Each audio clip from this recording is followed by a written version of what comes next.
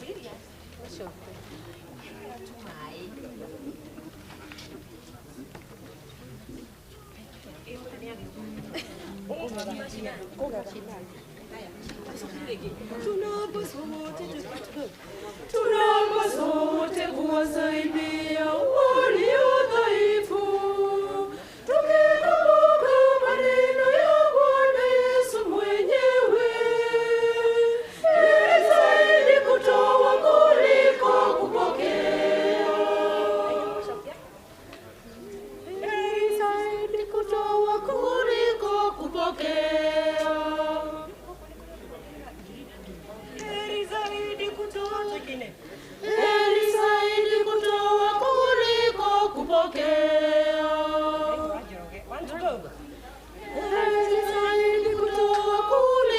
kupokea.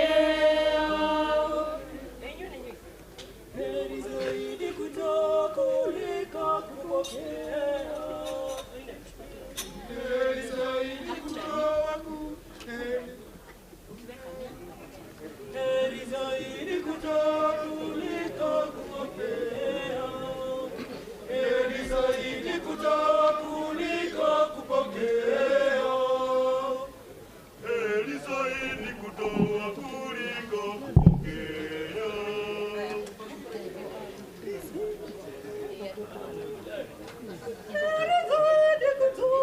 Heri zaidi kutoa kuliko. Heri zaidi kutoa. Let's go. Heri zaidi kutoa kuliko kupokea. Heri zaidi kutoa kuliko kupokea. Tunapaswa wote kuwasaidia walio dhaifu, tukikumbuka maneno ya Bwana Yesu mwenyewe, heri zaidi kutoa kuliko kupokea. Vitu vyote kweli tumepewa bure, vitu vyote kweli tumepewa bure, tuvitoe bure. Hatuna budi kuvirudisha vitu vyote kwake. Heri zaidi kutoa kuliko kupokea. Hata kama ndugu unacho kidogo, usisite nenda. Vitu vyote ulivyo navyo Mungu ndiye kakupa.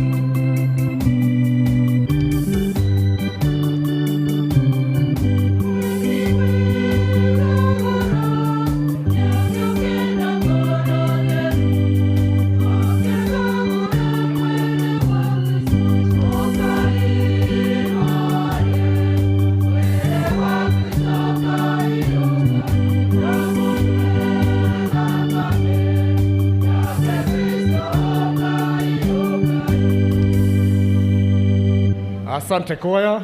God is good all the time. All the time. God is good. Tumsifu Yesu Kristu.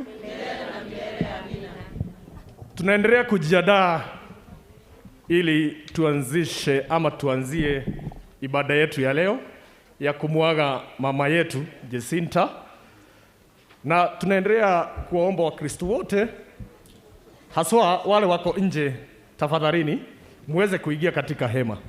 Kama ulikuja kwa heshima ya mama yetu, uweze kuingia katika hema ili tujumuike pamoja. Tunaendelea kukaribisha wageni wote ambao wameshafika katika kikao hiki. Hata wale wako jiani tunawaombea safari ambayo haina bugudha. Tugothie na mbere tukiharagiria wega, na nituramenya uguo tuikarite tuhoreire. Tukumbuke ya kwamba tuko katika mahali patakatifu. tukumbuke ya kwamba tuko katika kanisa. Kwa hivyo tunaomba utulivu, tunaomba heshima katika kanisa, haswa kwa kumheshimu mama ambaye ametuaga. Ni jukumu la kila mwana ama Mkristo yeyote katika kanisa kuzingatia yale mambo ambayo kanisa linafundisha. Angĩkorwo wĩ mũndũrũme wĩna ngũbia, ũririkane wĩna gĩtũmi gĩa gũkorwo ũkĩmĩruta, tiga tu ngũbia arĩa mena ngũbia officials kana ngũbia cia kĩdini. Kwa hivyo wale ambao ni wanaume na wako na kofia ambazo si rasmi wanaombwa kuzifua. Jambo la pili, tunakumbusha wote ya kwamba tukiwa katika kanisa huwa tunatumia utaratibu wa kusima simu zetu ili tuweze kupata ule utulivu ambao unahitajika katika kanisa. Kwa hivyo tunapoendelea kugoja wageni wengine na pia kugoja kuletewa mwili wa mwenda zake, tutakuwa tunajumuika na wanakwaya wetu wa Archangel Michael Parish Choir ili waendelee na kujitayarisha na kutuongoza katika nyimbo za liturujia. Karibuni wanakwaya.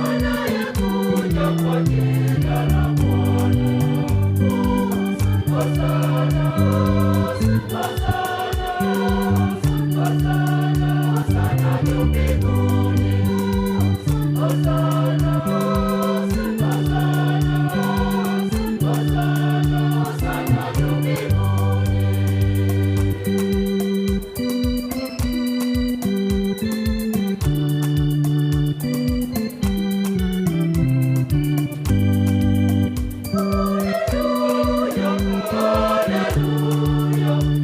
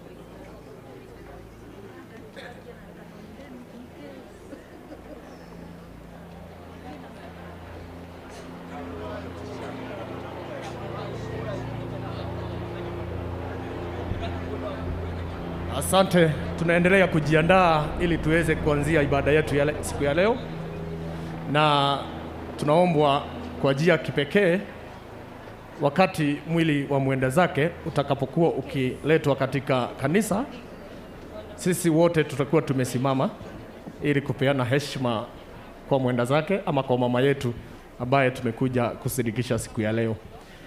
Tuguthie na mbere tuhoreire thiini wa kanitha tukimenyaga ni hindi turenda kwambiriria igongona ria mitha ya akuo kana ria mathiko ni undu wa gitio kia maitu witu. Koguo ni tuguthie na mbere tukiuragia andu metikire kuhorera thiini wa kanitha, nao aria maikaire nja utangiko ni wira uhetwo wa guikara nja urabidi ukorwo wi nja witikire kuingira thiini wa ihoero riri ili tuweze kushikana tukiwa pamoja tukijitayarisha kwa siku hii ya leo. Wanakwaya wetu tunawashukuru sana kwa sababu ya kazi mzuri ya kutuongoza katika liturujia, na kwa wakati huu ningewaomba muendelee na kutupea nyimbo ama kutuongoza katika ibada hii. Karibuni wanakwaya.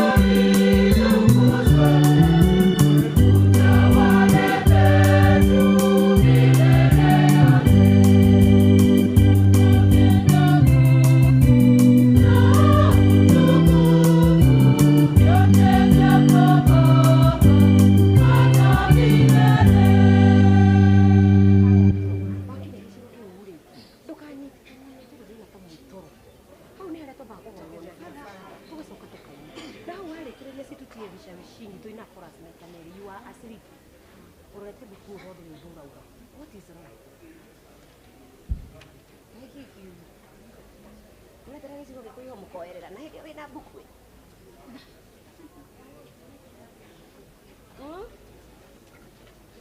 Ni doing. Kama unataka ina tutie mali. Do you know concentrate ni hiyo kwa hiyo. Do we get very comfortable with Nikiwa sababu ni oligano kulioni. Thank you. Safrano tunatuangusha. Kama hata uingie simu.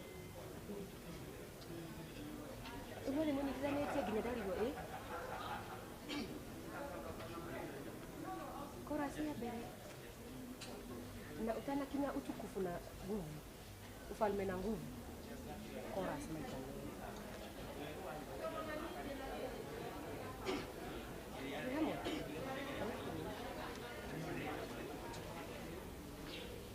Hola, por ahí no.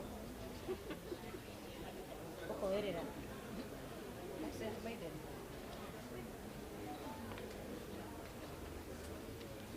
Mbali maovuni utuokoe. Waina. Horas maisha Sio kile.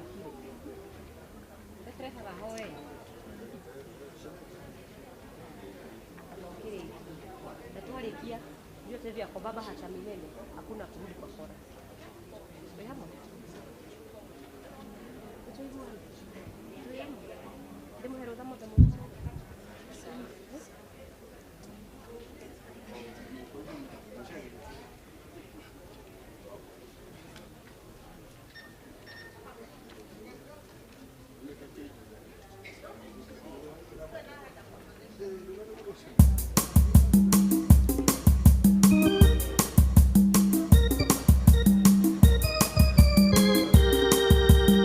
Thank you.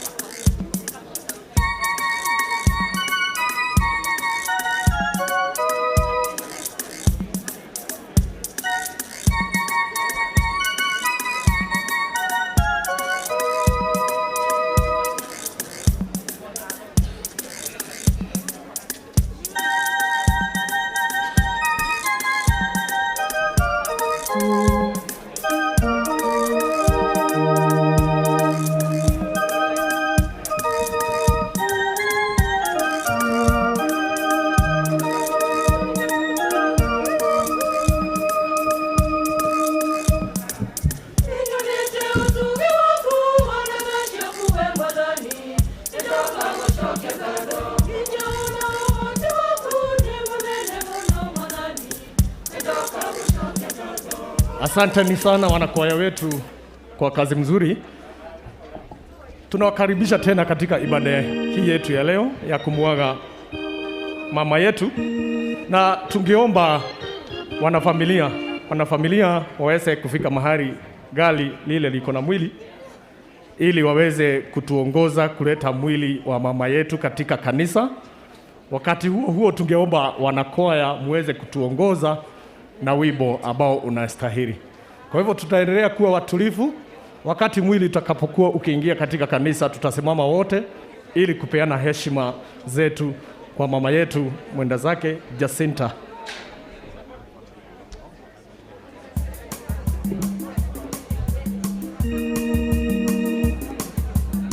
Kwa hivyo Wakristo wapendwa, tungeomba wote tuweze kusimama na tuweze kuongozwa na wimbo wa kwanza. nitukuria aria maikarite nja metikire kuingira na waria me thiini wa kanitha metikire gukorwo makihorera. Tuwe watulivu katika kanisa. Kwa ya wimbo wa kwanza.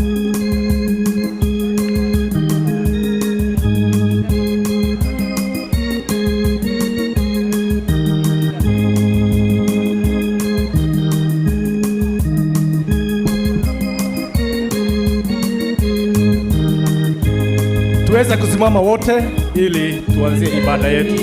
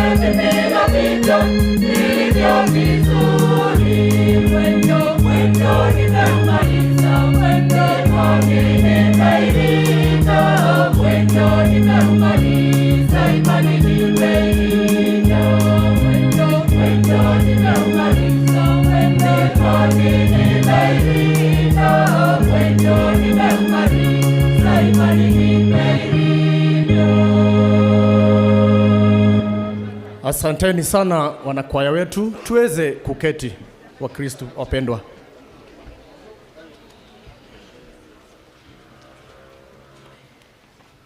Wanafamilia wa marehemu Jacinta Wanjiku Karugu, wageni wote waheshimiwa waalikwa, Wakristo wote kwa jumla, tumsifu Yesu Kristo.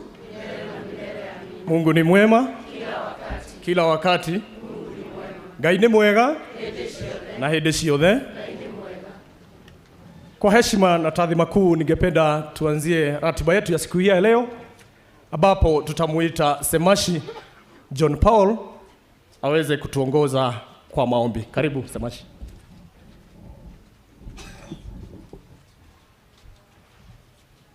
Tusimame wote tuombe.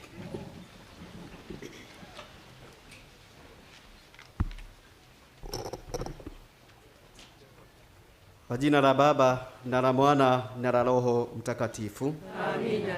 Mungu Baba Mwenyezi, tunakushukuru kwa kipaji cha uhai, tunakushukuru kwa afya njema, na pia tunakushukuru kwa maisha na miaka ambayo ulimpa mama yetu. Mungu Baba, tunakuomba uwe pamoja nasi siku hii ya leo. Tunakuomba utuzidishie neema yako siku hii ya leo, ili mambo yote ambayo tutakayoyafanya tuyafanye kulingana na mapenzi yako. Tunaendelea kuiombea roho ya mama yetu, ili uilase mahali pema peponi na apumzike kwa amani. Naomba hayo kwa Kristo Bwana wetu. Amina. Kwa jina la Baba na la Mwana na la Roho Mtakatifu. Amina. Asante sana Deacon John Paul, tuweze kuketi. Nafasi hii ningependa kumwalika Mr. Weru ili aweze kutukaribisha katika kikao hiki. Mr. Weru, mahali ulipo, utufungulie na kutukaribisha katika kikao hiki. Karibu sana Mr. Weru.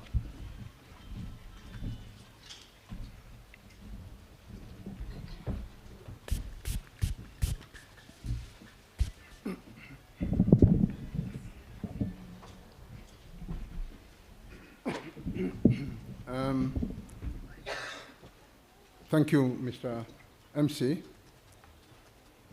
I am Wero Gatia from Nyaribo. This lady lying here is my mom. My mom, because she grew me up alongside the family members. And we as family would want to welcome everybody to this forum this afternoon, I guess, somewhere. And to tell you that you're here to celebrate a brave woman, a woman who was there to be one of the many firsts, from taking her children to school and ensuring that they stood up for themselves, a family that was and became and lived together up till now, and a family that has managed to produce some of the best brains in this republic. And not only in this republic, but persons who have done very well in the diaspora everywhere in the world. Mom was an instrumental part of that. It is that family that would like to welcome you this day to celebrate her life. We know Mom as one who would correct us anywhere, on the road, everywhere. And I'll just cite one example. When the COVID rules came, those of us who know Mom knew what she did. While His Excellency the Minister Mutahi Kagwe says that you have to wear masks, in Chaka, in Nyaribo, it is Mom who used to tell us to wear it even when you are crossing each other while driving. If you did not wear a mask, as Minister Kagwe said, Mom would behave different. COVID would treat us badly. Mom would treat you badly if you did not wear a mask. The first mask I wore, and Caro is witness, was from Mom. And many in Chaka, in Nyaribo, she was our leader. So today, welcome to celebrate a woman of many firsts. I will not take long, but just to say this, that the stories you hear about Mom will only cover just 0.1%. I challenged one of my uncles the other day that we need to start writing something about Mom. I already started. And before too long, I think we should have some little bit of write-up on Mom, because she was a brave woman, a woman of elegance, a woman of style, a woman who people of our age would have to catch up. She was the woman to beat. So I wish to thank you for coming, welcome you again to today's function. We want to give Mom a befitting farewell, and thank you very much.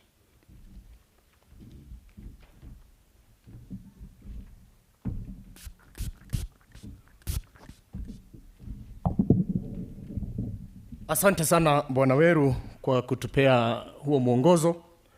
Nafasi hii ningetaka kumwalika mwenyekiti wa kanisa la Archangel Chaka ambapo mama yetu alikuwa na hudumu, Bwana Boga, mahali ulipo uweze kukaribisha kirasmi katika parokia hii. Bwana Boga, karibu sana.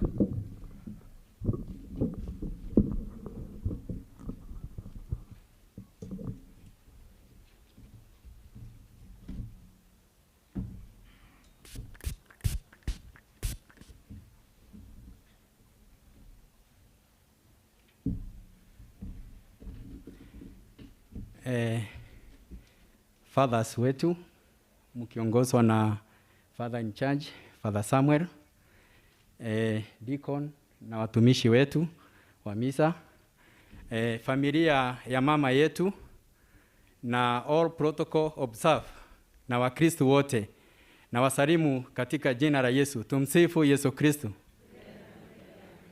Bwana asifiwe. Nataka kuchukua wakati huu kuwakaribisha katika makao haya na pia katika madhabahu haya ambapo tumekuja ili tuweze kumsindikisha mama yetu ambaye tunajua alikuwa Mkristo mwema, na pia ambaye tunaona kazi njema ambayo wameifanya, tunaiona na tunaisikia, tukiomba sisi sote pia tuweze kuiga mfano wake, na ili tuendelee pia kuombea familia hii ili waweze kupata nguvu. Wakati huu tunajua ni wakati mgumu, lakini kama vile mama yetu alikuwa shujaa, hata nyinyi tunawaombea muwe mashujaa wa imani na kufanya kazi ili na nyinyi muweze kufikia ile kiwango ambaye mama yetu alifikia. Kwa hivyo tunawaombea muwe na nguvu, na wakati huu tuendelee kujitolea na pia tujitayarishe tukienda kuingia katika ibada hii takatifu. Tuwe pamoja wote, tuweze kutii yale yote ambayo tumeambiwa. Ikifika ni wakati wa kusimama, tunasimama wote kwa heshima ya Mungu na ibada pamoja na heshima ya mama yetu.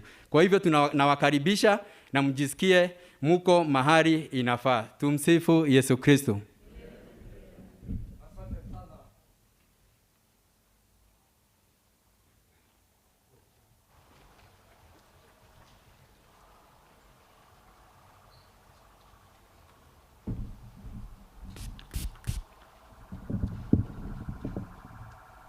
Asante sana Bwana Boga. Tumpigie makofi kidogo ili tuweze kuingia katika sehemu ya pili. Kwa nafasi hii ningependa kumwalika Mheshimiwa Kanini Kega ambaye ni mjumbe wa Kieni mahali tumeketi ili aweze kuendelea na ratiba ifuatayo. Karibu sana Mheshimiwa.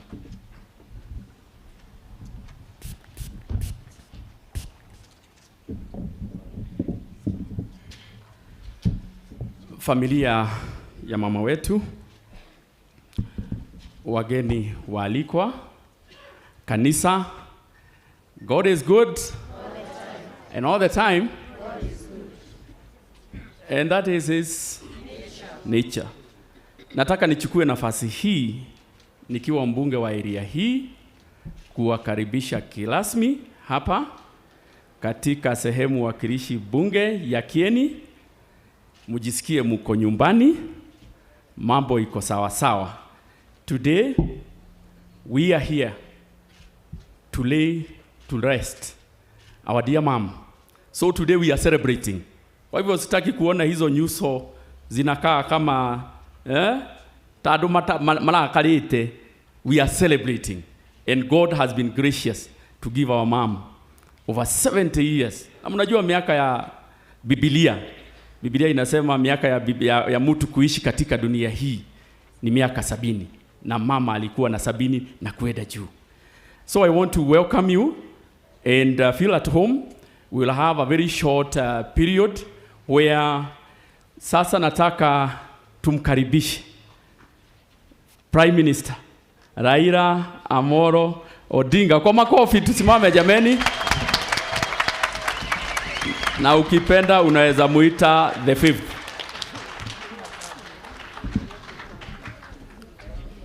Kaigemi cia githire nako turi o kanitha no father netikiritie ginya ngemi hanini.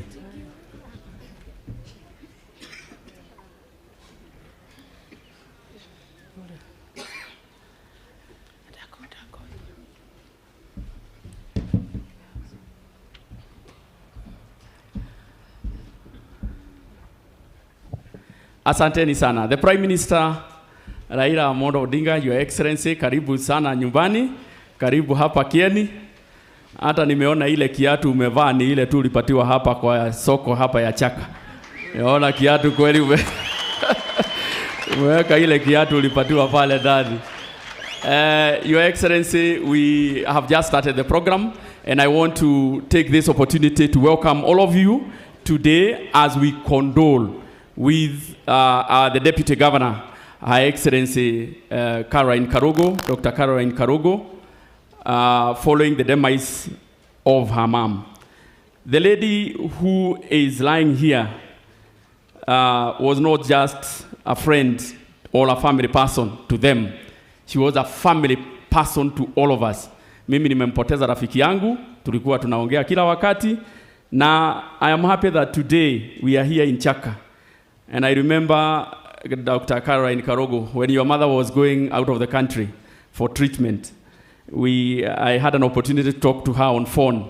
And I remember her telling me about the market and the way she is very happy about this market. So we are happy that we are here and the market is up and running. So I want to take this opportunity to invite a few colleagues to give their very brief tributes.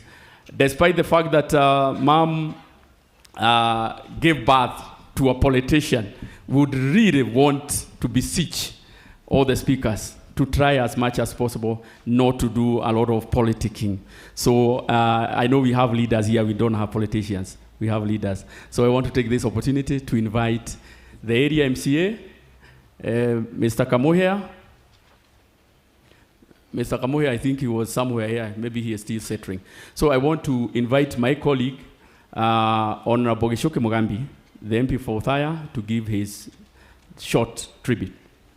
Karibu sana. Na mukahuragira mundu karuhi. Andu ake ni tutikologo turi very mean na kuhura karuhi. Karibu sana mheshimiwa Gishoke Mugambi.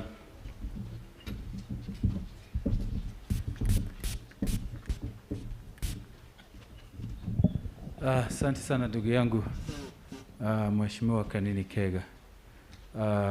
The right honorable and the fifth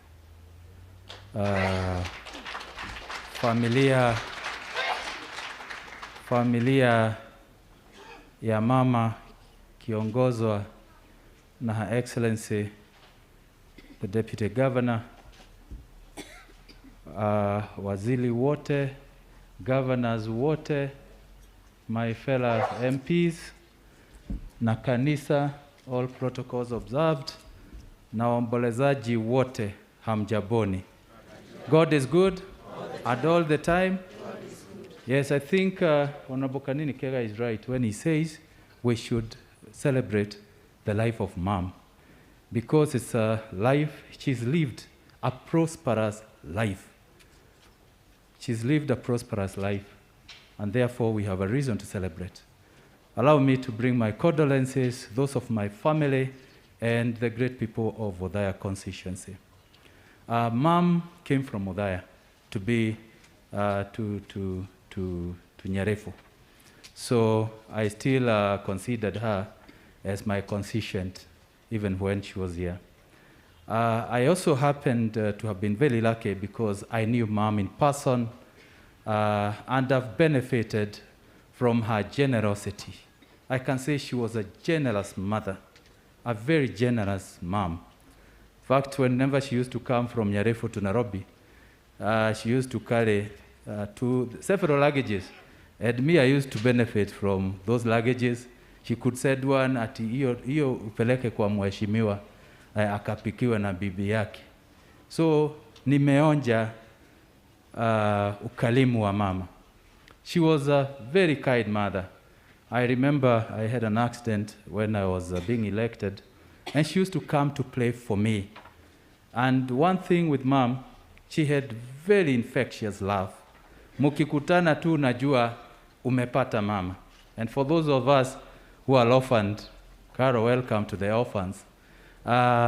Anytime we met our mom, you felt you have another mother. In fact, she was a mother with no boundary. She was a mother to many, and she was a great mother. Mom was always very prayerful, very prayerful. And that is why when we start here and we come here, we know that she's in a better place. Because those who die in the Lord actually don't die, because they will live forever. So Mom has just transited to a better life which has no pain.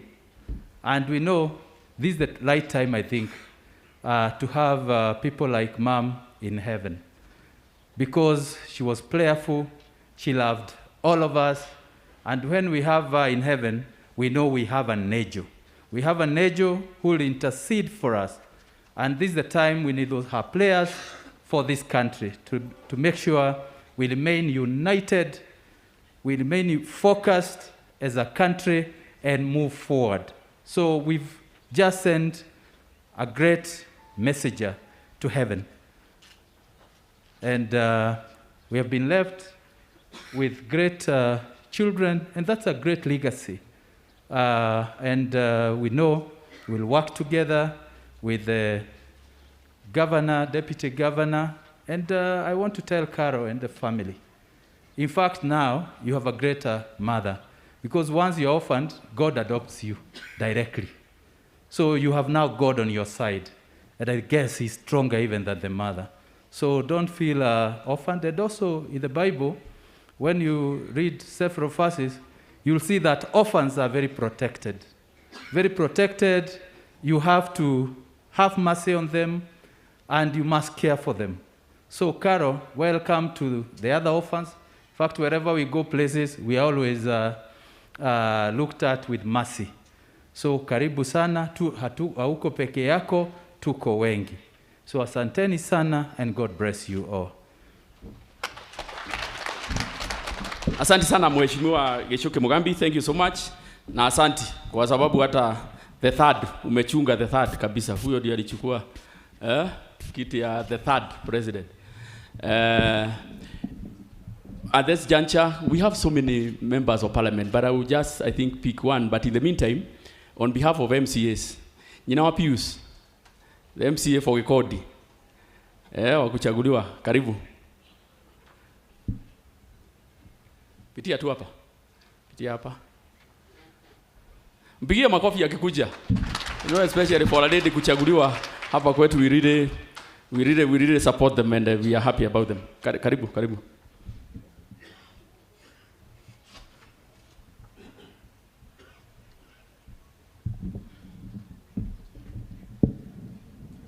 Thank you very much, MCA. His Excellency, the Prime Minister, His Excellency, our Governor, all the CS, all the members of Parliament, all the protocols observed. Good morning. My name is Mary Wamoyo, the MCA Gikodi, and I'm happy to be here today. I love Carlo. The first day I saw her, I was in the panel, in the assembly, which interviewed her, and ours is love at the first sight. One, all the questions that were put to her, she answered very well. And again, the confidence that I saw in her, because she was always loving, I saw a lot of love in her. And that is how our journey started. As a friend, as a mother, because there is another respect she gave me, she was always calling me Mom. She took me home to her mother, and the friendship continued, and it was extended. I feel that I belong to that family. I feel love of a mother, and Honorable Carol, I tell you, when I see you, I take you as one of my children, and I'll be there for you. Let us pretend I'm not your real mother, biological mother.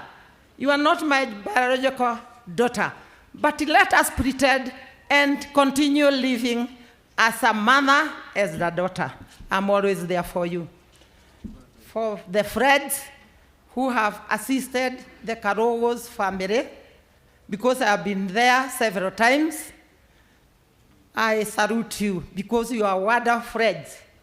You have given your assistance in the form of prayers, in the form of finances, and you supported her family as a whole.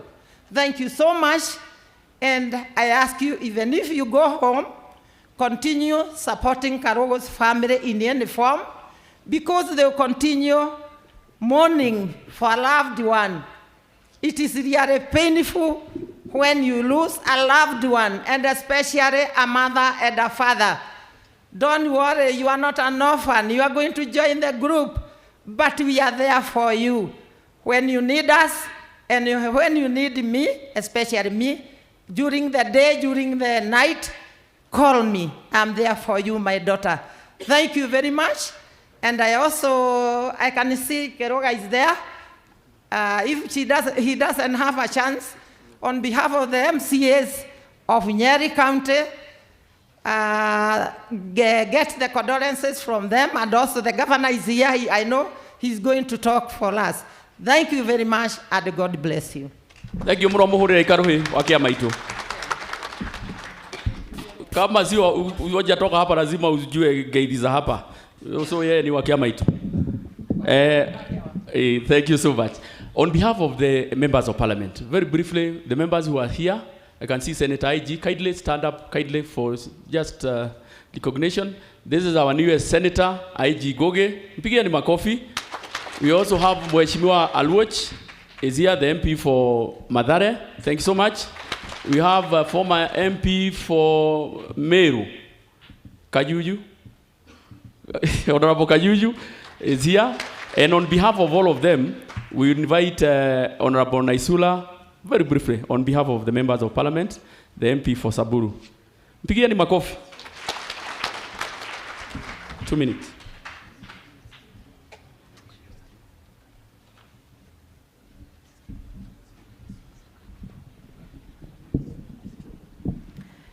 My dear sister Carol and your family, the Right Honorable Prime Minister, and the 5th, Raila Amolo Odinga, and all protocols observed. On behalf of my colleagues and on my own behalf and my family, I have come here today to pass my sincere condolences to you and your family for the loss of your dear mother. We have been together in Nairobi. When I call her Carol, that is who she is to me. She's just my sister. I know she's a doctor, she's a deputy governor, she's a great leader, she's a great mother, she's a friend, she's an elegant woman. As you can see, all of us today are wearing pearls, courtesy of her. You know, she's everything, but to us, she's a sister. And so today we've just come to say pole and to pray that God may continue to give you strength together with your family, and to say that your mom has left a legacy in all of you, and it is up to you to live up to what she actually instilled in all of you. So I don't have much to say, but to just say pole sana, we'll be together. On behalf of all the other girls, the ladies who are not able to be here with us today, they have said pole. On behalf of my chairman, Gideon Moi, he says pole sana. He was able to talk to you and the family. I know that you're very good friends. He also says pole. Asante sana, and God bless you. Thank you. Give my coffee. Thank you so much. It's very rare to see when you combine beauty with brain. This is a very rare case. I need to introduce myself for those who don't know me from Nyeri. My name is Naisula Lesuda. I'm the Member of Parliament representing Samburu West constituency, and I pass my pole on behalf of my people. You have been there as well, Caro, and pole sana. Thank you so much. On behalf of Caro's friends, and there are many, I want now to invite Jennifer Kinyoe to give the tribute on behalf of the friends. Jennifer? I know it's hard and it's difficult, but karibu.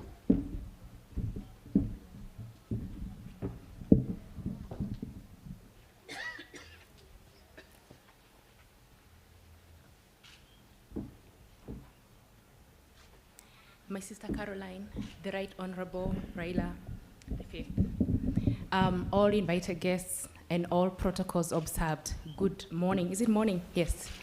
I'm here to speak on behalf of friends of Caro, and there are very many. You can see them in the room. They are serving.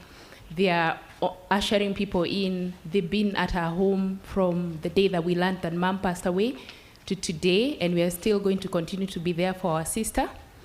My name is Jennifer Kinyoe, and I've been a member of the family for many years. So Caro and I are like sisters. We met many years ago through our kids, and we've been sisters, and her mother was my mother. She's a friend. She's a friend of my mother. She's a friend of my family. She's a grandma to my kids, and I'm very saddened by her loss. And there are three things that I'm going to remember about Mom. She was a loving and strong woman. She was a kind and generous soul, as you all know, and you'll hear today. And she was a brave and determined and a classy lady. If you look at the pictures in the booklet that you have, you can see her class. She always wore pearls, wore necklaces, nice dresses. She was such a classy woman. When I met her about 12 years ago, and it was shortly after I met Caro. So I met Caro during the year, and that December, we actually went to her mom's house and spent the Christmas with her.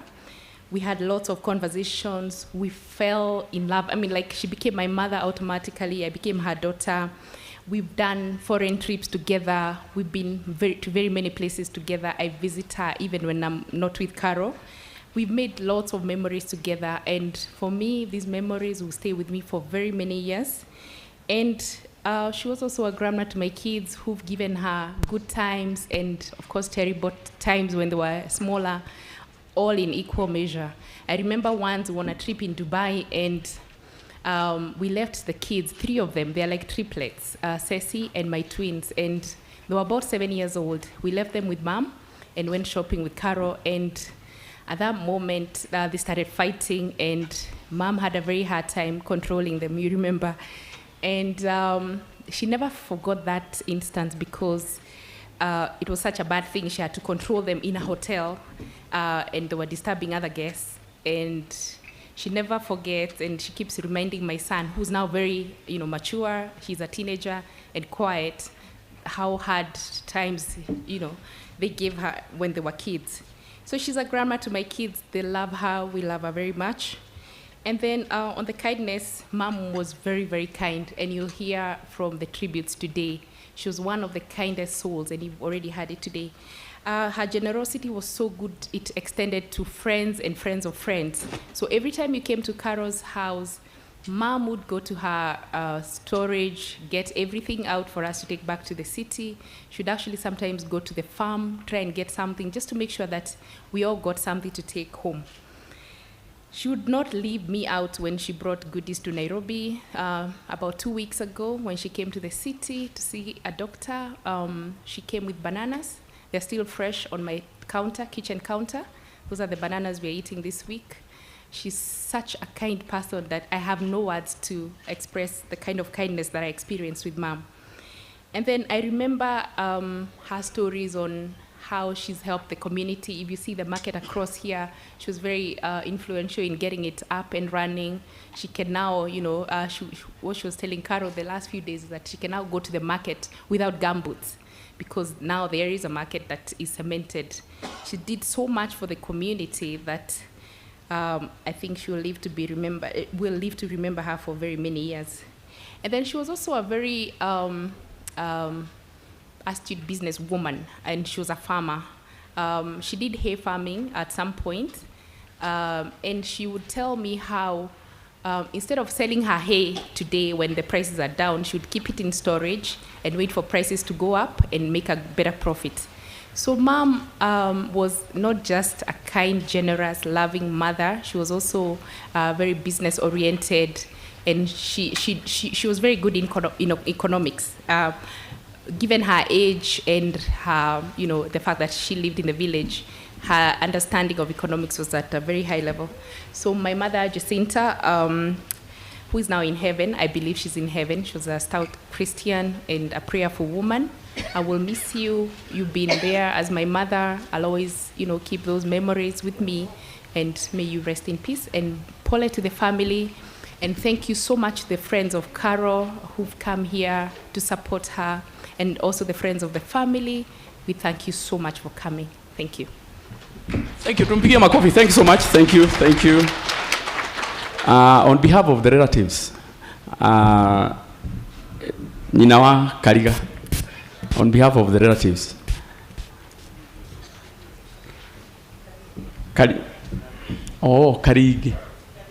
Karigi. Yeah, I think kuna mtu alifanya typo.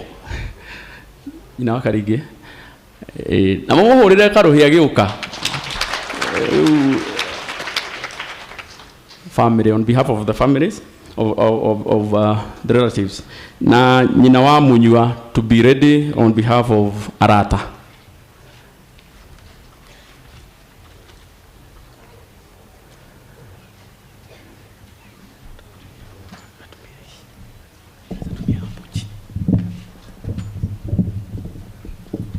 Na utumie ile lugha yote ambayo utuhudhire rudhiomi rũrĩa kwenda kuhudhira.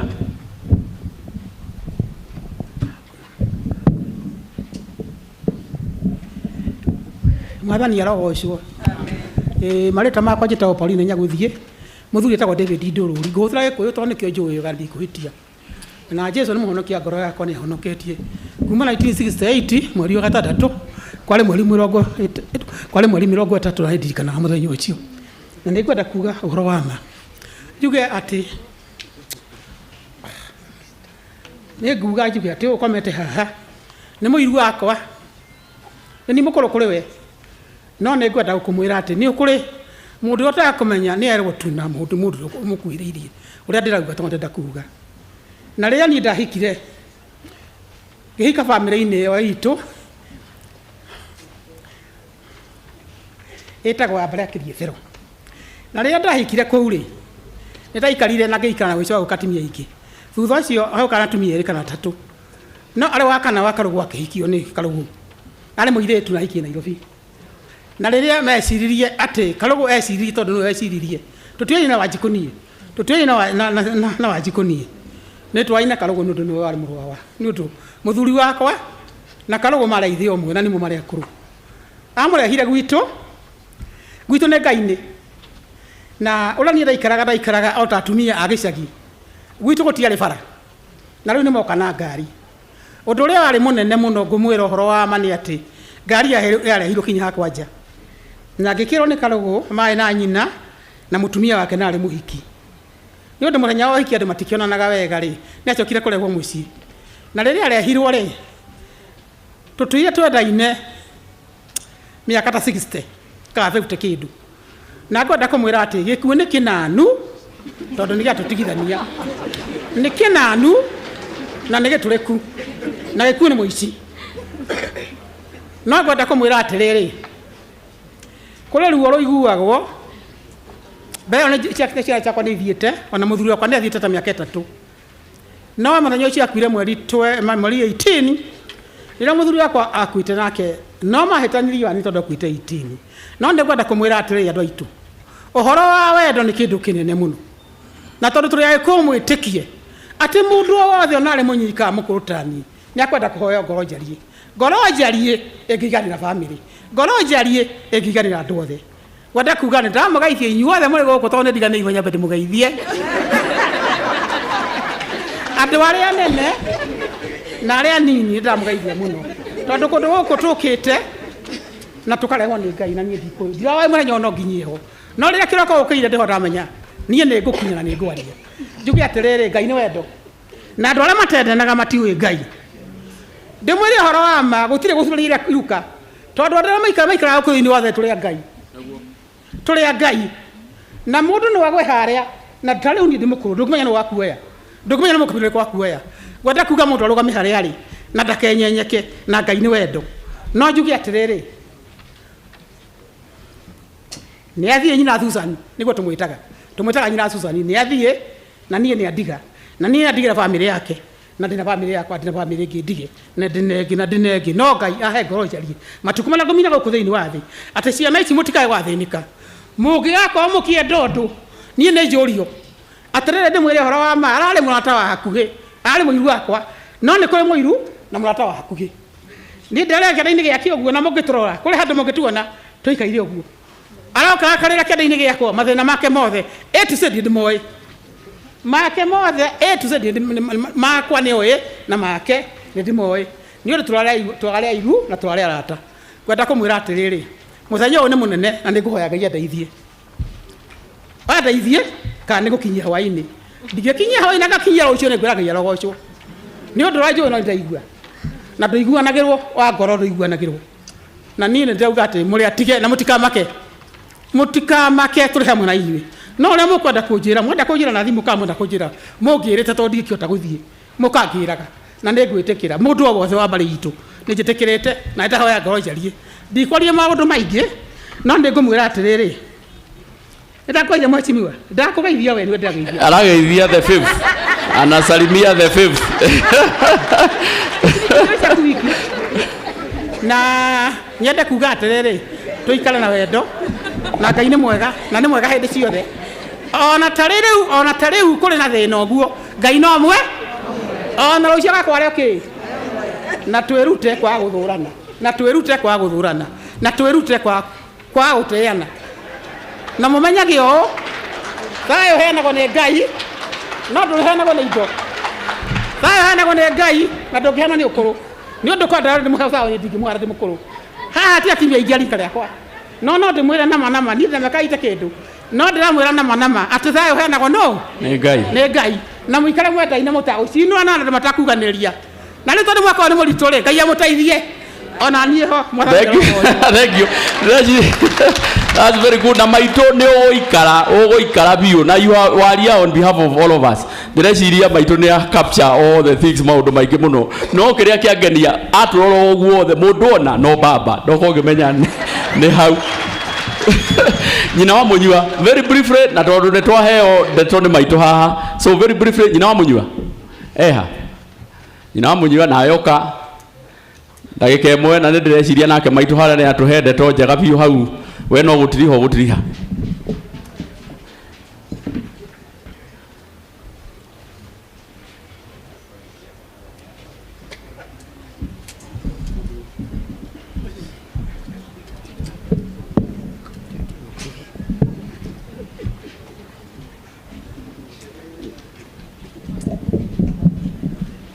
God is good all the time. And all the time. God is good. Niĩ nĩ nyendetwo nyina wa mũnyua na niĩ ndĩraria on behalf ya andũ arĩa marutaga wĩra nake ihinda inene nya kũritaya gwitũ tondũ nĩ twakĩcokire tũkĩritaya niĩ nyina wa Susan tũratũrĩte nake Kenya Police College nĩ mũkũigua rũgano-inĩ atĩ nĩacokire agĩũka Kenya Police College angorire kuo na nĩ twaikarire matukũ maingĩ tondũ ona niĩ ndarĩ na mũnyua nake arĩ na Susan koguo ciana icio ingĩ ciothe tũgĩthĩire tũrĩ o college na nĩ tũgĩtũranĩtie tũrutĩte wĩra we agĩcoka akiuma kuo 2000 na niĩ ngĩcoka ngiuma tuo 204 2004 na mahinda macio mothe twatũrĩte wĩra-inĩ mahinda marĩa maingĩ twarĩaga ranji gwakwa na ciana icio irĩ nasarĩ tũgoka rĩu gwakwa nĩkuo kwarĩ base koguo rĩu tũgacoka tũkamatigĩra nyina wa gavana. Nyina wa gavana nake arutaga wĩra wa thoko hĩndĩ ĩyo nĩwe tondũ make matiakĩrĩ time ndirĩ we rĩu nĩwe twatigagĩra ciana hamwe na ciake rĩu agatiga mabanga nake kũu magatigwo rĩu magĩthaka kũu twamatigaga kũu estate na Ngai no atuĩkire wa gũtũmenyerera na nĩ matuĩkĩte agũkũra tondũ nĩ mũrakĩmona ũrĩa makĩigana na maũndũ marĩa makĩhetwo nĩ Ngai. Ona ithuĩ githĩ mũtirakĩona na tũmenyereire nginya na nyina acio nake tũgĩthiĩ na mbere na kwendana na kũnyitanagĩra maũndũ-inĩ mothe atĩ ona nginya ta mũtumia ũcio uma haha nake ndĩmũmenyete through nyina wa Susan tondũ wa family yao gũtirĩ occasion yanekwo kũu itarĩ kuo ndakoragwo kuo na nginya na rĩrĩa gwakinyire hĩndĩ ĩyo nyina wa gavana amenya niĩ nĩ anjĩrire na njĩrire ũtukũ o rĩrĩa amenyire akĩona no nĩ njagĩrĩirwo nĩ kũmenya o ihinda rĩu na njĩra niĩ ndaiguire ndoririe kaĩ tũrakua ngĩkiuga Ngai we no gĩtũĩ tondũ nĩwe wĩ mĩaka itũ ndũĩ tuonaga ta tũtarakua no Ngai nĩ acokaga agakinyia ihinda rĩa mũndũ o mũndũ na rĩu nĩ twĩtĩkĩrĩte atĩ ihinda rĩa nyina acio nĩrĩo rĩrakinyire na ithuĩ tũkĩmumĩte o thutha na twĩhoka mwathani ũcio tondũ nĩwe ũĩ matukũ maitũ tondũ ona ti gwĩka wega kana kũneneha kana gwĩka atĩa maũndũ mothe nĩ ma Ngai na Ngai nĩwe ũkoragwo ĩkĩkuo hitho ĩkoragwo ĩrĩ ya Ngai atĩ ona ithuĩ no tũthiĩ mbere kana ciana no ithiĩ mbere itũtige koguo maũndũ macio mothe tũgakiuga Ngai atuĩke wa gũtũteithia na inyuĩ family ya Mrs. Karugu mũtuĩke a gũikara harĩ Ngai ũcio kũringana na ũguo mwandĩkĩte tũrũgwana tondũ nĩ tũthomire mũikare ũguo mwandĩkĩte. Karugu we nĩ njũĩ mũrendanĩte na cũcũ wanyu na ũthiĩ na mbere na kũmwenda ũguo ona atarĩ ho na mũnyitane tondũ rĩu we nĩwe gĩtugĩ kĩa mũciĩ ũcio o ũrĩa mũrekaga na cũcũ mũthiĩ na mbere na gwĩkaga. Andũ othe ndamũthaitha inyuothe ona ũguo wa Karingĩoiga gwatũbatara tũrĩ ho tondũ Ngai nĩ atũhete muoyo na wĩra ũrutagwo nĩ andũ arĩa marĩ muoyo tũgacokia ngatho nĩ ũndũ wa ũguo tũkoretwo tũrĩ ihinda rĩrĩ nĩgetha tumagarie nyina wa Susan tondũ Ngai nĩguo endete na tugacokia ngatho tondũ wa matukũ macio mothe aratũhete tũikaranie nake tugakiuga Ngai atũteithie ona ithuĩ tũgatuĩka a kũganwo toguo tũramũgana mwathani atũteithie na ningĩ tũcoke tuge atĩ Ngai atũrathime mahinda-inĩ mothe. Thank you muno. Thank you muno. Tumuhurire Karuhe. Thank you so much. Thank you. Thank you so much. Thank you so much. On behalf of the deputy governors, I want to invite the deputy governor for Kajiado to come and give his tribute and also introduce the deputy governors who are here. Tumukaribishe kwa makofi. Kuraiha na gukuheha ni wendo wa Ngai, guchekeha na gutunguha ni kio kia mundu. Thank you very much, Your Excellency, the Right Honorable Prime Minister, my sister, the Chair of Deputy Governors Forum, Her Excellency Dr. Caroline Karugu, Honorable CS President, Excellencies Governors, Deputy Governors, all protocol observed, ladies and gentlemen. Na wasalimu kwa jina la Yesu. Bwana asifiwe. Amen. My name is Martin Moshisho, Deputy Governor Kajiado and Vice Chair, Deputy Governors Forum. And Your Excellency, with your permission, allow me to introduce Deputy Governors present. And I would wish that you stand up, that I introduce you. We have Matthew Owili, Dr. Matthew Owili, DG Kisumu, and the Forum's Secretary. Thank you very much. Her Excellency Joyce Nguge from Kiambu, thank you. Chairman Emeritus, His Excellency John Mwaniki from Laikipia. I know a number of Deputy Governors will be on their way coming. Deputy Governor Garissa Abdi Dakane will be here shortly. His Excellency David Njeru of Embu will also be here shortly. Allow me to read a condolence message on behalf of the Deputy Governors Forum to the family of Mama Jacinta Wanjiku Karugu. It is with deep sorrow that we, the deputy governors, learn of the passing on of Mama Jacinta Wanjiku Karugu, mother to Nyeri Deputy Governor, High Excellency Dr. Caroline Karugu, and matriarch of the Karugu family. It is difficult to deal with the loss of a mother, as mothers are the support system of any family. From the testimonies shared by the family, friends, and colleagues, it is obvious that Mama Jacinta was a true champion of women empowerment and did all she could for the well-being of women and girls without restraint. She greatly supported the education of the girl child and mentored many young girls to ensure that they become responsible and respected members of the society. Her contributions within the health sector, especially in Nyeri County, cannot also go unmentioned. Mama, together with many others, did an excellent job in facilitating the construction of several health centers within the Nyeri County, which to date has continually ensured the residents have access to quality and affordable health care, a key milestone realization of universal health care. To our friend Caroline and the entire Karugu family, we know the love of the mother can never be replaced, but her caring nature and her warm spirit will live on in you always. May you find strength in all your beautiful memories together. Indeed, she was a rare, beautiful soul, and we are blessed still by the wonderful children she raised. We can only pray that the Almighty may comfort and grant you fortitude as you come to terms with her demise. We appreciate and will forever be grateful for the wonderful works she did for our beloved country, Kenya, and the people of Nyeri, and even for raising a strong family that continues to serve humanity, both here at home and globally. Her kindness was contagious and her memory will live forever. On behalf of the Deputy Governors Forum, poleni sana, and may God be your comfort and strength in this difficult period. Poleni sana na Mungu awabariki. Thank you. Asante, asante sana. Thank you, asante sana. On behalf of the CASs, Honorable Lesho Wabui Shebesh. Najua lazima nimalize Shebesh, so mjue ni Shebesh. Karibu sana Shebesh. Lakini hapa ukisikia watu wakiwita Chebech, don't worry. Ni clear. The mother and father tongue interference. Karibu. Thank you.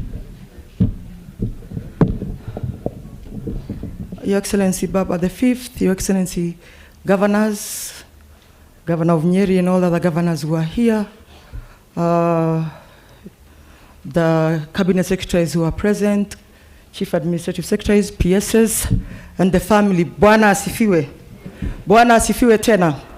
I just want to say thank you, first of all, as a very good friend of Carol, for turning out to help us rest Mom, a very strong woman who bore an even stronger daughter. I think on behalf of Chief Administrative Secretaries, just to say, Carol, that we are very proud when we work with you. For those who don't know, Carol knocks on very many doors, and many times she has knocked on our doors. And when you've knocked on our doors and what we could do as government to do, we have done. And so because of Carol, we have assisted young people get into the National Youth Service. We have supported persons with disability because of the knocking on the door of Carol. Of course, we've helped women in the market like here to get funds to improve their business. But what we are very proud about is your work on cancer.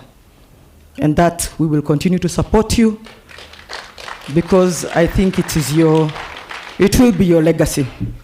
The other thing I would like to say about Carol is that as we stand here, as very strong women in power and in politics, and I will ask you, a woman of power and in politics, to stand.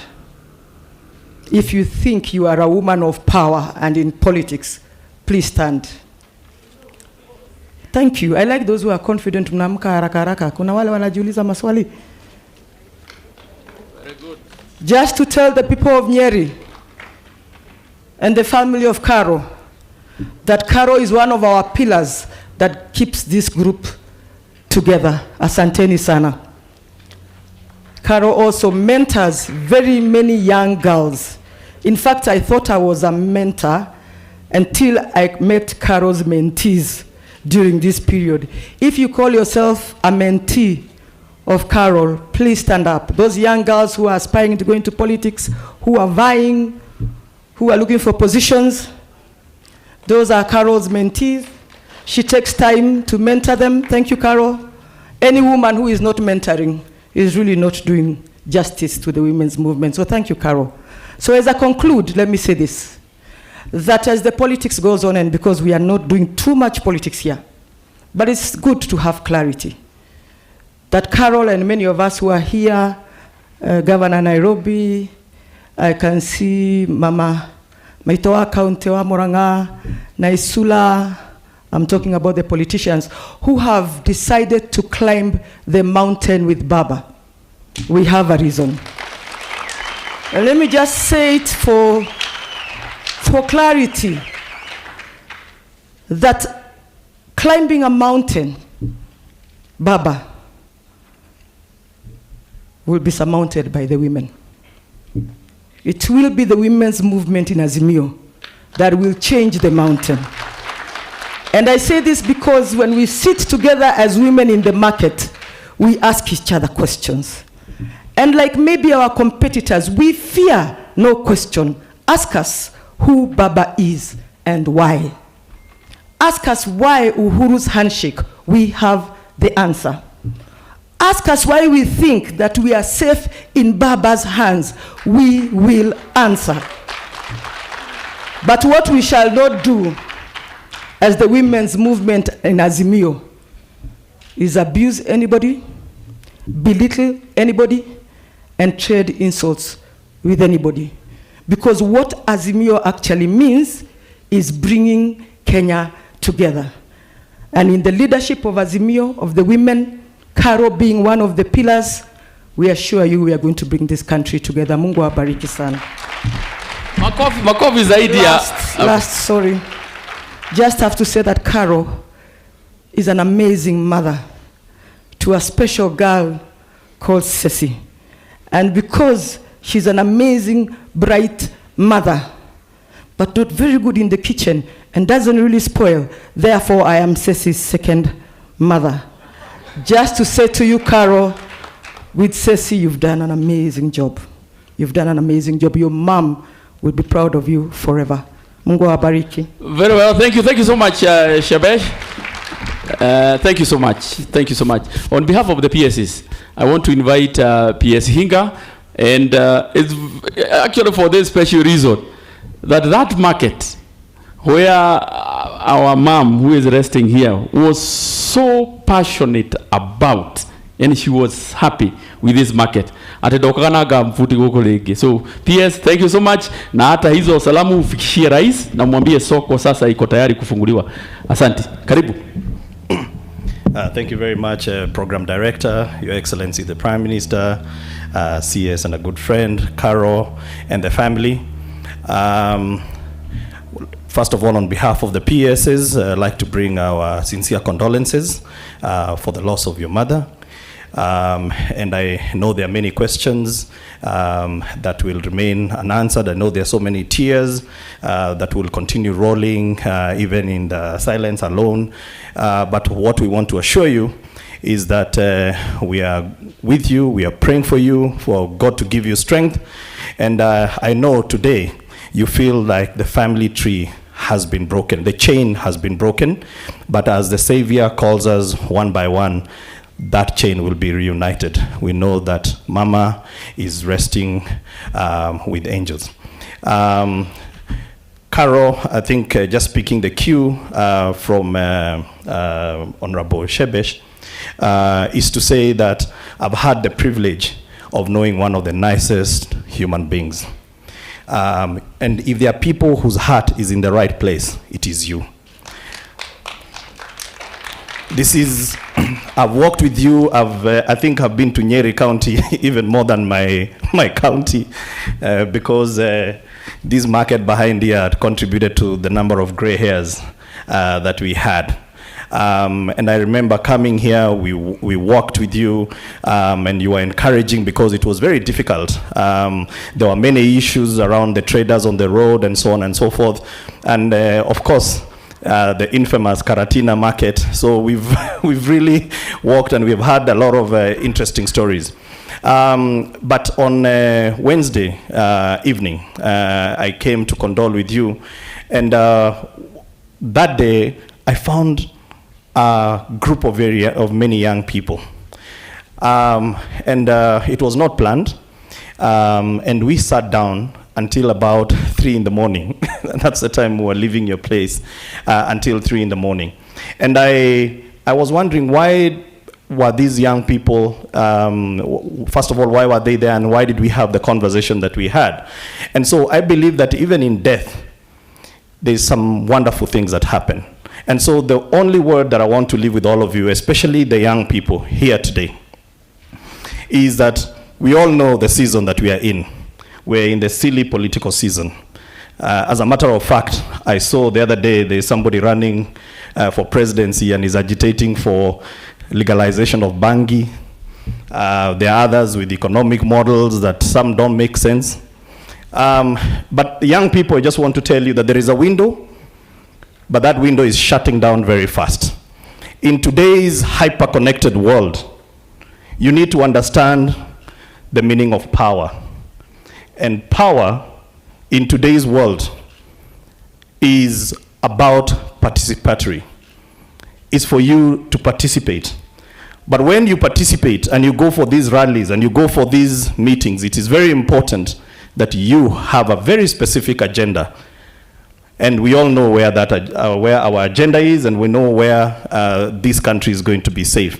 So young people, I like to encourage you, sit down, have a very specific agenda. You will be promised billions of money, but if you're not empowered to ask the right kind of question, you'll vote, and next year you're going to be sitting with emptiness and nothing else. So that is what I want to leave with you. Carol, we will walk with you. You will not be alone. God bless you. And to all that have come here today, thank you so much for coming to condole with the family. Asanteni sana. God bless you. Asante. Thank you so much. I just want to recognize the members of parliament who have just come because they were late. That's a fine eco. I can see Sabina Shege there. Pigani makofi. Sabina Shege. And the other aspirants. Just simama kama hata wewe kama ni aspirant. Simama tu so that you feel that you are also. I can see Maina Jenga is here. I can see Kareri Jama is there. Kareri Jama from Korea, Kiabu. I can see Gekadi Waroru is there from Madera. And Kaidile. Kwanza huko. Anita majina ime Bae, yes. Anita Bae. Thank you so much from Tharaka Nithi. And Julie, thank you so much. And economist Munyeri anasimama kiti ya governor. Sawa hapa Nyeri.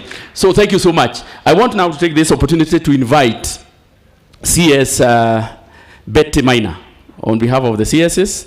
And I'm a very good friend of this family. Karibu sana waziri. Mpigieni makofi. Waziri wa viwanda. Na tuko na kiwanda hapa ndani. So, sawa. Karibu. Okay.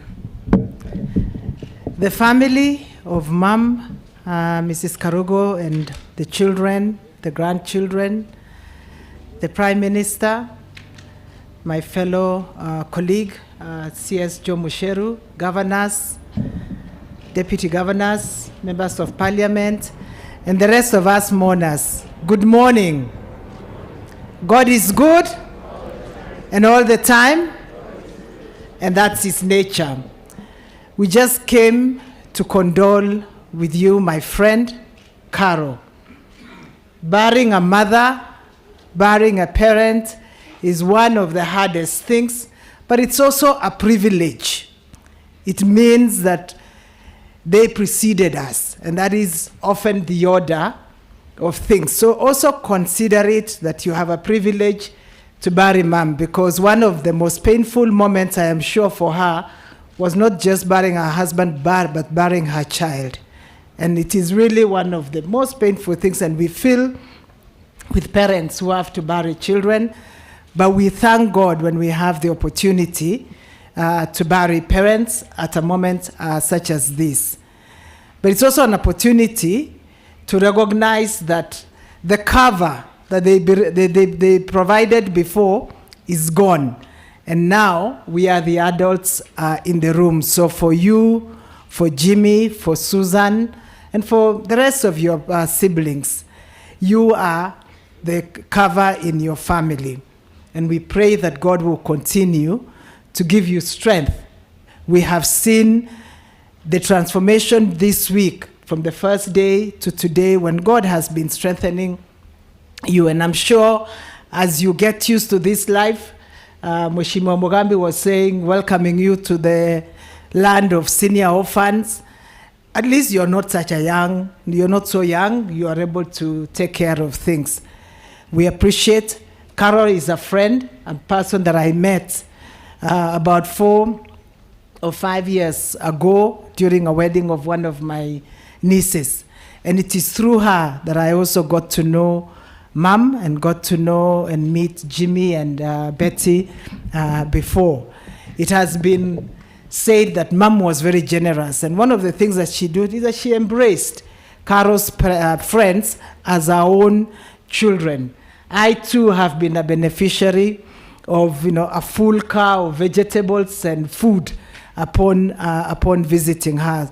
And we pray that that generosity that your mother had is a value that the family would take along. Sometimes as children, when you see very generous parents, you wonder whether they are not denying you what is due to you, because sometimes you're not very keen on sharing. But it is in that generosity that we receive the blessings. It is from their prayers that we receive the blessings and the opportunities that we have today. So we pray that you may carry on in that spirit of generosity of your parents. Please receive the condolences of my colleagues CSS, and especially the women CSS. Some of them have visited you, but some of them have sent messages. Many of them know you personally. I don't know your relationship with them, but I'm sure it's a special relationship. So they have really sent very sincere condolences.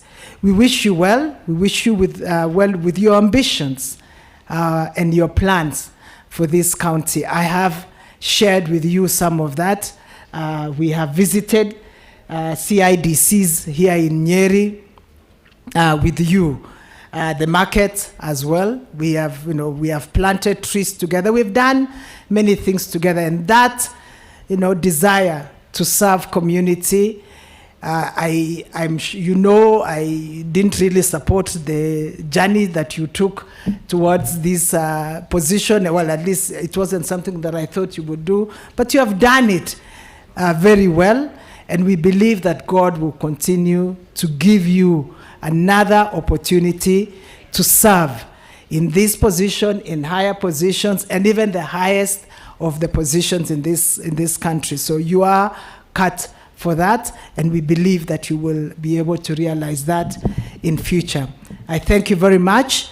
As we go towards the election season, it is a responsibility of all of us who are the adults and the leaders to ensure that we maintain the unity of this country. Whatever we do, there is a country after elections. And none of us want to go through what we have gone in the past. We know your personal pain, following the PEV in 2007 and 2008. And really, it is one thing that must never be visited on this country. So even as we conduct ourselves, the prayer of the nation is that we will conduct ourselves in a manner that preserves the nation. God bless you. Thank you so much, Betty. Thank you so much. Kuna timu nilisahau kurecognize. Timu ya baba led by the Secretary General of ODM, Edwin Sifuna. Mpigie makofi timu imesimama kabisa. Peter PK 1 minute. 1 minute. Peter Kenneth, mpigieni makofi. Na kesho tunakuja Murang'a. Tunakuja Murang'a na baba. We are coming to Murang'a. Okay.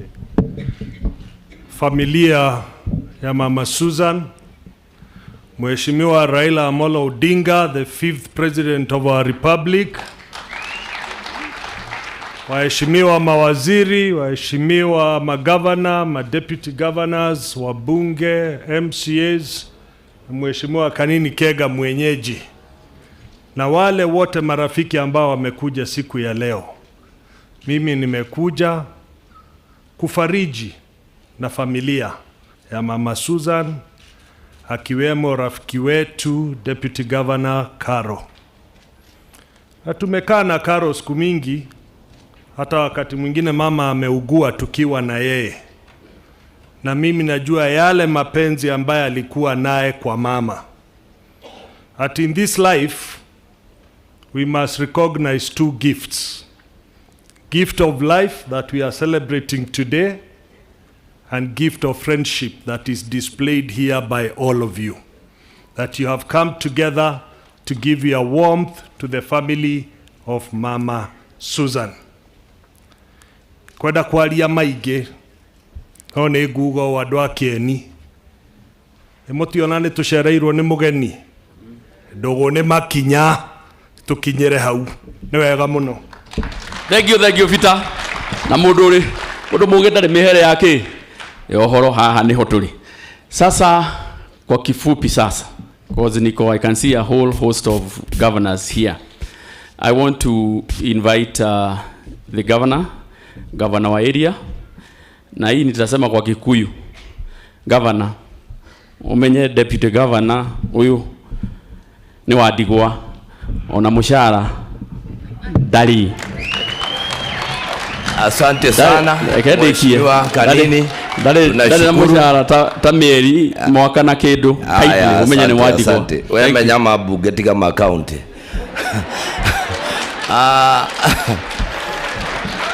Very good. Thank you very much. Our friend, the former Prime Minister, Tinga Malo, CS Mushero, the family of Mama Susan. Na sijui kwa nini mnafikiria Mama Susan alikuwa tu na Daktari Karo. Kama mlivyosikia hadithi kiendelea hapa, kulikuwa watoto 5. Mmoja wetu akaondoka, lakini tunaye katika nyumba hii kuna sehemu mbili. Kuna deep state ambao walifika juzi kutoka ngambo, na kuna team Mugo na Karo ambao tumekuwa pamoja na hawa huku. Mabibi na mabwana, viongozi wote walio mahali hapa, mwanzo kabisa nichukue nafasi hii niwakaribisheni katika kaunti ya Nyeri. Karibuni nyote. Jambo la pili, mwanzo niseme poleni, nimechelewa, nimelala na shida, jino la niuma, lakini nikasema lazima nifike siku ya leo kabla ya kwenda kungolewa. Kwa hivyo napambana nalo, lakini Mungu ni mwema. Niseme kwamba nimemfahamu Mama Susan na jamii hii kama mlivyosikia zaidi ya miaka 35. Kama mlivyosikia Mama Munyu akisema tumelelewa pamoja, ingawaje mimi ndiye nilikuwa kaka mzee kabisa, kwa sababu wengine wakiwa na miaka kama 50 hivi, mimi niko 60 na kitu. Lakini tumekuwa pamoja kama jamii. Mamangu yuko pale kwa kona, mama simama. Mama gavana yule mnasikia ni mfupi sana, hakupata miguu mirefu. Na yeye ndiye alikuwa anawachiwa wale umesikia. Na niseme kwamba nimemfahamu Mama Susan, and I must say for those 35 years until she died, mimi sikujua jina lake. Mimi nilikuwa namjua kama Mama Susan. Na tumekuwa pamoja naye. Wengine wetu tulikulia pale Kenya Police College, mahali alipokuwa akifanya kazi, tukalelewa pamoja na kina Mama Munywa na wengine.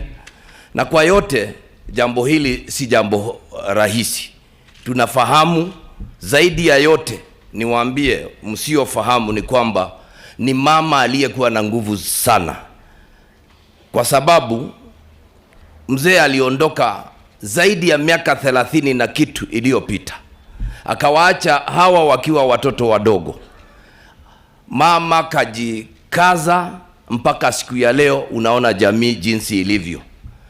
Alikuwa na upendo mkuu kwa wote na aliwapenda wote, nasi pia tukabahatika kuwa pale.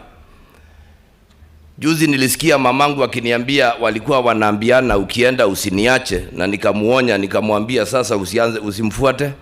Ningetaka tukakae nawe kwa sababu ukiondoka sasa tutakuwa sisi wote hatuna. Basi siku ya leo tumekuja tuomboleze, tuseme pole sana kwa jamii na tuombe Mungu awafariji, awe pamoja nanyi. Ingawaje sasa hamna mzazi yeyote, lakini nashukuru Mama Mwangi wa Dorori amejitolea, na wengine akina mama walioko tutaandamana tuende pamoja.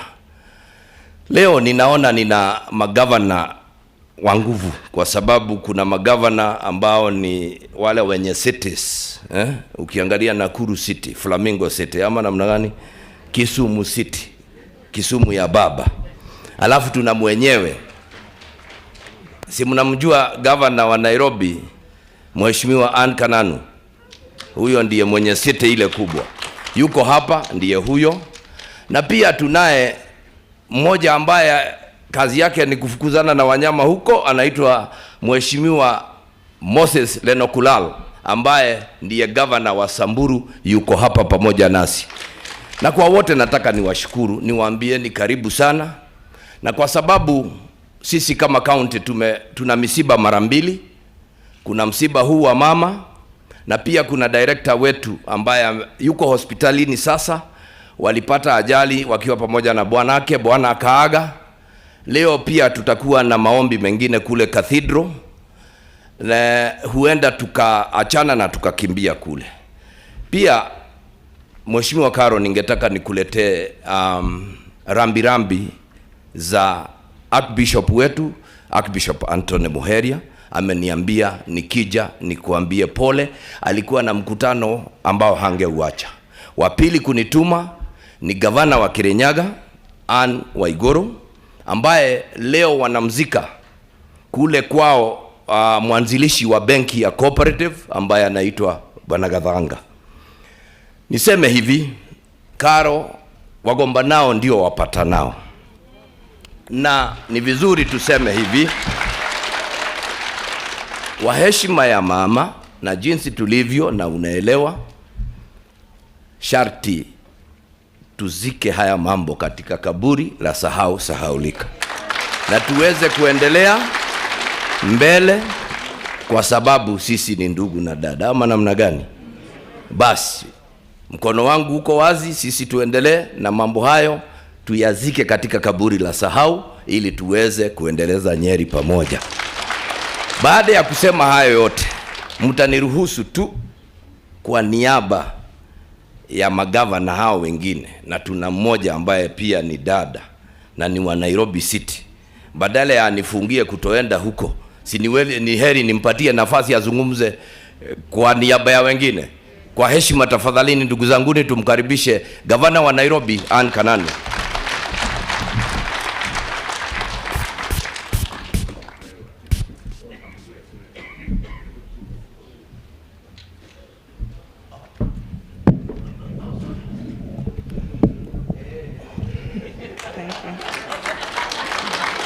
Hapo sawa, hapo sawa.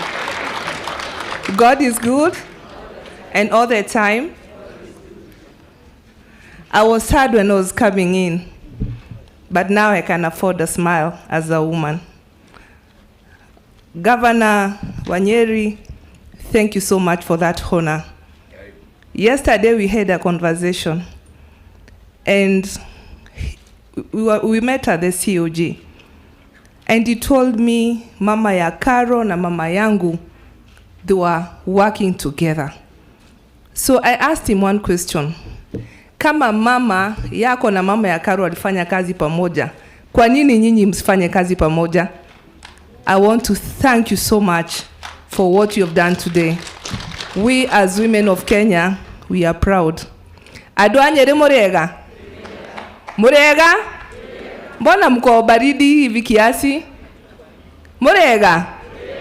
Niye jetagwo Kananua Mwenda, kuma Meru na ndi muhonoki, na Mungu ameniongoza katika hii safari, na nimekuja hapa kwa sababu ya dada yangu Carol, on behalf of my family, my sisters and brothers, my mother, wamenituma niseme pole. I also want to send apologies from Governor Ngilu, Governor Wambora, and Keraito Murunge, who are also attending a funeral in Meru, but wamesema wanakupenda. Nataka niseme kitu moja, sijui niseme na Kikuyu, sijui kama baba the 5th ataelewa, lakini baba anajua sasa umepanda mlima, lugha unaishika. Dada de Muire, I've been in Nyaribo for the last I've been here 5-6 times. Kwe de to kirena karo kuma to mete na Rumoru na Adege. We came and landed at Carol's place with a chopper. Before we came, we called the mother 10 minutes. Karo akemwira mami nediroka kugeithia, but because tunaenda kazi, tumetoka kazi na tunaenda kazi, we'll just be there for 5 minutes. Akiugane sawa okay. So we came and landed at her house. When we landed, agetuhe mai, just water. She gave us water, and she disappeared 30 minutes.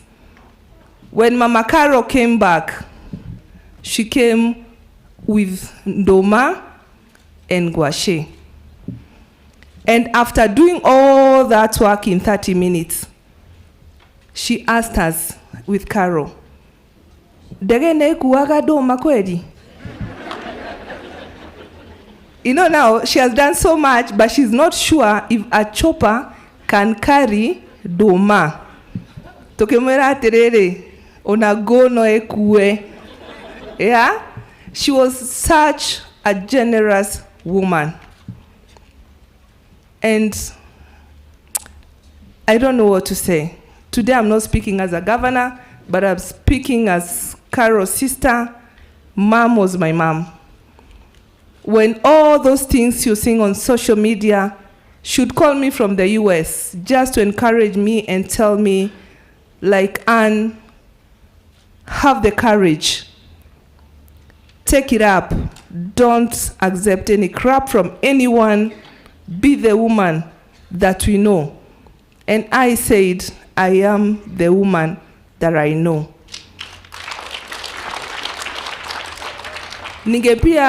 Ningependa pia kusema hivi kwa watu wa Nyeri. Mkituona hapa sisi kama wamama, we call ourselves wamama wa nguvu, kwa sababu tunajua sisi ni wa nguvu. Mkiona tumekubali baba apande mlima, ni kwa sababu sisi tunajua tukiwa kwa mikono ya baba tuko salama. Na niwaambie cha muhimu sana, ambayo hakuna mtu atawaambia hapa. Mumesikia matusi yote kwa Azimio la Umoja? Kwa sababu baba ni baba yetu. Sisi hatuna nafasi ya kutukanana kama viongozi. Ile kitu tunafaa kuulizana sasa, when it comes to next year, where are we going? What do we want for our children, for our mothers and fathers? We don't want to fight. We want peaceful elections. And that is why, as women of Kenya, we are saying we are safe with Baba. Na Bwana Motai Kahiga na kuomba kama kiongozi wa hii eneo. Bwana Motai na kuomba, tafadhali, tuambiane ukweli, tusifichane. Wengine tumewaona walikuwa, si ndio? Wasikuje kutuambia, kwa sababu 2017 we voted for the President of the Republic of Kenya, Uhuru Muigai Kenyatta. Rais wa hii republic ametuambia this is the direction. Who are we to defy the order ya mudhamaki of this country? Ask yourself, who are we? If the president has told us this is the way, it is our tradition to follow what our leaders have said. And Uhuru Muigai Kenyatta has told us the 5th of the Republic of Kenya is Raila Amolo Odinga. And Your Excellency the 5th, I want to assure you, the ground now is solid. Ground iko sawa. Usidanganywe, sisi hatulipi watu kukuja mikutano, watu wanajileta. We are not going to pay anyone to come. People volunteer to come because they know what they want for this country.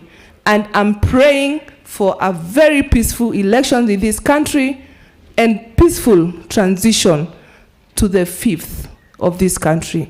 Thank you so much and God bless you. Thank you so much. Hata mimi tunaona hata ile suit nimevaa leo ni blue, rangi ya Azimio. Wewe kama dhafu madai heja hauni hotuli. With that tunafika mwisho wa kipindi hiki. Sasa tutaingia katika misa takatifu, alafu the 5th pia na hotuba ama rabirabi ya Mheshimiwa Rais pia itakuja hapo ndani. Kwa hivyo sasa nawaomba, okay, my co-MC afande ukuje, tutarudi tena katika kipindi hicho kingine. Asanteni sana, muwe watulivu, tuingie kwa misa, alafu tutatamatisha hapo mwisho. Asanteni sana. Asante sana Mheshimiwa Kanini Kega. Asante sana Wakristo wote kwa kuwa watulivu katika kanisa. Wakati tutakuwa katika ibada ya misa, wale Wakristo wote wa Katoliki kama mnavyojua, mahali hapa kuanzia saa hii ni kanisa takatifu. Kwa hivyo tutaomba ya kwamba tuweze kuzima simu zetu, tuwe watulivu wakati ibada itakuwa inaendelea. Tutakuwa tunapea heshima mama yetu Jacinta, heshima za kipekee. Kwa hivyo tutaongozwa na wanakwaya ambao watatupea wimbo wa kwanza, nayo procession ya viongozi wa kanisa, mapadri wetu watakuwa wanaingilia mkono wangu wa kushoto. Kwa hivyo kwaya, wimbo wa kwanza. Tusimame wote.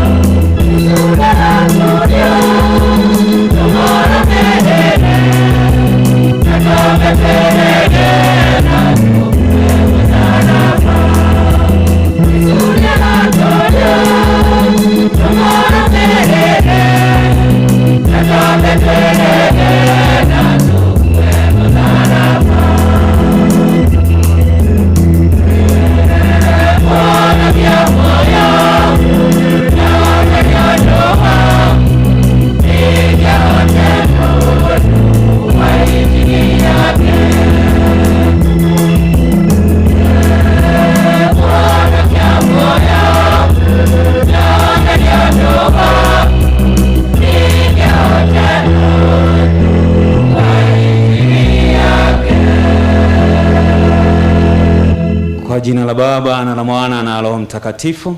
Amina. Neema ya Bwana wetu Yesu Kristo na upendo wa Mungu Baba na ushirika wa Roho Mtakatifu viwe nanyi nyote. Viwe pia nami. Mungu ni mwema Kila wakati. kila wakati. Mungu ni mwema. Tumsifu Yesu Kristo. Milele na milele. Amina. Raha ya milele umpe Bwana, apumzike kwa amani. Amina. Waziri Mkuu, our Deputy Governor, Karo na familia, magavana, mawaziri ambao wako hapa, wabunge ambao tuko nao, na Wakristo wote ambao tumejumuika ili tuweze kumwomboleza mama, kufariji familia, na wakaribisha katika ibada hii ya wafu ambao tunataka kumkumbuka mama yetu ambayo wengi wetu tumemjua, na katika ibada hii ambayo alikuwa anashiriki ndio tunataka kumzidikisha nayo, tukiombea mama, pia tuombee familia na sisi wote ambao tumejumuika hapa. Basi nataka kuwakaribisha mapadri ambao wamefika na wageni wote ambao wamefika katika hii parokia yetu.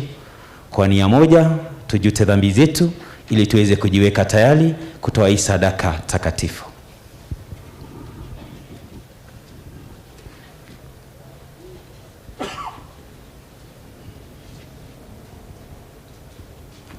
Na kuungamia Mungu Mwenyezi.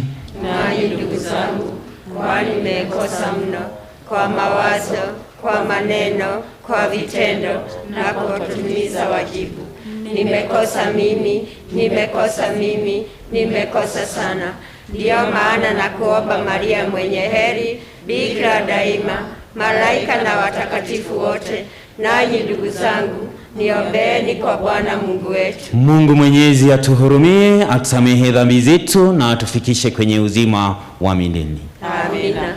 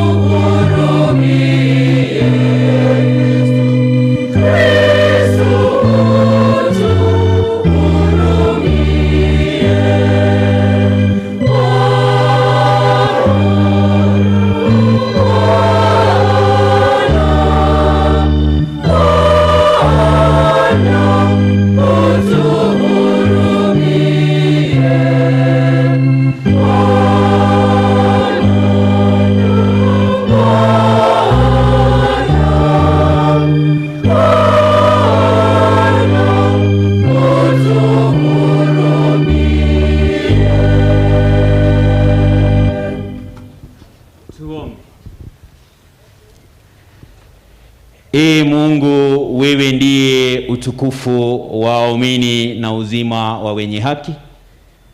Mwanao alitukomboa kwa kifo chake msalabani. Umurehemu mama yetu Jacinta ambaye aliamini katika fumbo lako. Astahili kupata raha na heri ya milele. Tunaomba hayo kwa ajili ya Bwana wetu Yesu Kristo mwanao, anaishi na tawala katika umoja wa Roho Mtakatifu, Mungu daima na milele. Amen.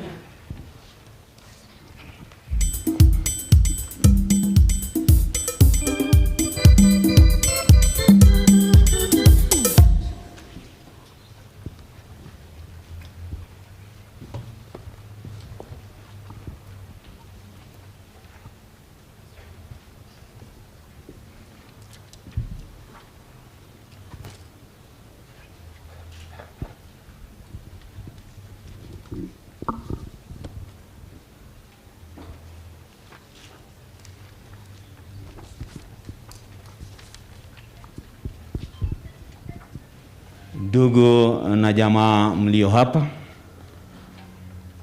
naomba sasa tushiriki kumwombea huyu mama yetu Jacinta ambaye ameaga dunia. Mungu aweze kumpokea kwake na amuondolee dhambi zake zote. Mungu ampokee kwake mbinguni, aweze kufurahi pamoja na malaika na watakatifu na jamaa zake waliomtangulia. Nasi tulio hapa duniani, Mungu atuwezeshe kupata wema wa mbinguni. Baba yetu uliye mbinguni, jina lako litukuzwe, ufalme wako ufike, utakalo lifanyike duniani kama mbinguni. Utupe leo mkate wetu wa kila siku, utusamehe makosa yetu kama tunavyowasamehe na sisi waliotukosea. Usitutie katika kishawishi, lakini utuokoe maovuni. Salamu Maria, umejaa neema, Bwana yu nawe, umebarikiwa kuliko wanawake wote, na Yesu mzao wa tumbo lako amebarikiwa. Maria mtakatifu, mama wa Mungu, utuombee sisi wakosefu, sasa na saa ya kufa kwetu. Amina. Atukuzwe Baba na Mwana na Roho Mtakatifu, kama mwanzo na sasa na siku zote na milele. Amina. Bwana awe nanyi. Awe pia nawe. Tuombe. Bwana, usikilize sala zetu. Sisi tunao muombea huyu mtumishi wako mama Jacinta ambaye umemuita kwako kutoka dunia hii. Umweke katika amani na mwanga pamoja na watakatifu wote. Tunaomba hayo kwa ajili ya Kristo Bwana wetu. Amina. Tuketi kwa masomo.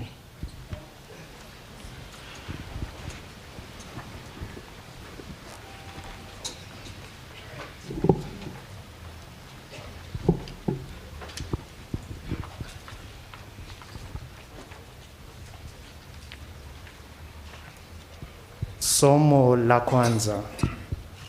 Somo katika kitabu cha hekima ya Suleimani.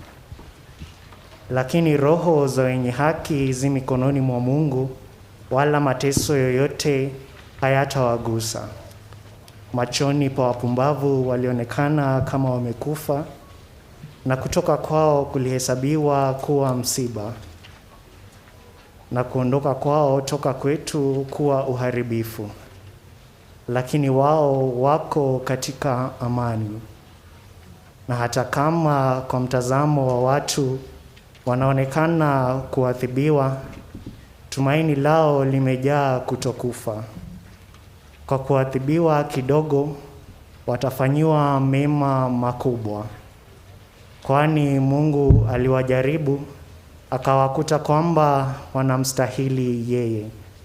Aliwatathmini kama dhahabu katika tanuri, na kama sadaka ya kuteketezwa aliwapokea.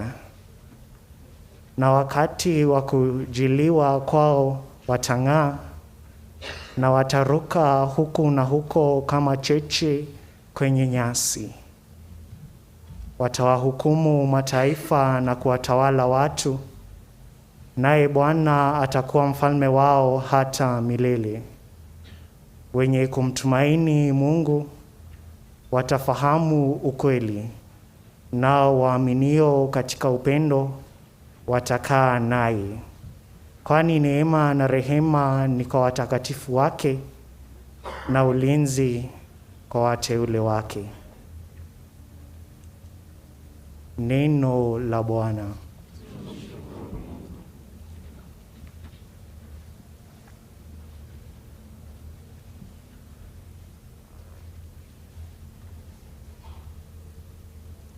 Zambuli ya kuitikizana. Kiitikio: Bwana ndiye mchungaji wangu, sitapungukiwa na kitu. Bwana ndiye mchungaji wangu, sitapungukiwa na kitu. Bwana ndiye mchungaji wangu, sitapungukiwa na kitu. Bwana ndiye mchungaji wangu, sitapungukiwa na kitu. ndiye mchungaji wangu, sitapungukiwa na kitu. Bwana ndiye mchungaji wangu, sitapungukiwa na kitu. Bwana ndiye mchungaji wangu, sitapungukiwa na kitu. Bwana ndiye mchungaji wangu, sitapungukiwa na kitu. Bwana ndiye mchungaji wangu, sitapungukiwa na kitu. Bwana ndiye mchungaji wangu, sitapungukiwa na kitu. Unipumzisha katika marisho mabichi, unipeleka kwenye maji, kwenye maji matulivu. Unipatia nguvu, uniongoza katika njia zilizo sawa kwa ajili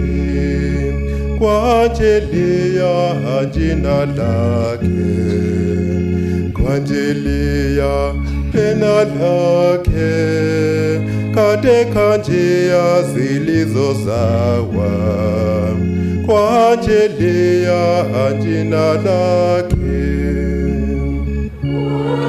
Yeye mchungaji wangu, sitapungukiwa na kitu. Bwana ndiye mchungaji wangu, sitapungukiwa na kitu. Hata nijapopita katika bonde la giza, siogopi mabaya, kwani wewe upo pamoja nami. Fimbo yako na bakora yako vyanituliza, yako vyanituliza. Bwana ndiye mchungaji wangu, sitapungukiwa na kitu. Bwana ndiye mchungaji wangu, sitapungukiwa na kitu. Bwana meza mbele yangu machoni pa adui zangu. Umenipaka mafuta, umenipaka mafuta kichwani, kikombe changu shafurika. Kweli wema na fadhili zitanifuata siku zote za maisha, zote za maisha yangu. Ndiye mchungaji wangu, sitapungukiwa na kitu. Bwana ndiye mchungaji wangu, sitapungukiwa na kitu.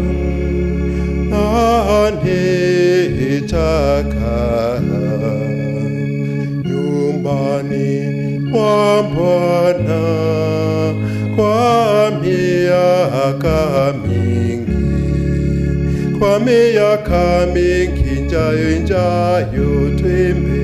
Bwana ndiye mchungaji wangu, sitapungukiwa na kitu. Bwana ndiye mchungaji wangu, sitapungukiwa na kitu. Bwana ndiye mchungaji wangu, sitapungukiwa na kitu. Bwana ndiye mchungaji wangu, sitapungukiwa na kitu. Bwana ndiye mchungaji wangu, sitapungukiwa na kitu. Bwana ndiye mchungaji wangu, sitapungukiwa na kitu.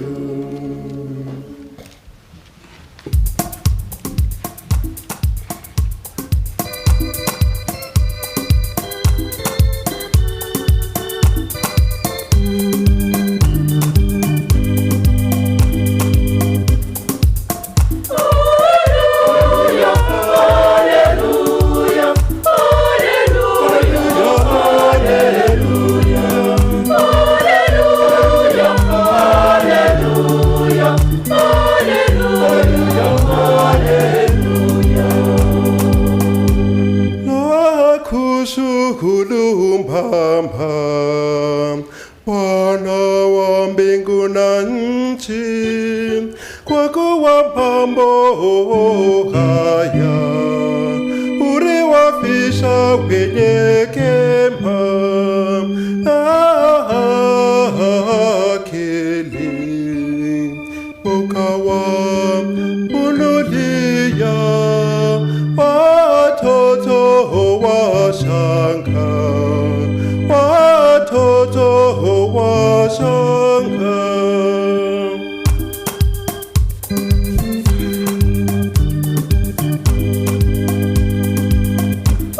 Hallelujah, hallelujah, hallelujah, hallelujah,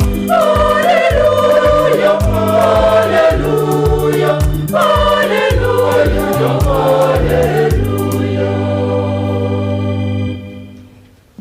Bwana awe nanyi.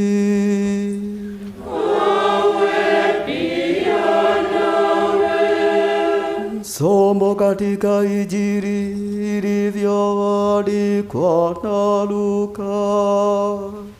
Utukufu kwako, Ee Bwana. Wakapelekwa pia wawili wengine wahalifu wauawe pamoja naye. Walipofika mahali paitapo Fufu la Kichwa, wakamsulubisha yeye na wale wahalifu, mmoja kulia kwake na mmoja kushoto kwake. Yesu akasema, Baba, uwasamehe kwa maana hawajui watendalo. Wakanjigawia mavazi yake kwa kupigia kura. Watu walisimama huko watasame. Wakumbwa wa watu walimdhihaki wakisema, aliwaokoa wengine, sasa ajiokoe mwenyewe kama ni Kristo mteule wa Mungu. Askari pia walimdhihaki, walimjongea na kumtemea na kumletea siki wakisema, kama wewe ni mfalme wa Wayahudi, jisalimishe mwenyewe. Juu yake palikuwa na hati, huyu ndiye mfalme wa Wayahudi. Mmoja wa wale wahalifu waliotundikwa alimtukana akisema, Je, wewe si Kristo? Basi jiokoe mwenyewe na sisi pia. Lakini mwingine akajibu akimgombeza na kusema, je,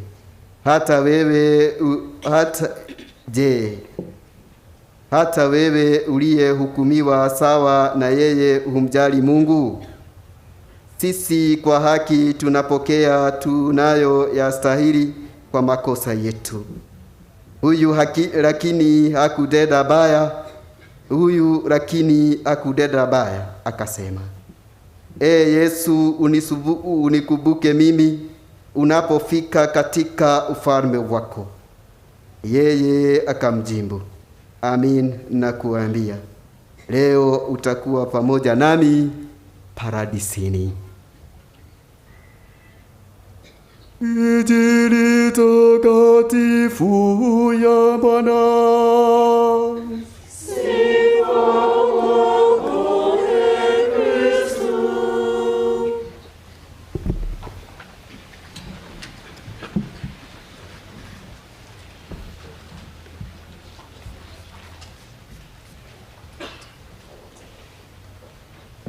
Familia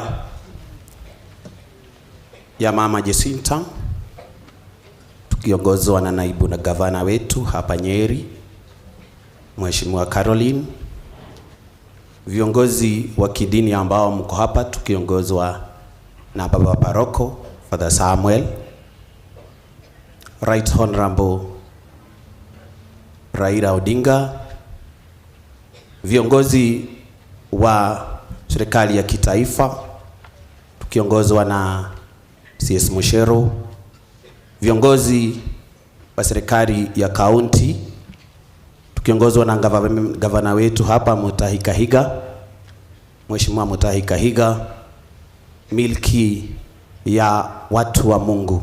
Tumsifu Yesu Kristo.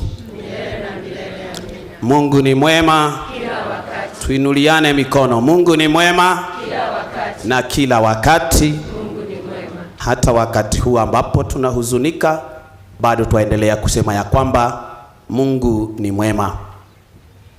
Nachukua fursa hii kwanza kufikisha rambirambi zangu kwa familia ya Mama Jacinta na kuambia pole. Tunajua ya kwamba uchungu ambao mnaupitia wakati huu, hakuna yule binadamu ataweza kusikia kwa niaba yenu.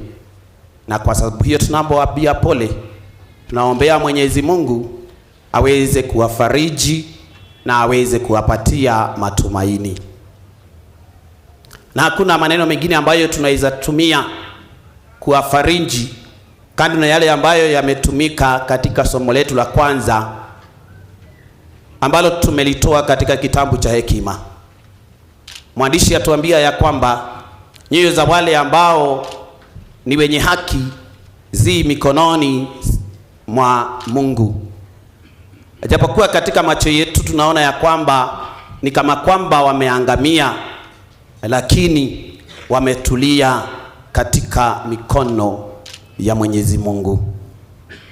Kwa hivyo tutasema ya kwamba tuweze kuangaza macho yetu yazidi kile ambacho tunakiona hapa, huu mwili wa mwenda zake, na tuweze kuangazia ufufuko. Na hakuna matumaini mengine ambayo tutayapata kadri na yale tutapata katika ufufuko. Na siku ya leo ikiwa ni siku ya kumzidikisha huyu mama yetu, ni siku ya kufungua macho yetu na kuangalia kwa njia ya kipekee na kusema ya kwamba kuna ufufuko. Na hivyo basi tutaweza kupata matumaini. Na tukiwa na hayo matumaini, kila siku itakuwa ni siku ya kumshukuru Mwenyezi Mungu. Siku ya leo ningetaka kusema machache kuhusu masomo ambayo tumeyasoma. Hasa somo letu la Injili na somo letu la Zaburi. Katika somo letu la Zaburi tumesikia Bwana ndiye mchungaji wangu, sitapungukiwa na kitu. Tutaombea hii familia. Tutaombea wale wote ambao kwa njia moja ama ingine wanamuomboleza huyu mama yetu. Bwana awe mchungaji wenu. Na wakati kama huu ambapo familia inajiuliza tutatoa matumaini wapi? Tutatoa mwelekezo wapi? Ni nani ambaye atakuwa anatupatia mawaidha? Fanyeni Mungu awe mchungaji wenu. Na katika yale yote mtakuwa mkipitia, wakati mwingine mnapitia mambo ambayo ni ya raha sana, mkumbuke kumshukuru Mwenyezi Mungu. Wakati mwingine mtapitia mambo ambayo ni magumu sana, na mseme pamoja na mwimbaji wa Zaburi, japokuwa napitia in the valley of darkness, in the valley of darkness, you are there with me. Even at this time, when hopelessness and darkness has come into your family, remember this: God is your shepherd no matter what.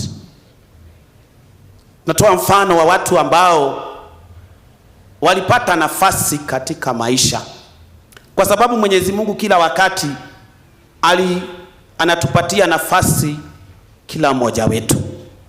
Sisi wote, na kuzaliwa kwenyewe ni nafasi, na ni nafasi ambayo ni ya kipekee sana. To be born is a great opportunity.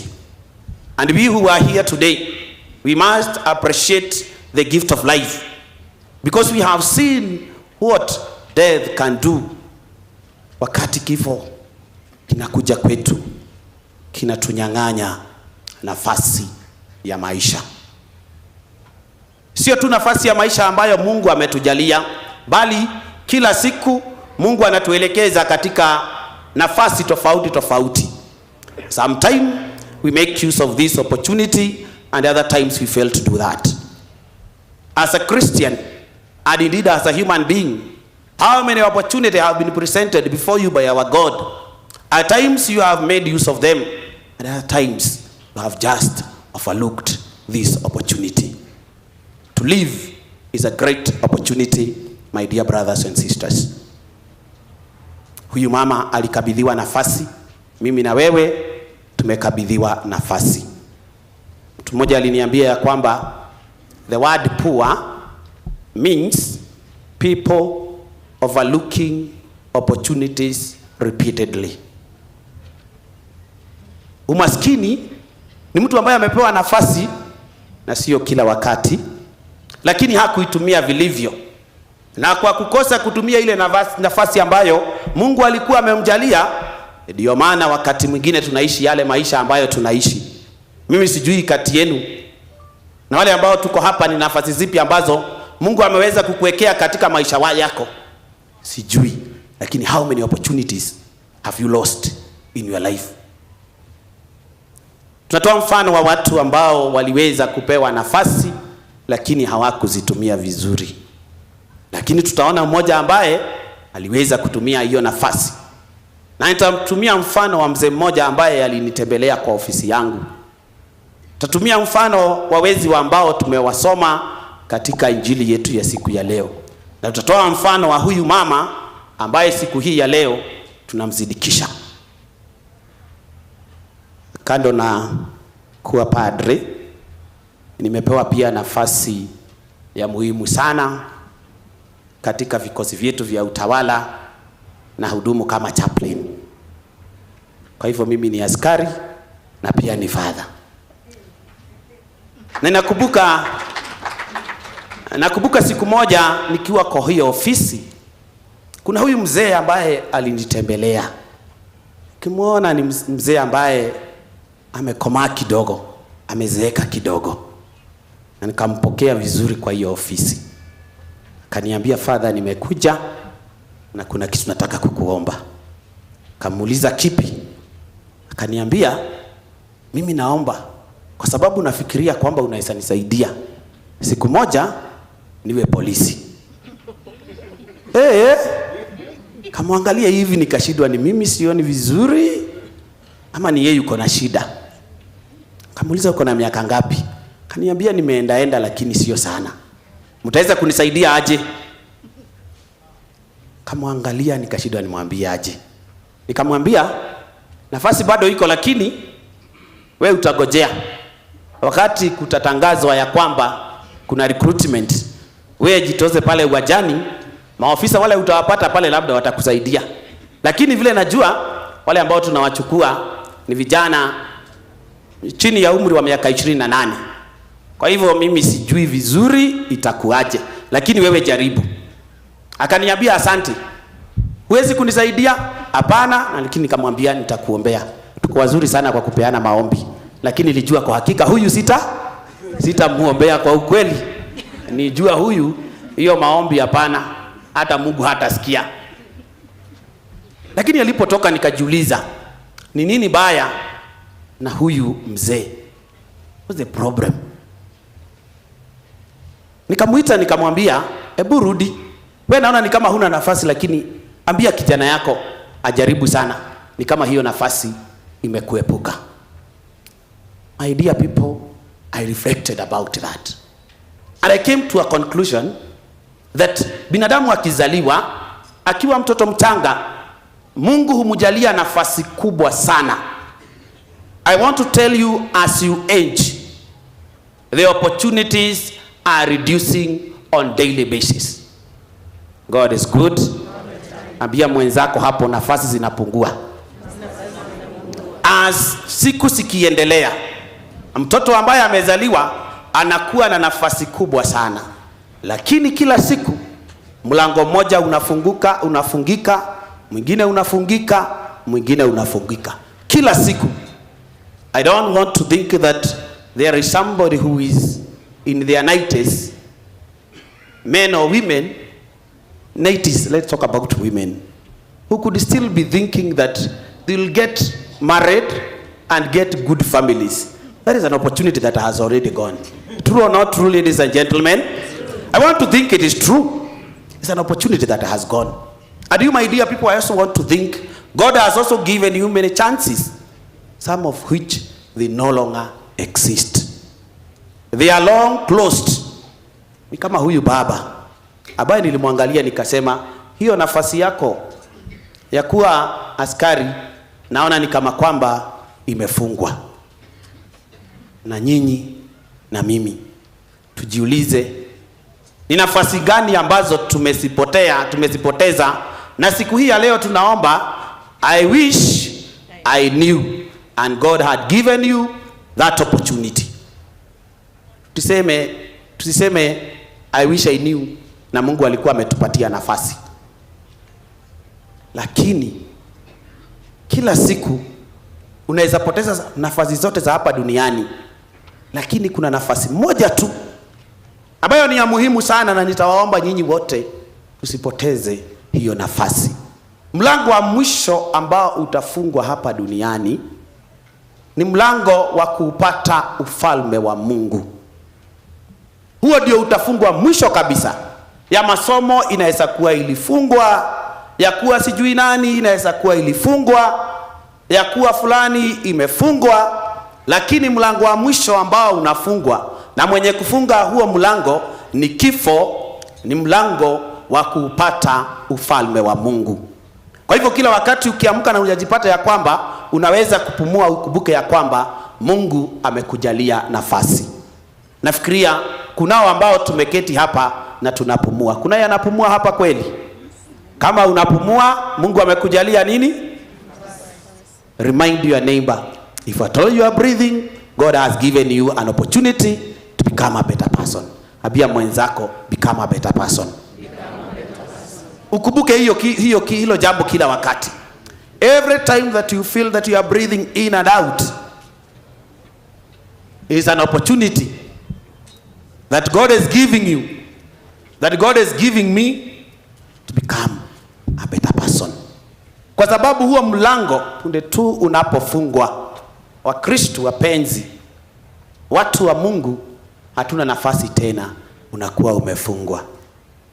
Tusipoteze hiyo nafasi kama huyo mzee ambaye alipoteza akiwa kijana, anakuja kuitafuta akiwa mzee.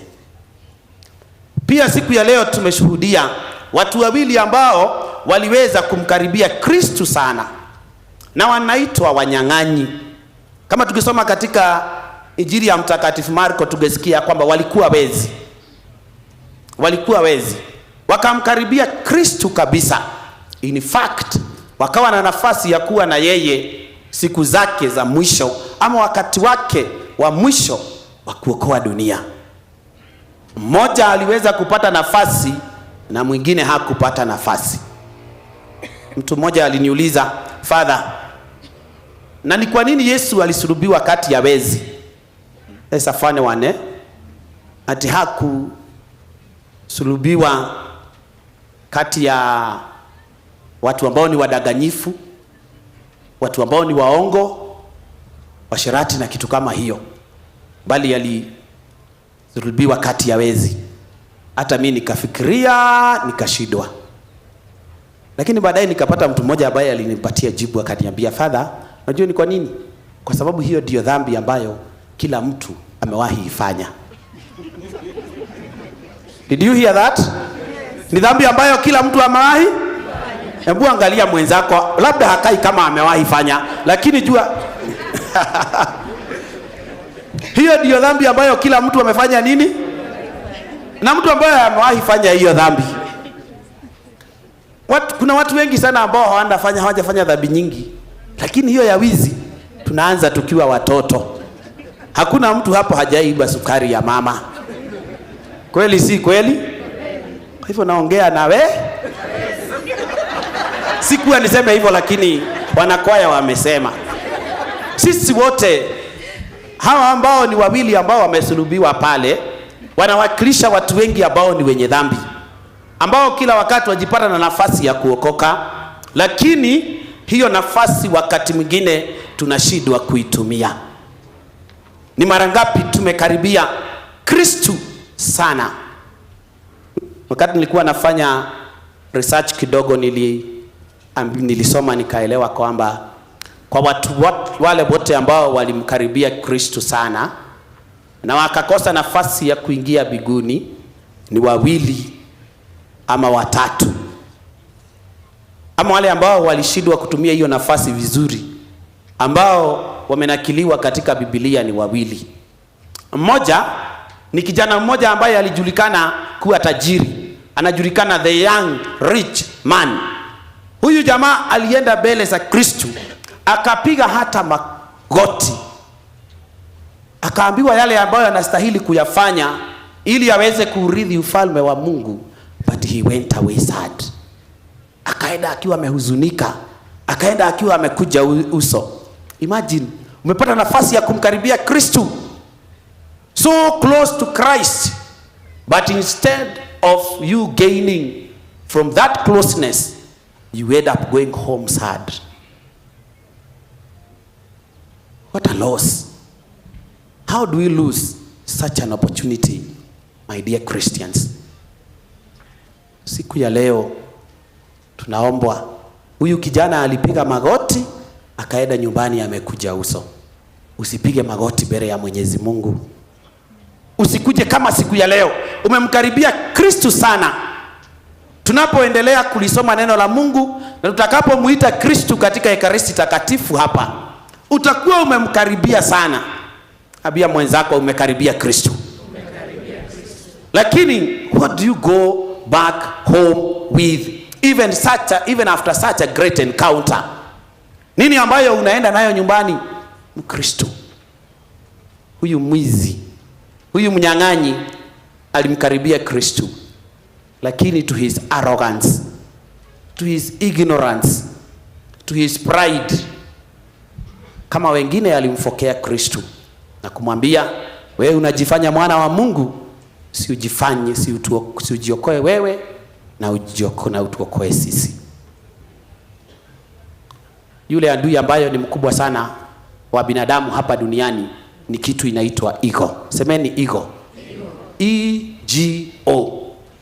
Ni kashetani kanakuwa ndani ya kila mtu na huwa kanamwambia, niye je kiogwa, na vile mimi niko mkubwa, na vile mimi niko 1 2 3, and we have lost opportunities to our ego. Si ni kweli? Sasa unakumbuka kuna hako kashetani kanakwambia sio mimi. Is a very bad kind of enemy, and indeed is an enemy within. Si kitu ambacho kinatoka nje yetu ama mbali na sisi, bali kiko ndani yetu. Watu ambao wakati mwingine tuwakataa kumkubali Mwenyezi Mungu, kumkubali Kristo, na kufanya mambo ambayo tunaombwa kufanya ya kidini, wakati mwingine ni kwa sababu ya huyo shetani ambayo yuko ndani yetu anatuambia wewe hapana. It is not now, it is not today, it is another day. We keep postponing like that, and we lose the opportunity. But I also recognize, or rather want to note, this thief, huyu mwizi ambaye akiwa pale msalabani aliweza kugundua ya kwamba yule ambaye wamesulubiwa naye ni Mungu, na kukumbuka hata wakati yule mwingine alikuwa anatukana, namwambia hapana, huoni sisi? That's a sign of acceptance. Huoni sisi tunasulubiwa, tunaadhibiwa kwa sababu ya makosa yetu, lakini huyu mwana wa Mungu, in fact alimuuliza, hata huna haya kwa mwana wa Mungu? How many of us do not have that reference for God? Hawana. Ndio maana huyu anamwambia hata huna heshima kwa Mungu. Mungu amekupatia nafasi hapa duniani. Tusiishi kama kwamba ni sisi tulijiumba. Let us have some reference for God. And that is what faith is all about. Na pia akaendelea kumwambia Yesu, unikumbuke ufikapo paradisini. Na kwa hakika Yesu alimkumbuka. Yaani hiyo kanafasi ya mwisho huwa naangalia wakati mwingine sisi mapadri na wahubiri,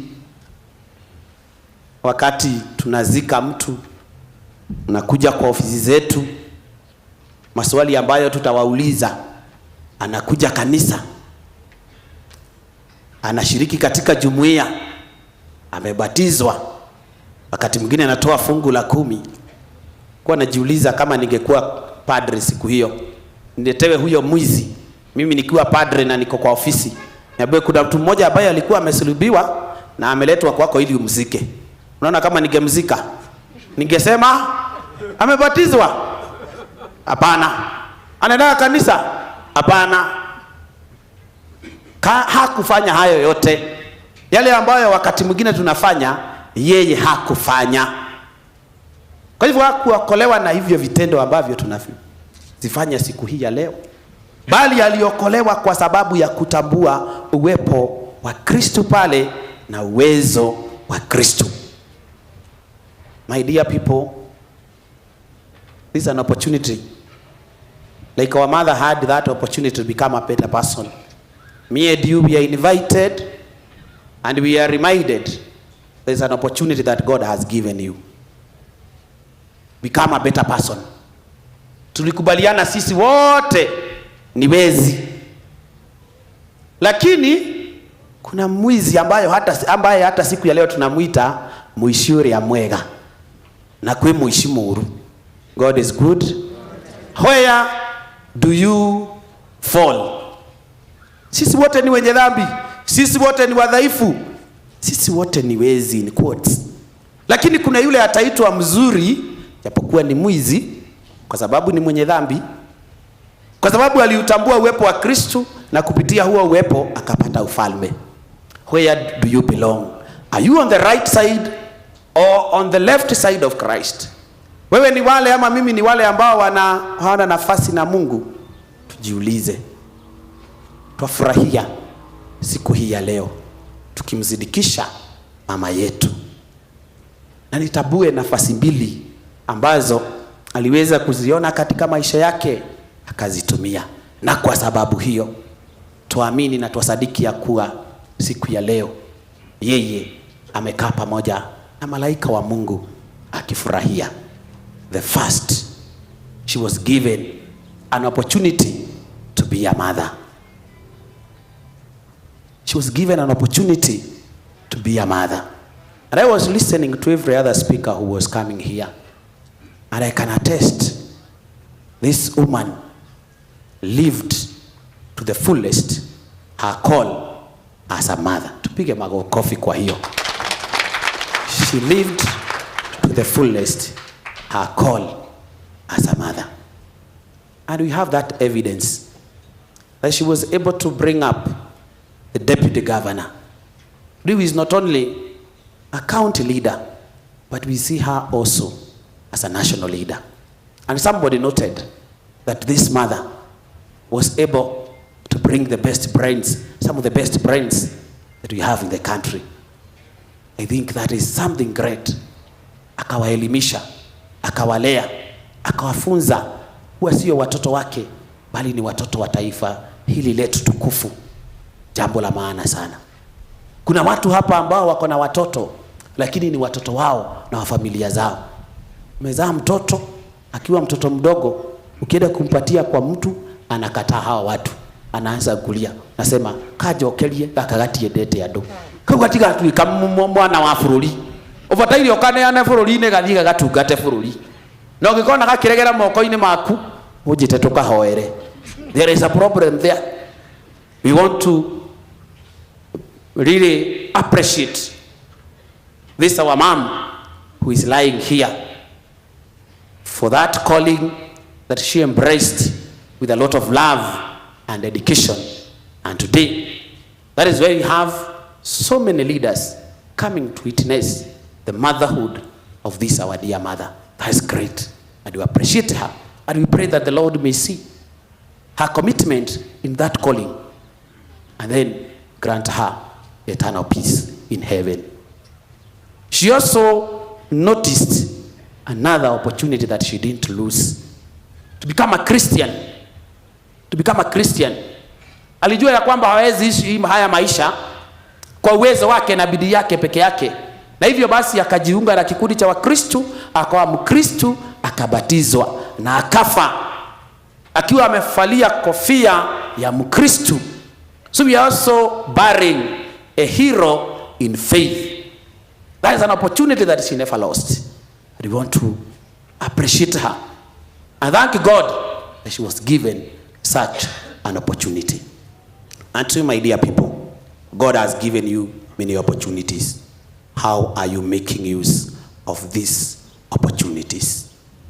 The best of all, and the one that should never be lost, is an opportunity to become a Christian, to become a better person, to serve even better.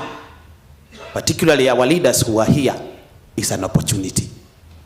Ni bahati na pia ni baraka. Itumie vema. Tumsifu Yesu Kristo. Eternal rest grant unto her, O Lord. May she rest in peace. Mwathani umunengere kihuruko gitathiraga. Arohuruka uhoro.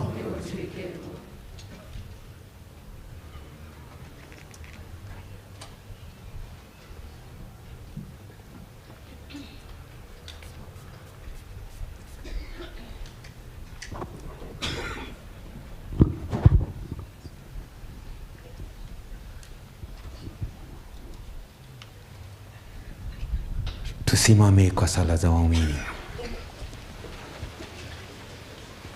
Mungu Baba Mwenyezi, tunakuambia asanti kwa zawadi ya uhai. Tunakuambia asanti kwa sababu ya mama yetu Jacinta ambao umemjalia uhai, ukampa nafasi ya kuwa Mkristo, na ndio tumejumuika hapa kumzidikisha. Mrehemu na umsamehe dhambi zake na umpe mahali pema huko mbinguni. Bwana, tunakuomba utusikie. Tukumbuke familia yake, hawa watoto ambao wameachwa na wajukuu. Bariki maisha yao, wape umoja, wakae kama ndugu na dada, na yote mama ambao alikuwa anataka watimize kupitia ibada hii, na sisi wote ambao tumekusanyika hapa waendelee kutimiza. Bwana, tunakuomba utusikie. Sala zingine kutoka kwenyu. Yesu, twasema ni asanti kwa kutujumuisha pamoja katika kanisa lako takatifu. Twaombea viongozi wote wa kanisa na sisi wote kama Wakristo. Twaomba uweze kutubariki na kutushushia Roho wako Mtakatifu ili kwa umoja tuweze kuishi vyema kulingana na mapenzi yako. Utubariki sisi wote, utupe nguvu ya Ukristo mwema ili tuishi vyema kulingana na mapenzi yako. Bwana, tunakuomba utusikie. Bwana, tunakuomba utusikie. Tuombee nchi yetu. Mungu Mwenyezi wa milele, na kushukuru kwa sababu ya nchi yetu. Naombea viongozi wote wa serikali, wakubwa na wadogo, na pia sisi wananchi wa nchi yetu tukufu la Kenya. Wakati huu, msimu huu wa siasa, wakati tunagojea uchaguzi mkuu, uweze kutupatia amani, iliweze pia kutuchagulia viongozi ambao watatufaa kutuongoza kwa amani na pia kwa imani, ili tuweze kufurahia nchi yetu kama wazalendo. Tunaombea watu ambao wote wako katika nchi hii yetu, wananchi ambao wanateseka kwa magonjwa mbalimbali, ili Mungu waguze viongozi wetu wote, ili waweze kuwajali hawa maskini ambao wanateseka kwa janga la magonjwa mbalimbali kama kansa, TB na magonjwa mengine. Ili Mungu ukitutendea mazuri katika nchi yetu, taendelea kushukuru na kusema wewe ni Mungu. Bwana, tunakuomba utusikie. Bwana, tunakuomba. Salamu Maria, umejaa neema, Bwana yu nawe, umebarikiwa kuliko wanawake wote, na Yesu mzao wa tumbo lako amebarikiwa. Maria mtakatifu, mama wa Mungu, utuombee sisi wakosefu, sasa na saa ya kufa kwetu. Tunaomba hayo kwa ajili ya Kristo Bwana wetu. Amina. Wakati wa matoleo kwa sababu ya kanisa, tungeomba wana Catholic Men Association CMA ambao wako na uniform waweze kutuongoza katika kuchukua matoleo. Ihinda rĩa matega CMA oria tu mena uniform na nimekuharĩrĩirio wĩra ũcio muweze kuandamana na sisi. Kwa hivyo wanakwaya wimbo wa sadaka.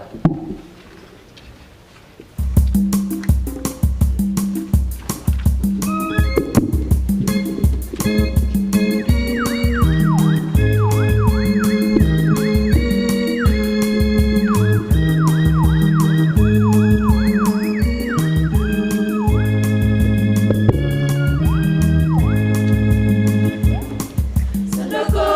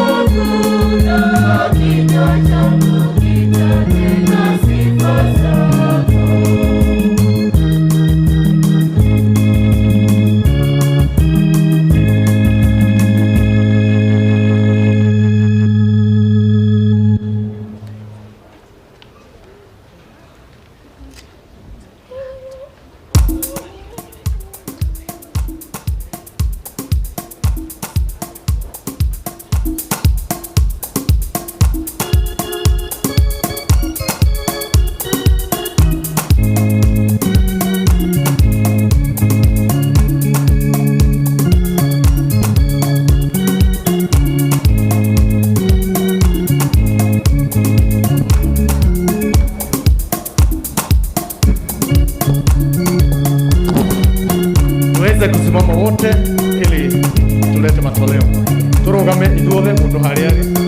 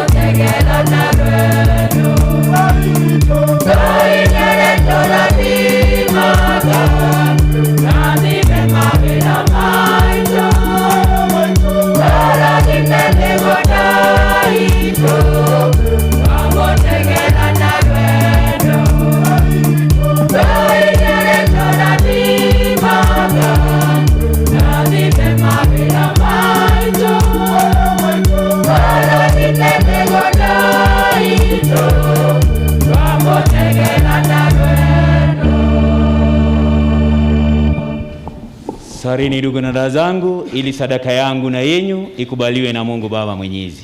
Bwana apokea sadaka mikononi mwako kwa sifa na utukufu wa jina lake, na pia kwa mafaa yetu sisi na mafaa ya kanisa lake lote takatifu. Ee Mungu Mwenyezi mwenye rehemu, tunakuomba umuoshe huyu mtumishi wako Mama Jacinta kwa dhambi zake aliyooshwa na damu ya Kristo, ili katika sadaka hii ambayo tumekutolea iwe sahihi, na katika ubatizo aliyopata tupate rehema yako. Tunaomba hayo kwa jina la Kristo Bwana wetu. Amina.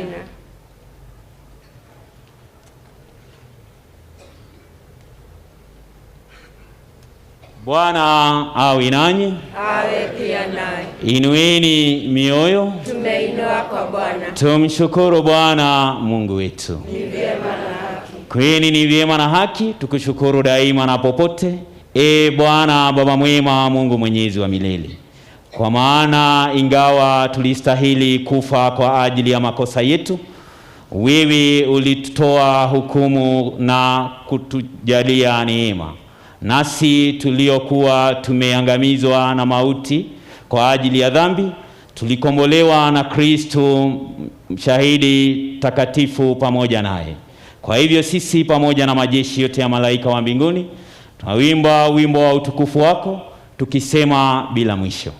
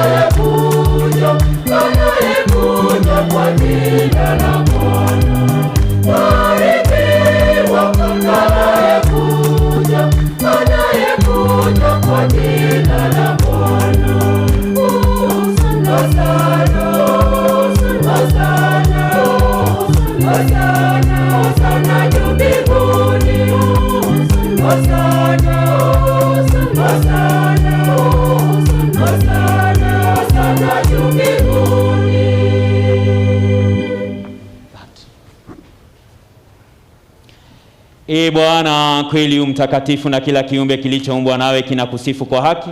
Maana kwa njia ya Bwana wetu Yesu Kristo mwanao, na kwa uwezo wa Roho Mtakatifu unatia uzima na kutakaza vitu vyote, wala huachi kuwakusanya watu kwako, ili toka mawio ya juu hata machweo yake wakutolee sadaka safi. Basi tunakusihi Bwana, uzibariki dhabihu hizi tunazokutolea, upende kuzitakaza kwa Roho wako, ili zigeuke kuwa mwili na damu ya Bwana wetu Yesu Kristo, aliyetuamuru tuadhimishe mafumbo haya.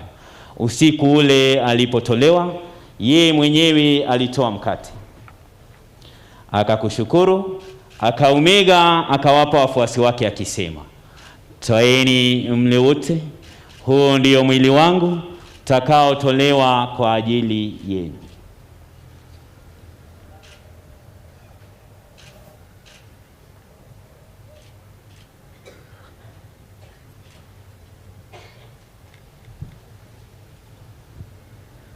Vivyo hivyo baada ya kula akatoa kikombe, akakushukuru tena, akawapa wafuasi wake akisema, twaeni mnywe wote, hiki ni kikombe cha damu yangu, damu ya agano jipya na la milele, itakayomwagika kwa ajili yenu na kwa ajili ya wengi kwa maondoleo ya dhambi.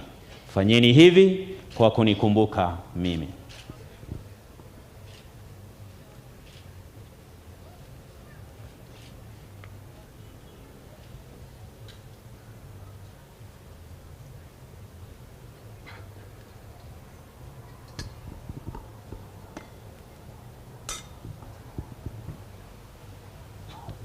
Tutangaze fumbo la imani.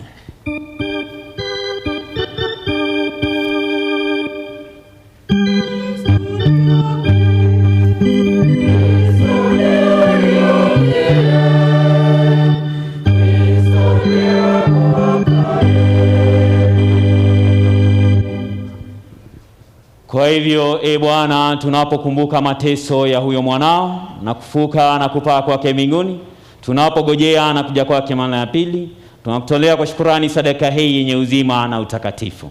Tunakuomba uiangalie na kuikubali sadaka ya kanisa lako uliyotaka kutulizwa nayo.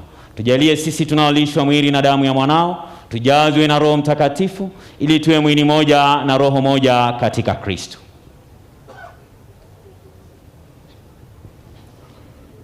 Yeye atufanye sisi tuwe kwako sadaka ya milele, ili tuweze kupata urithi pamoja na wateule wako, Bikira Maria mwenye heri mama wa Mungu, Mtakatifu Yosefu mchumba wake mwaminifu, na mitume na mashahidi wako wenye heri, na watakatifu wote ambao daima wanatuombea kwako. Tunakuomba Bwana, sadaka hii ya kupatanishwa nawe ilete amani na wokovu duniani kote. Uliimarishie kanisa lako imani na mapendo hapa duniani. Yaani mtumishi wako Baba Mtakatifu wetu Francisco, askofu wetu Anthony, maaskofu na watumishi wako wote, pamoja na taifa lako lote.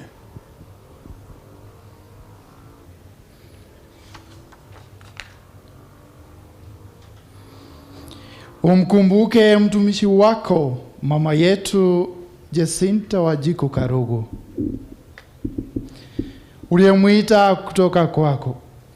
uliyemuita kwako kutoka dunia hii, kwa kuwa alishiriki kifo cha Kristo kwa ubatizo. Umjalie ashiriki pia ufufuko wake. Siku ya ufufuko Kristo ataifananisha miili yetu na mwili wake mtukufu. Pia uwapokee katika ufalme wako ndugu zetu marehemu na wote walioaga dunia katika hali ya neema. Nasi tunatumaini kujawa na utukufu milele katika ufalme wako. Ndipo utakapofuta majonzi yetu, maana kwa kukuona wewe Mungu wetu kama ulivyo, tutafanana nawe milele yote na kukusifu bila mwisho. Tujalie hayo kwa njia ya Kristo Bwana wetu, aliye asili ya mema yote.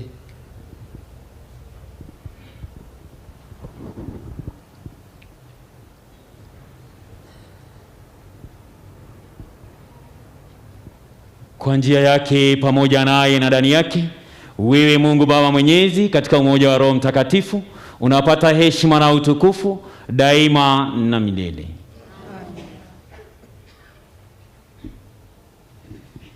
Na sasa tusali sala aliyetufundisha Bwana wetu. Baba yetu uliye mbinguni, jina lako litukuzwe, ufalme wako ufike, utakalo lifanyike duniani kama mbinguni. Utupe leo mkate wetu wa kila siku, utusamehe makosa yetu kama tunavyowasamehe na sisi waliotukosea, usitutie katika kishawishi, lakini utuokoe maovuni. Bwana, tunakuomba utuopoe katika maovu yote, utujalie kwa wema amani maishani mwetu, utuepushe daima na dhambi kwa huruma yako, tufadhaishwe na jambo lolote, tugojee kwa matumaini kurudi kwake mkombozi wetu Yesu Kristo. Kwa kuwa ufalme ni wako na nguvu na utukufu hata milele. Bwana Yesu Kristo, uliyewaambia mitume wako, na achieni amani na wapeni amani yangu, tazame dhambi zetu ila tu imani ya kanisa lako, tujalie amani na umoja kama yalivyo mapenzi yako, na ishi na kutawala daima na milele. Amina. Amani ya Bwana iwe daima nanyi. Iwe pia naye. Tutakiane amani.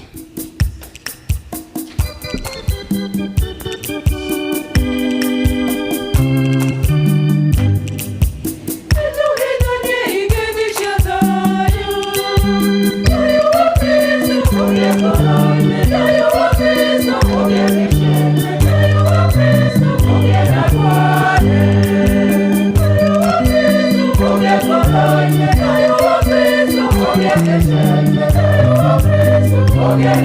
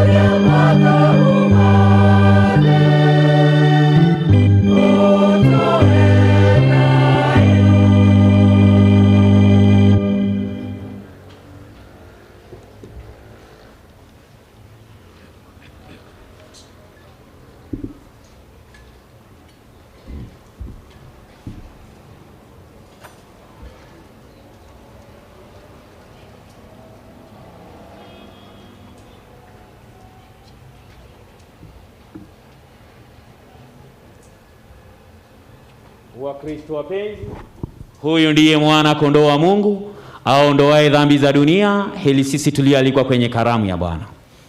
Bwana, sistahili uingie kwangu, lakini sema neno moja tu na roho yangu itapona. Mwili na damu ya Kristo itufikishe kwenye uzima wa milele.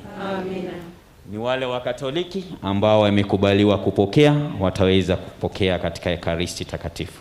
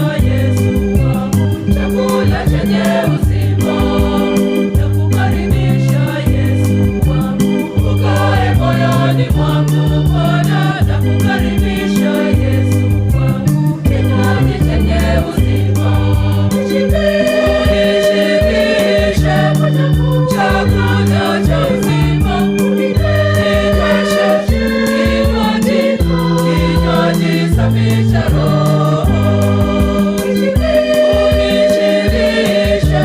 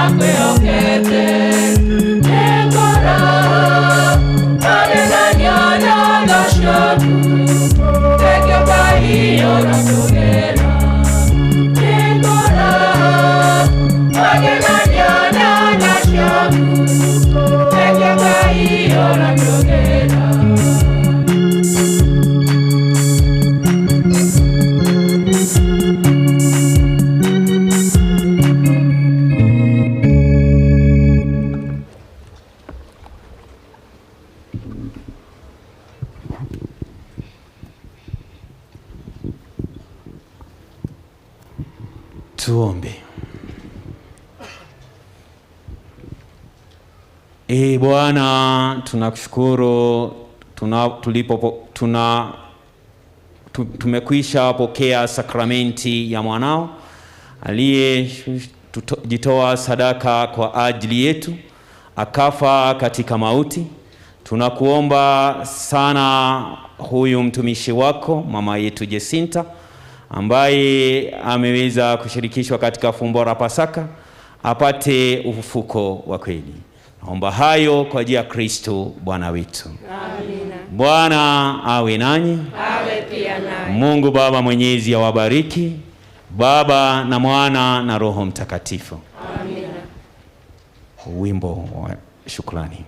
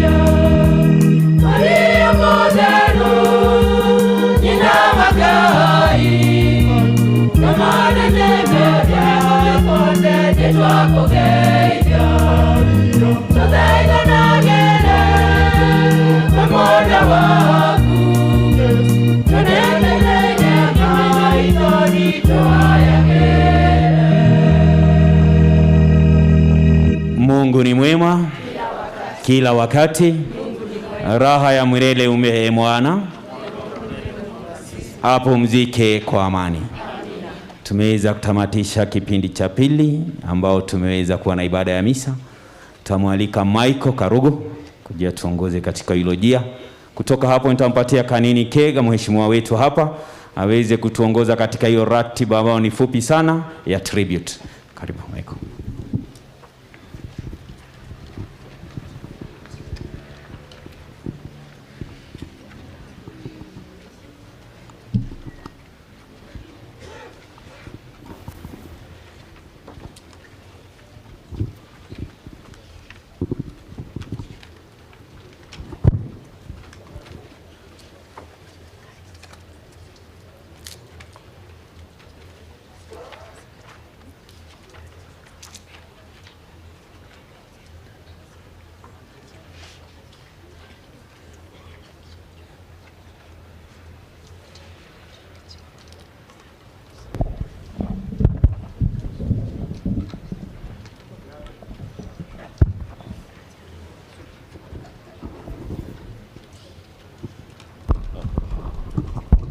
There we go.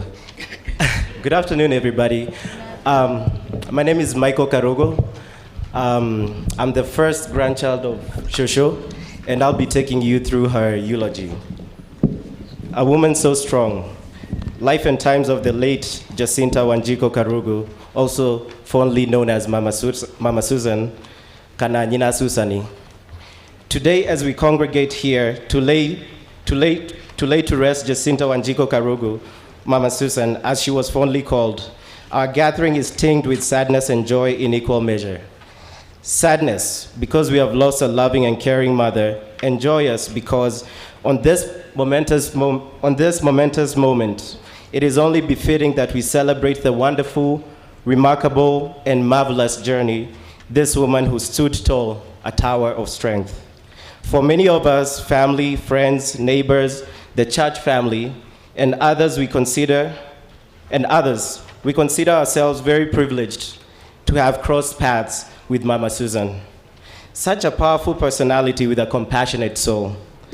It is said, if you're fortunate, one day you may find that one person who will impact your world in such a way that your life will never be the same again. By chance or by design, we met that someone in Nina Susani, and whose footprint was marked with support, encouragement, and inspiration. And because of this, we all individually and collectively have come to be beyond our measure and more than we ever thought possible. Seeing so many people join us to say goodbye to our mom, and Shosho for me and some of us, it is not only touching, but a demonstration of how much she was loved and will be missed by family and friends. She was our pillar of strength, comfort, and wisdom at those very important moments. And she never failed us. Nina Susan unreservedly loved God and would not hesitate to share his word to encourage those close to her, and demonstrated her deep faith through her love, great care, and concern for family and friends. She was a person of great integrity and compassion. From an early age and all throughout her life, Mama exhibited the traits of a natural leader and determined woman. She was self-driven, industrious, and focused. Our late Mama was a remarkable, good, thoughtful, hardworking, and fiercely independent. Her love for her country and community service led to her involvement in various initiatives geared towards girls and women empowerment, healthcare initiatives in Nyeri County, and creating employment opportunities for the youth. Early life, education, and career journey.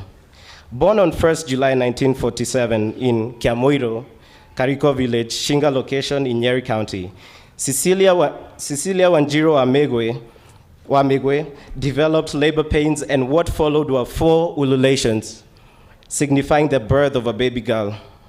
Together with her husband, Muderero Wamudobe, they named her Jacinta Wanjiku.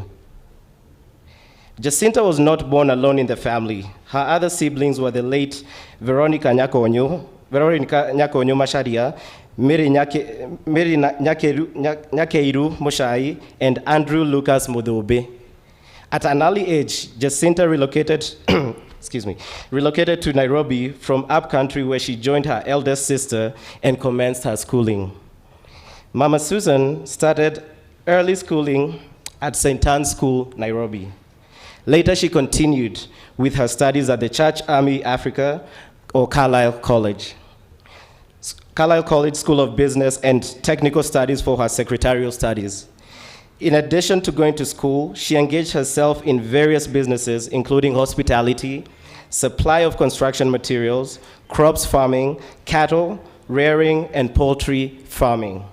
She assisted her elder sister and the husband in their various businesses and nurturing the young family. The late Jacinta Wanjiku Karugu progressed her career into the civil service, employed by the government of Kenya, serving at the police department, criminal investigations department offices in Nairobi until her transfer to the Kenya Police College, Kiganjo. As a civil servant, she followed the values and principles of public service and worked with integrity and professionalism until her retirement. Precious moments, union to her love, church, and faith. Nina Susan was a wonderful family lady, and we cannot express her love for her family in ink. In ink, words, and paper. Not only was she a wonderful wife, but also a wonderful mother, grandmother, and best friend to her husband, the late Michael Karugu, and the children. She married the love of her life, the late Michael Karugu, on 5th September 1970. After performing the requisite customary rites, their marriage was solemnized at St. Peter and Paul Catholic Church in Kariko Village. In Kariko Village, Shinga location, Odaya. Thereafter, family and friends were hosted to a sumptuous reception in Nyarifo at the family home. They were blessed with 5 children, John Wahome, Susan Wangoi, Jimmy Karugu, Dr. Caroline Wanjiru Karugu, and Timothy Minor Karugu. She was mother-in-law to Regina Wahome and Betty Mbua Shigo. The late Jacinta Wanjiku Karugu was baptized and confirmed at Our Lady of Visitation Catholic Church, Makadara. After relocating to Nyeri, she joined Nyeri Folk Catholic Church. Last moment. Nina Susan enjoyed good health all her life. However, on Tuesday, 18th January 2022, her health suddenly deteriorated. And while being taken to the Outspan Hospital in Nyeri, this remarkably strong woman left us to be with the Lord. Her legacy continues through her children, grandchildren, and great-grandchildren. Eternal rest grant her to her, O Lord, and let perpetual light shine upon her. May she rest in peace. Amen. Thank you. Asante sana Michael. Now I'll invite Mheshimiwa Kanini Kega take us through the tributes. Thank you so much. Tupigie kanisa makofi, led by Father Jigwa and the rest of the clergy. Thank you so much, Michael, for that tribute. We now go to another very short, brief session of tributes. And I beseech you to still, muketi pahali mumeketi. Kwa dakika kidogo sana, I want to start with a family friend, Mr. Gekonyo. Very brief, natumia maiki hii na mimi nasimama hapa. Mr. Gekonyo.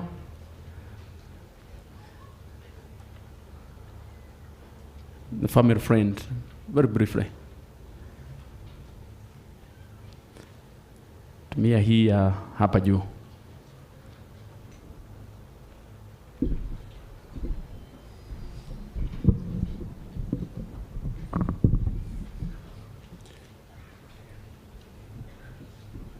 Father in charge, the Right Honorable, the Prime Minister, the governors present, the CS is present, all protocols observed. God is good. All the time. And all the time. Praise God. Amen. Like I have been called, my name is John Gekonyo. I have been said to be a friend, but I think I am not a friend.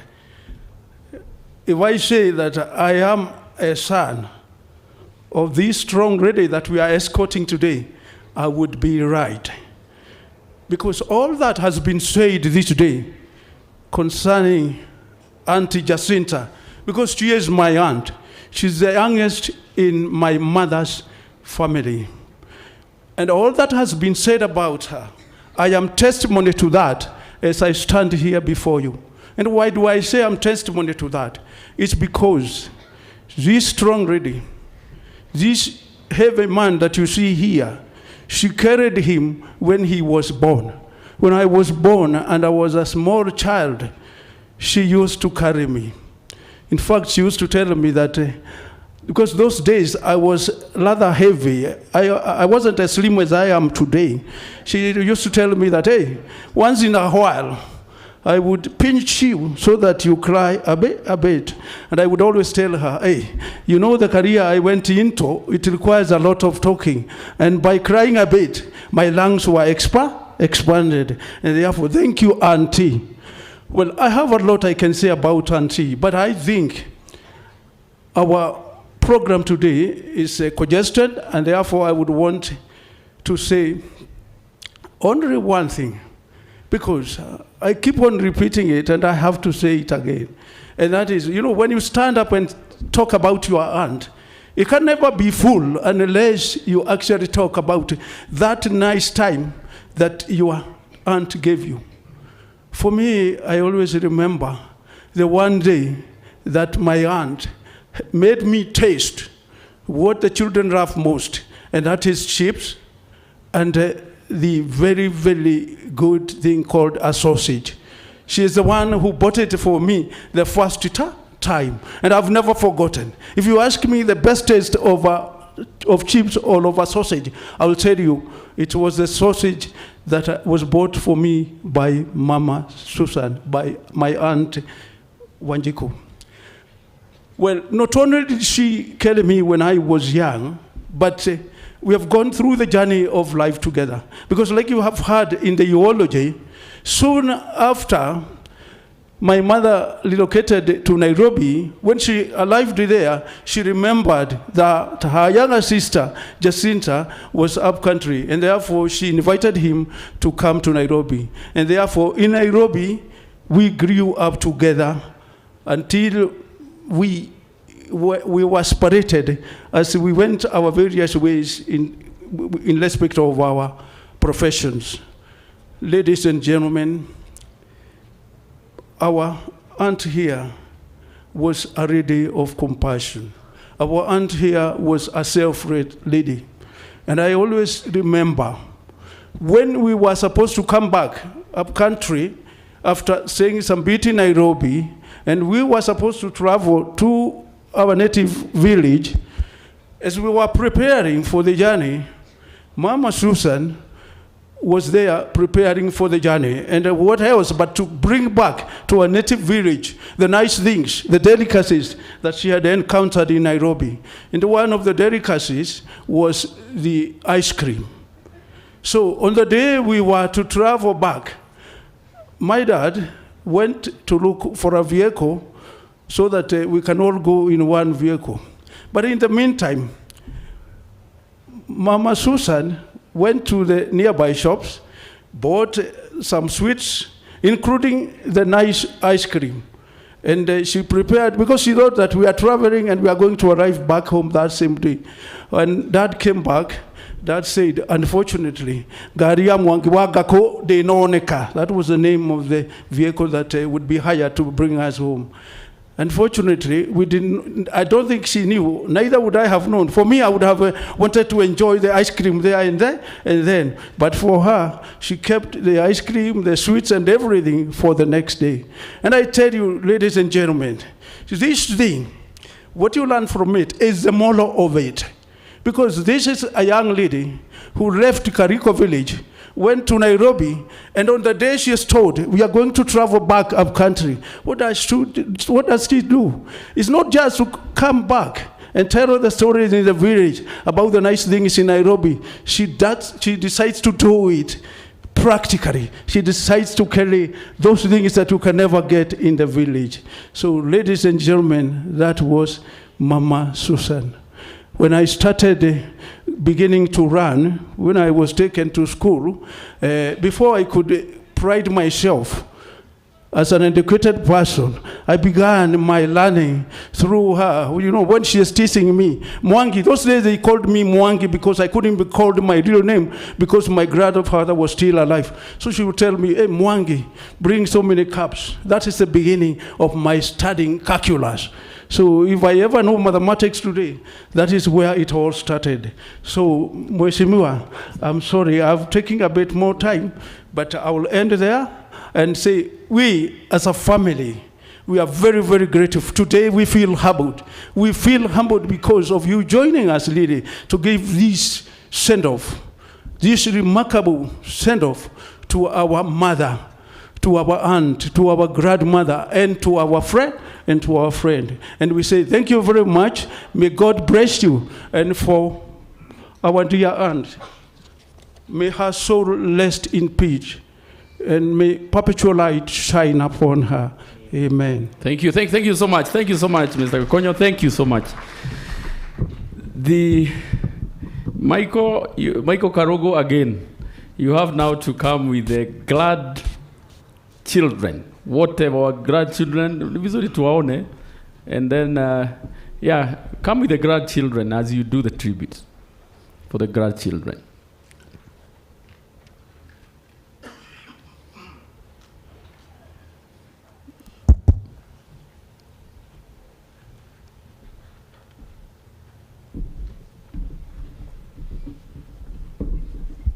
Hello again.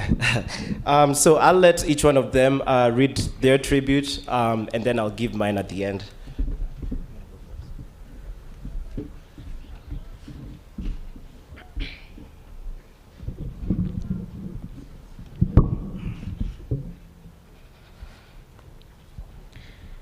This is to a woman whom I'm named after.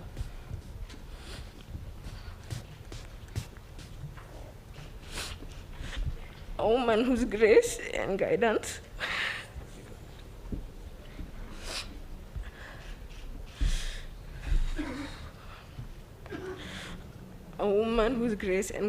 when she lived got me to where I am, and even in her death, the love and affection she gave me. She gave my cousin and I in surplus is enough stock to see us through this journey that is life.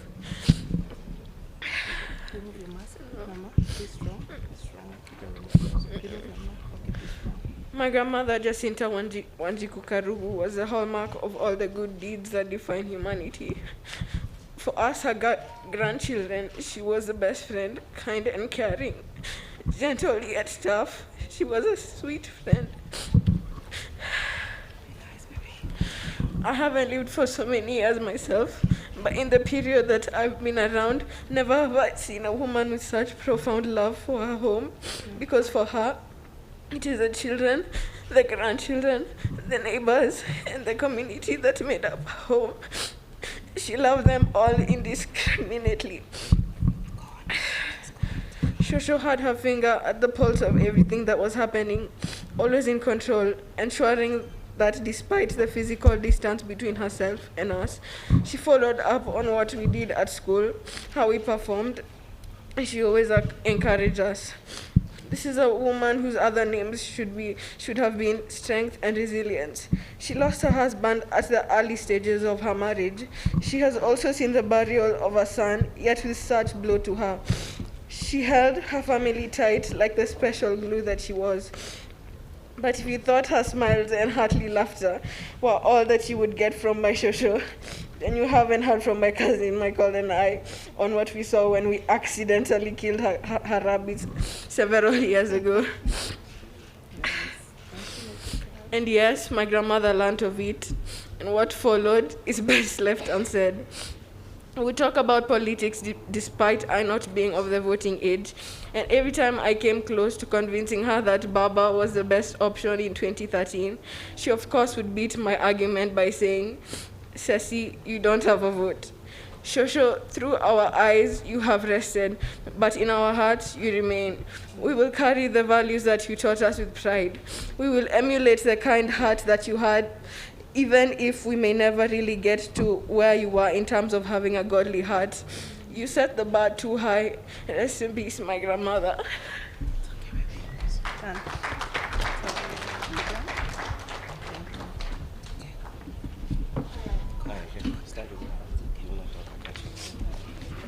I'll read the tribute of Nadia Karugu. If you look on the tributes page, she has there's a little sticker or poster right there. It's a note she wrote to Shosho. She says, "Dear Shosho, I miss you, but I'm glad for you to go to heaven. I will always love you all the time. Goodbye, Shosho.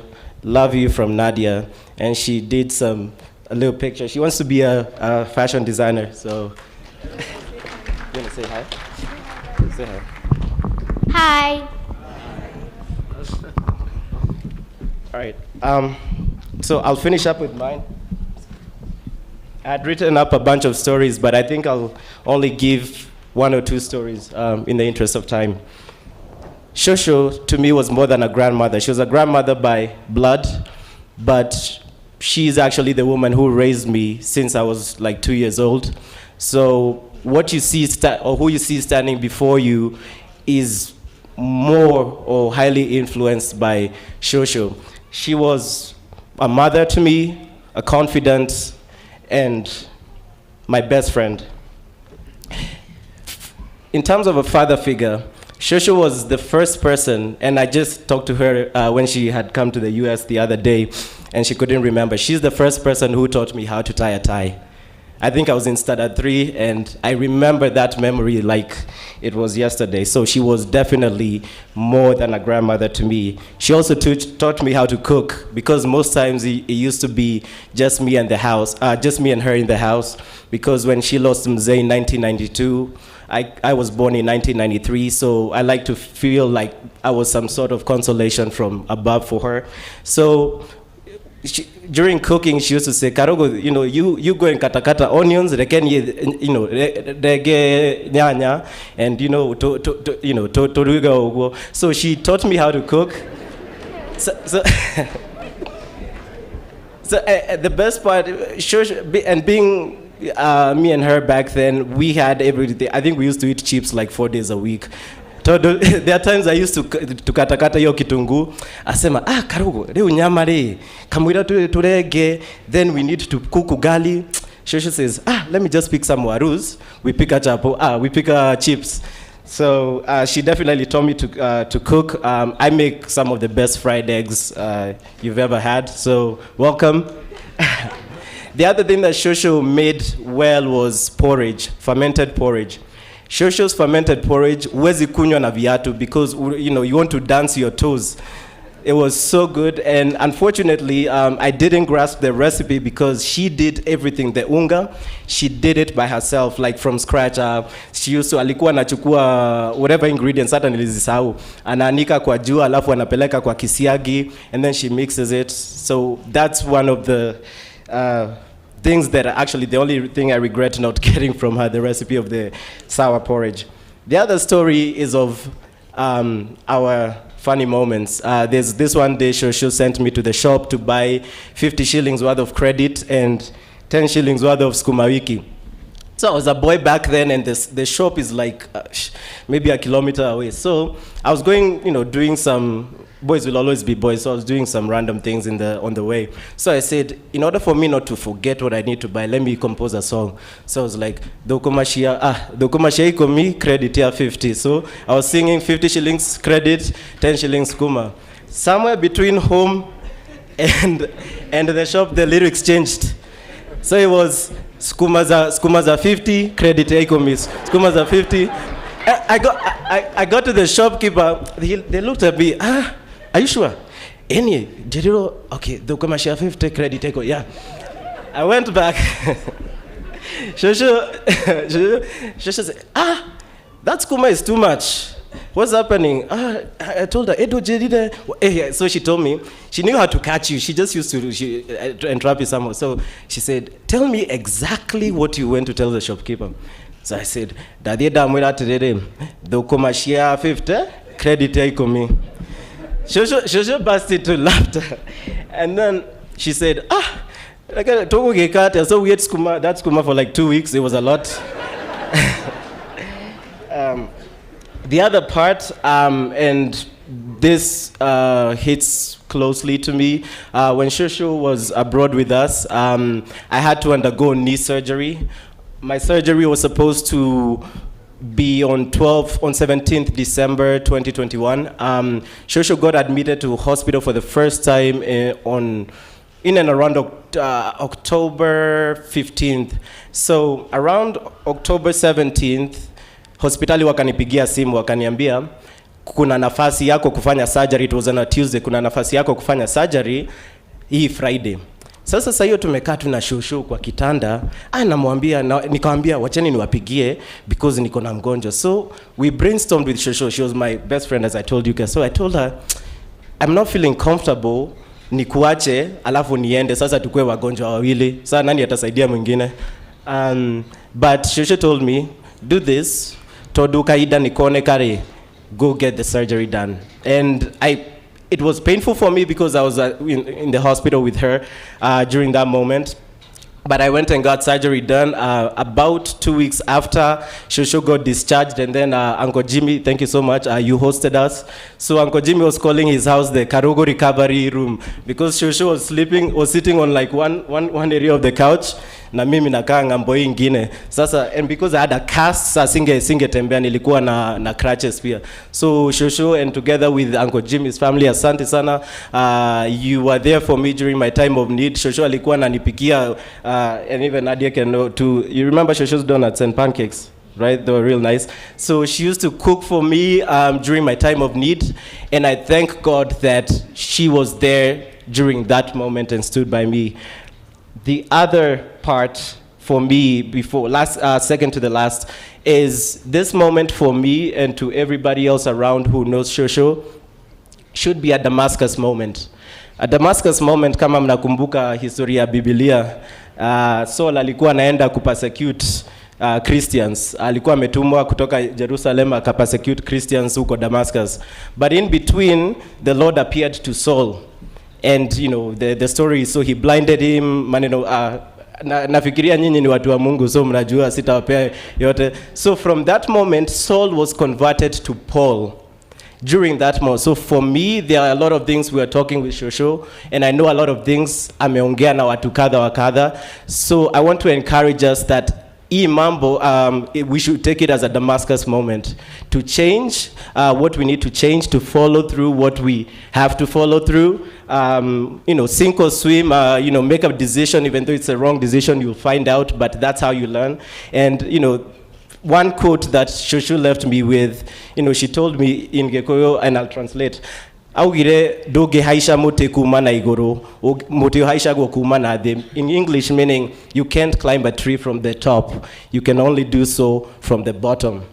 And lastly, and I know I want to say this because I know it's been streamed worldwide via YouTube. I want to give, other than the family and everybody who held on with us, I want to give a special thanks to 3 people in the USA. Number one, Nina Abogo, who's a close relative of ours. She was always following up on Shosho's health. She lived a bit far from where Shosho was living at Uncle Jimmy's home, but she drove, I think it was like 3 hours to and from, and she came to see Shosho a lot. So, you know, Abogo, hopefully, anyway, YouTube. So the second person I want to give special thanks to is Auntie Wagaki. So the second time that Shosho aliadmitiwa hospitali, we have another relative who lived close to the hospital. This lady,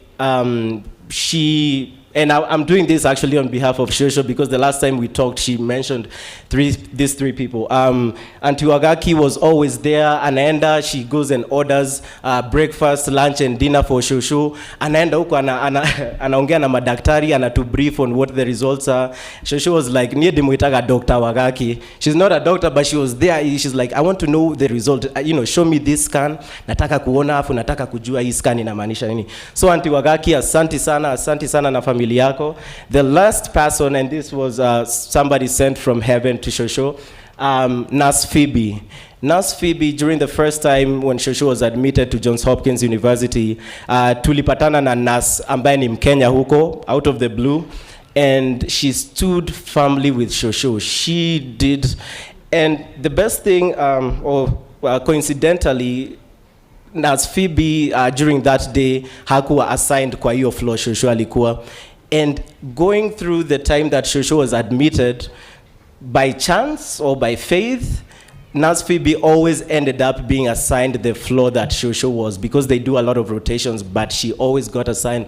And I told Nurse Phoebe this, Shosho, when we talked last, she said, you know, don't let go of Nurse Phoebe. You know, she had utmost thanks. And lastly, I want to thank kila mtu. If Shosho was here, she would be speechless. Seeing all of you guys up here, it makes us strong as a family. Unaona hata mimi nilikuwa nimesukuma kidogo, but kuona nyuso hizi zote, asanteni sana. We are in your debt. Yeah, that's it. Asante. Asante sana, Michael. And you're also exhibiting some traits of a politician. Very good. Thank you so much. Now I want to take this opportunity to invite Her Excellency Dr. Caroline Karugu on behalf of the children. Tumkaribishe kwa makofi. She has been very strong. Na akisoma tulisoma na yeye. So it means that hata mimi nilienda shule. I thank you. I thank you very much, my brother and the member of parliament for Kieni. Hiyo ni ukweli, tulisoma pamoja. Alikuwa kwa shule inaitwa Chinga Boys na mimi nilikuwa kwa shule inaitwa Chinga Girls. Between Chinga Boys and Girls there was only a dam. Sasa tulikuwa tunasema niko na boyfriend abroad na wao wanasema wako na girlfriend abroad. So let me take this chance really to thank all of you for finding time to be with us. I want to recognize the presence of the Right Honorable Prime Minister, and for avoidance of doubt, the 5th President of the Republic of Kenya, the Honorable Raila Amolo Odinga, who is not here as the Prime Minister, but a friend of my mother, a friend of our family. You have seen him in the books. He visited with my mother often. He's very known to my mother. So karibu sana Prime Minister, ujisikie ukiwa nyumbani. CSs, governors present. I want to start by recognizing and calling to the front my sisters, Betty and Regina, to come and say something. These are the two lovely ladies that are married to the Karugu's family. They are a little shy, so let's welcome them. Tuwapigie makofi ndio hiyo baridi wako naye na butterflies ziishe. Karibu Betty. Go first. Good afternoon. My name is Betty Njeri Mbuashugo. I'm married to Jimmy, Carol's brother. And actually, I want to read a tribute from Jimmy to his mom. There's nothing greater than a mom's love in this world. Mom, you did not have to prove anything to us, yet your love, resilience, and sheer willingness to see us do and be better has made me who I am today. So today, as I mourn you, I choose to celebrate your life. You gave us more than love, you gave us life. Your sense of humor was like no other, and we will miss your never-ending jokes. On behalf of my family, we thank you for always being there. Thank you for the advice, guidance, and support. We will keep your legacy alive and try to build on all you taught us with each conversation. Today may be a dull day on earth, but it's exceptionally bright where you are. We love you and we miss you. Nadia, Betty, and Jimmy. I would just like to say a few things about Mom. We spent the last 4 months together in the States, and we truly are grateful for that time. She was only supposed to spend 2 months with us, but you know, things happen, and I'm glad it did because God gave us more time with her. You know, a few times she was supposed to come back and, you know, COVID test delayed, all that kind of stuff. And I think it was a way of God giving us more time with her since we're in the States and we don't see her that often. So we're going to miss her, and we're going to celebrate her life and treasure all those moments we spent with her. Thank you. Thank you. Thank you very much. Betty, Regina, if you will.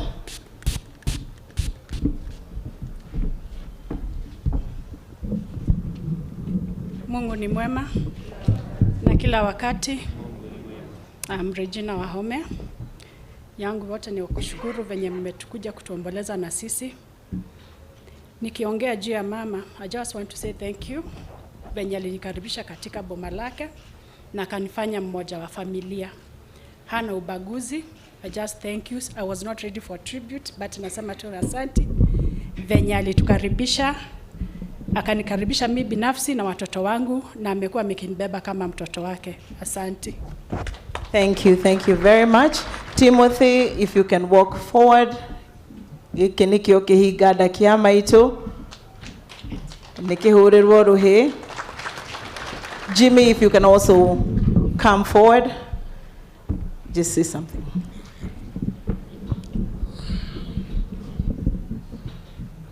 God is good, and all the time. Mine is not much, but to say that I guess I'm the one who has lived longest with Mom, because the rest of the people went and did their jobs, but My dad passed on when I was around 13 years old. So the man that you see standing before you has been raised by a woman, and all women ought to be proud of her. Wonderful. So Jimmy says he didn't want to speak. Maybe he wanted to sing a song. So Jimmy, please. No, I'm not very good at speaking or even singing. So I just wanted to thank everybody, asanteni sana, for the love, for the support. It's incredible the amount of people that I see. I hadn't looked back. We appreciate you. We see the love that you had for Mom. We are going to try and keep our legacy alive. Try and keep doing the things that she was doing. So thank you so much again, and we really do appreciate it. Thank you. Betty, finish. Okay, and I wanted to say one more thing to all our family, friends in the States for supporting us, for financially, through prayers. We really, really thank you and appreciate you.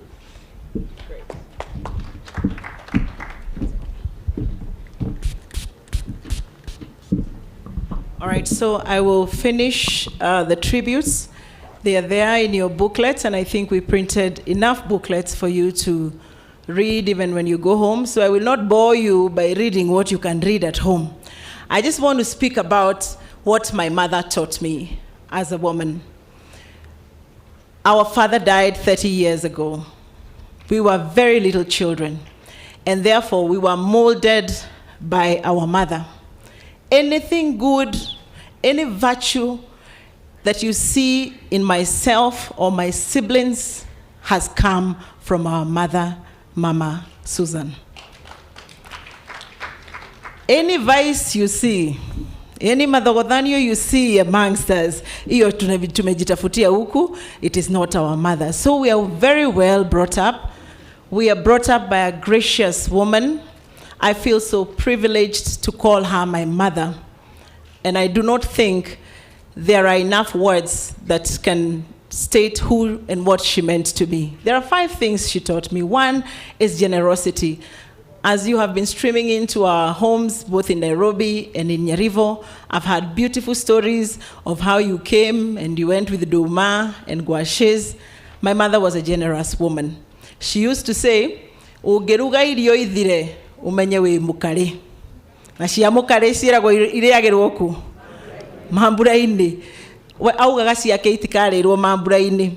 My mother was a generous woman. One thing she did when I became deputy governor of Nyeri is to make sure she has converted me to a peddler of waru, na boga. My boot is always full of those things. I know C.S. Betty is saying sometimes the warus don't get to the people they are supposed to be delivered to, but it is because you are so many of her children. Just about a week ago, she came with a whole whatever of bananas. She told me Nyina Wakori, which is Jenny, who spoke earlier. She talked about Shebesh, and she talked about governor. She said, "Irigorere unne oitere Nyina Wakori, oitere Shebesh, na oitere governor." Na governor ni damuogerera gikwa tondu ni wakuma Meru. So they still have the bananas. That was just about a week ago. And that really is who my mother was. She was very startled if you visited anybody without a kiondo, because she would wonder, wathie kwado urugamete atia kana ushureti aukaga gushuria handbag. So she was a generous woman. She said, whenever we have a party, have a big tent. Let there be empty seats, but let not the vice versa happen, that people are squeezing and there is no enough food. So that I have learned from my mother. The second one is being compassionate. I don't know if Raphael is here. Mudhurio gwetwo Rafaeli uria makire thibitari rugama baba tukuhurira rohi. Let us appreciate Raphael. Mudhurio cio mena mami na kamite yariho ya andu angi ni moigire itura ritu ria Nyarivo niri kwagirira ukori na thibitari. So the first thing they did was come together, and even before the government had put money, they contributed money to start the foundation of the first dispensary in where I come from, which is Nyarivo village.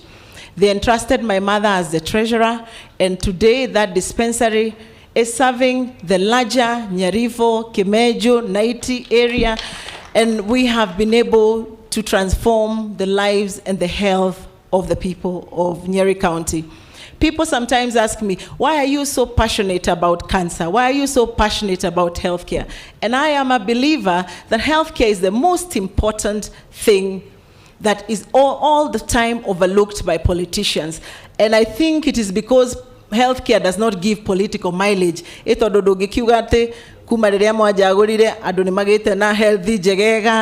not measurable. So a lot of politicians are able to ignore healthcare. My mother embraced healthcare, and she understood the importance of healthcare from especially a primary level, because the difference between a healthcare system that works and one that doesn't work is how strong the primary level is, meaning how strong your dispensaries and your health centers are. What kind of staff do you have there? What kind of commodities? So my mother was very passionate about that. She lost her husband to cancer, and I remember promising her that I will not fight people. When I get into politics, I will not fight men and women. I will fight bigger things like cancer. I have done a campaign, and you're all aware of it. Over 3 years, we've been able to screen about 200,000 people here in Nyeri County. It is work that my mother has always reminded me to commit myself. And she said, even when the frustrations come, even when you're put under fire, that is something you must do from your heart, because when people are screened, then we are able to save lives. And that compassion really comes from my mother. The other thing that my mother taught me is how to be bold and fearless. From since I was a little girl, I think you heard my story when I met President Moi, and everybody was so afraid because President Moi was to be feared anyway. And I mean, if the grown-ups feared him, how much more would a child fear him? But my mother told me, you go straight on, head on, ask him bold and fearless questions about what you think. So my mother taught me to be bold and fearless, but very respectful. So if there is any boldness that you see in me, or strength, that is drawn from my mother.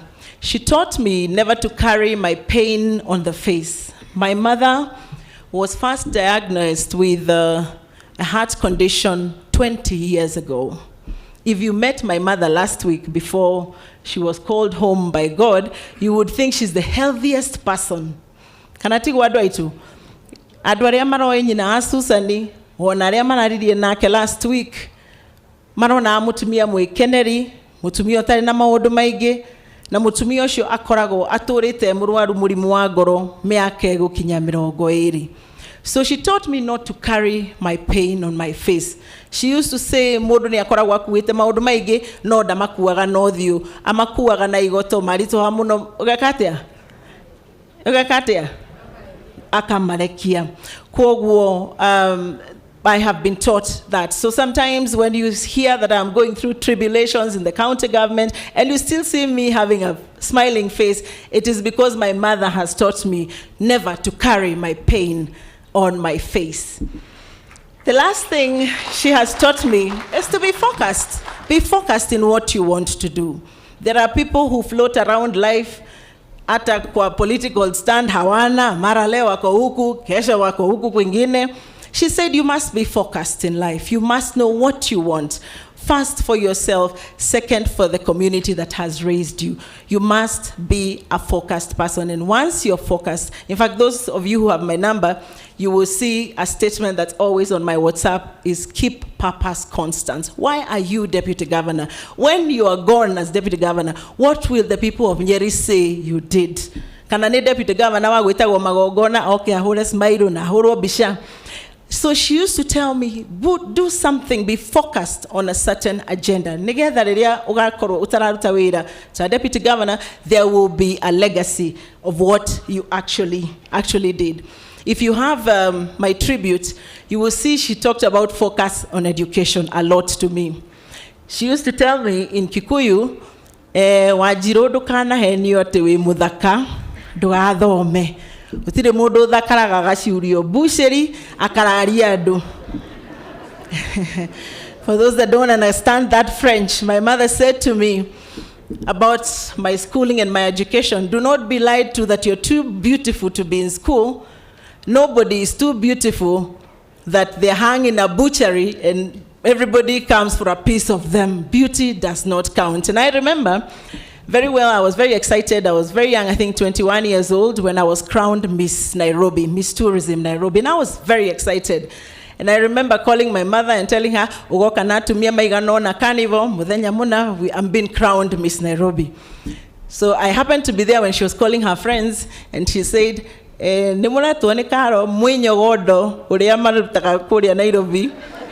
she called modeling Muinyogodo, not to demean it, but to show me that it was not about beauty.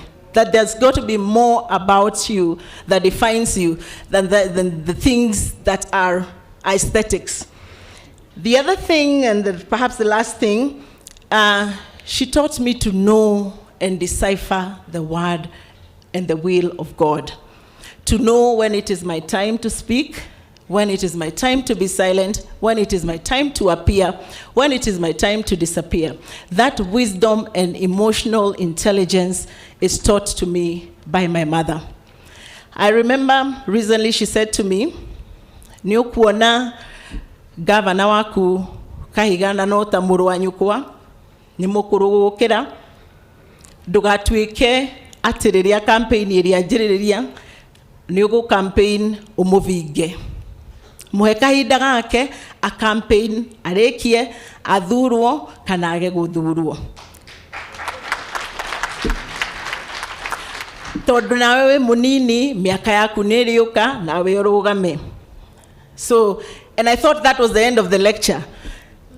She said to me, I said yes. Then she said, Ruto. She told me, call Ruto. Because I want the same message to reach Ruto. That it is not yet your turn. That was according to my mother. It is not yet your turn. It is the turn of Baba, because he has fought for this democracy that we enjoy. He has fought for this peace over the years. He has been consistent. Na todo Ruto nake ne munina nini ri onake ni erweterere miaka gitano kana 10 no agathu. Those are words of Mrs. Karugu. Those are not my words. I was told to give Governor Kahiga his time will come. And Ruto was told, give Baba his time will come. I had the Honorable Shebesh speaking about why Baba, and you will allow me, because first, my mother was not a politician, but she followed politics very well. Betty will tell you, when she was in the US at 3 a.m., every weekday, she would wake up and tell Betty, Jakeria TV or Jakeria YouTube, nidireda kumuramura gazeti na kamaua kang'ethe na githiji. Those are the people who do that thing, isn't it? The politics of Kenya. So she knew, and if you engaged her, she had a few thoughts about, the politics and where we think it should be headed. I want to say why Baba, in very few words. Nyeri, this county you are in, Baba, ranks highest in non-communicable diseases, like the disease that has taken Mom home. We rank highest countrywide. About last year, but one, His Excellency the President had brought us a wonderful, wonderful program which was called UHC. Nemuririkana UHC? Nemuririkana guoko iguru mundu raririkana UHC?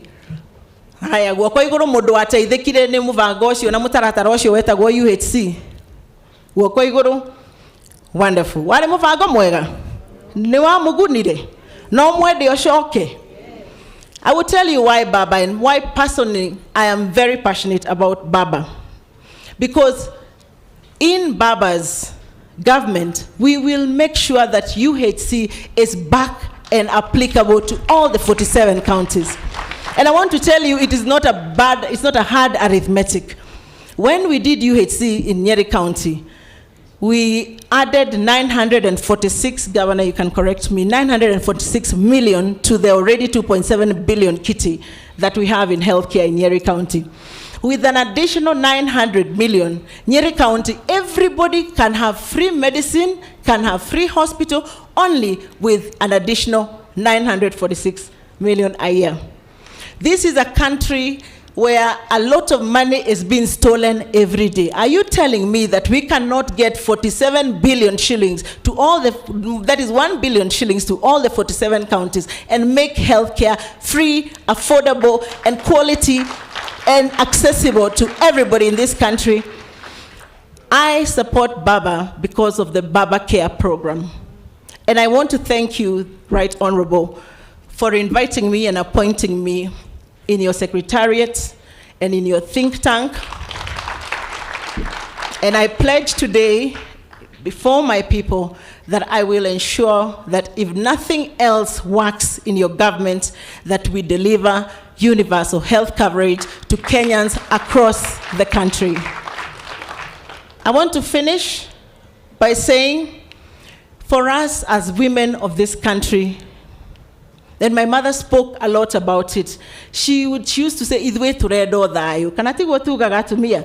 Idwe turedo thayo. Muthie murute oteti wanyu no idwe tureda thayo. All women of this country want is peace. Because out of peace, we can then spur economic activities. Someone asked me recently, "Tiga utwero horo wa thayo, ni thayo tukuria kana tuguikia ikumbi?" Na nidira mwira uriaga thayo na noguo wikagia ikumbi. And if you're in doubt, look at countries that are in war. Look at Ethiopia, look at Somalia. Where there is no peace, there is no meaningful development and no meaningful economic activity. And therefore, when we say we support Azimio la Umoja, it is because it's an umbrella that Baba has opened for all of us. Na wegawa Azimio ri, tutirerwa tuke tuigire ningi kiama kimwe tutwarirwo ta muharati ng'ombe irathi guthinjwo. Turerwo we ukana kiama giaku TND, we ukana kiama giaku Democratic Party, we ukana kiama giaku PNU. Come, let us reason together. That is what Baba is saying under Azimio la Umoja. Kwa hivyo mkisikia hiyo maneno ingine yoyote ni porojo. All we are trying to do with Azimio la Umoja is give everybody room and space. So peace is important for us, Baba, as women. And that is why tuliposikia madoadoa, we rose up that day early in the morning and we spoke against it as women of Mount Kenya. Because whenever there are fights in this country, whenever there is war, rĩrĩa mũiguaga andũ kũu rũgũrũ nĩ maigatwo, mũndũ ũrĩa wonaga akuĩte mũkondoro na mũtũngi na mwana akoragwo arĩ mũtumia. So when there is war, the women are the greatest victims. Mnapogongana nyinyi kama wanasiasa, especially nyinyi kama wanasiasa wanaume, sisi ndio tunaumia. So we want to ask and we want to call politicians to order. There's one thing our Archbishop likes to say. He calls it political sanctity, political hygiene. Atetoginya doga mehaha nume modogi nigetha mojigwe.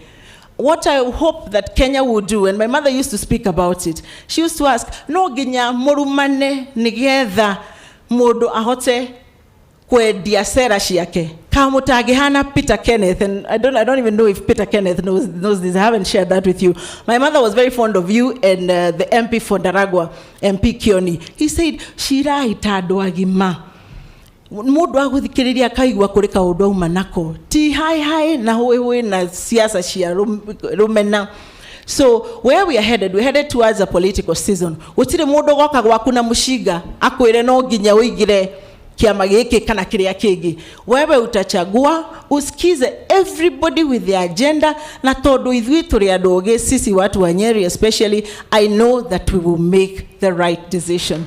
I want to end there, ladies and gentlemen, with giving very profound appreciations on behalf of our families. It might not be covered by the lady who is giving the vote of thanks, but there are people who have been very instrumental in Mom's journey, even in her health. I want to start by the church. From the Archbishop Anthony Muheria, who has visited Nyarivo twice even yesterday we were with him, he came to pray with us. The Catholic Church has been a strong pillar. Unbeknownst to all of you, these are the only people who knew about my mother's sickness all these years. I want to thank my brother, Father Kivoi, Father my son, Father Wanjiru, Father Karanja, Father Njigwa, for the many times I called you when mommy was sick. Gaure Rodimo, Gero, your mama is sick, and I am unable to pray. So I just used to do one message and forward it to all these fathers, and I would forward it also to about 3-4 sisters. I can see some here. And I would tell them, please pray for mommy. She's been taken into hospital. So on behalf of the Karugu's family, as the Catholic Church, please do accept our most heartfelt and unreserved appreciation for your prayers. Na nitoe mahoya manyu ni makoretwo makeiguo tondu tutire twaga hinya na mami arakuire ahorerete, and we are sure she's resting in peace. I want to single out Professor Anyang' Nyong'o. Professor Anyang' Nyong'o is a friend of my family and who has also worked with my mother. As you know, he was a former health minister and he understands the health space very well. And every time I have a distress call or I want a second doctor to check on my mommy, Professor has never hesitated to even call the doctor himself.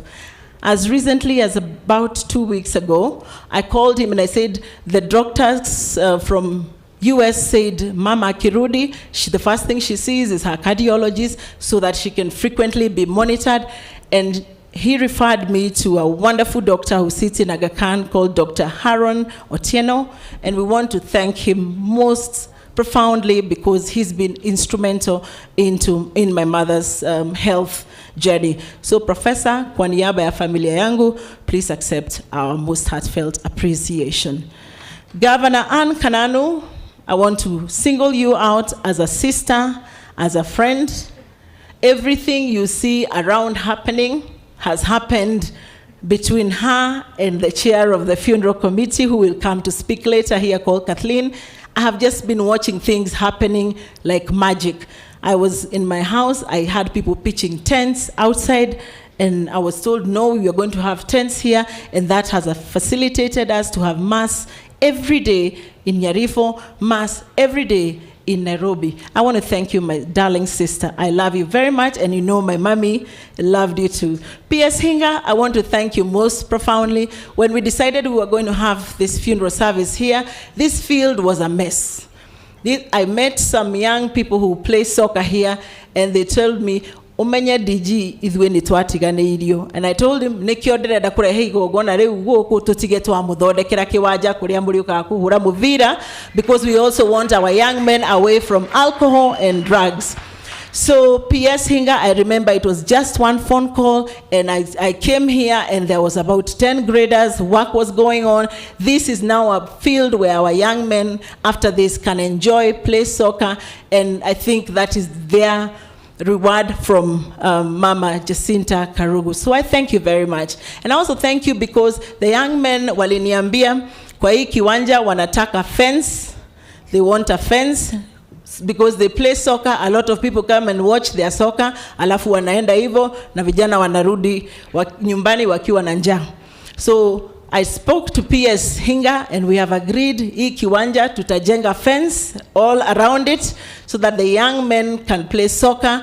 Na wewe ukikuja kuona soka unawacha 10 bob ama 20 bob ndio vijana wetu waondokee pombe, and they're able also to have a lucrative sporty life in this field. That is the reward from our family to this community that has been so generous to give us the space. I want to end there and thank all of you. I have taken more time than possible.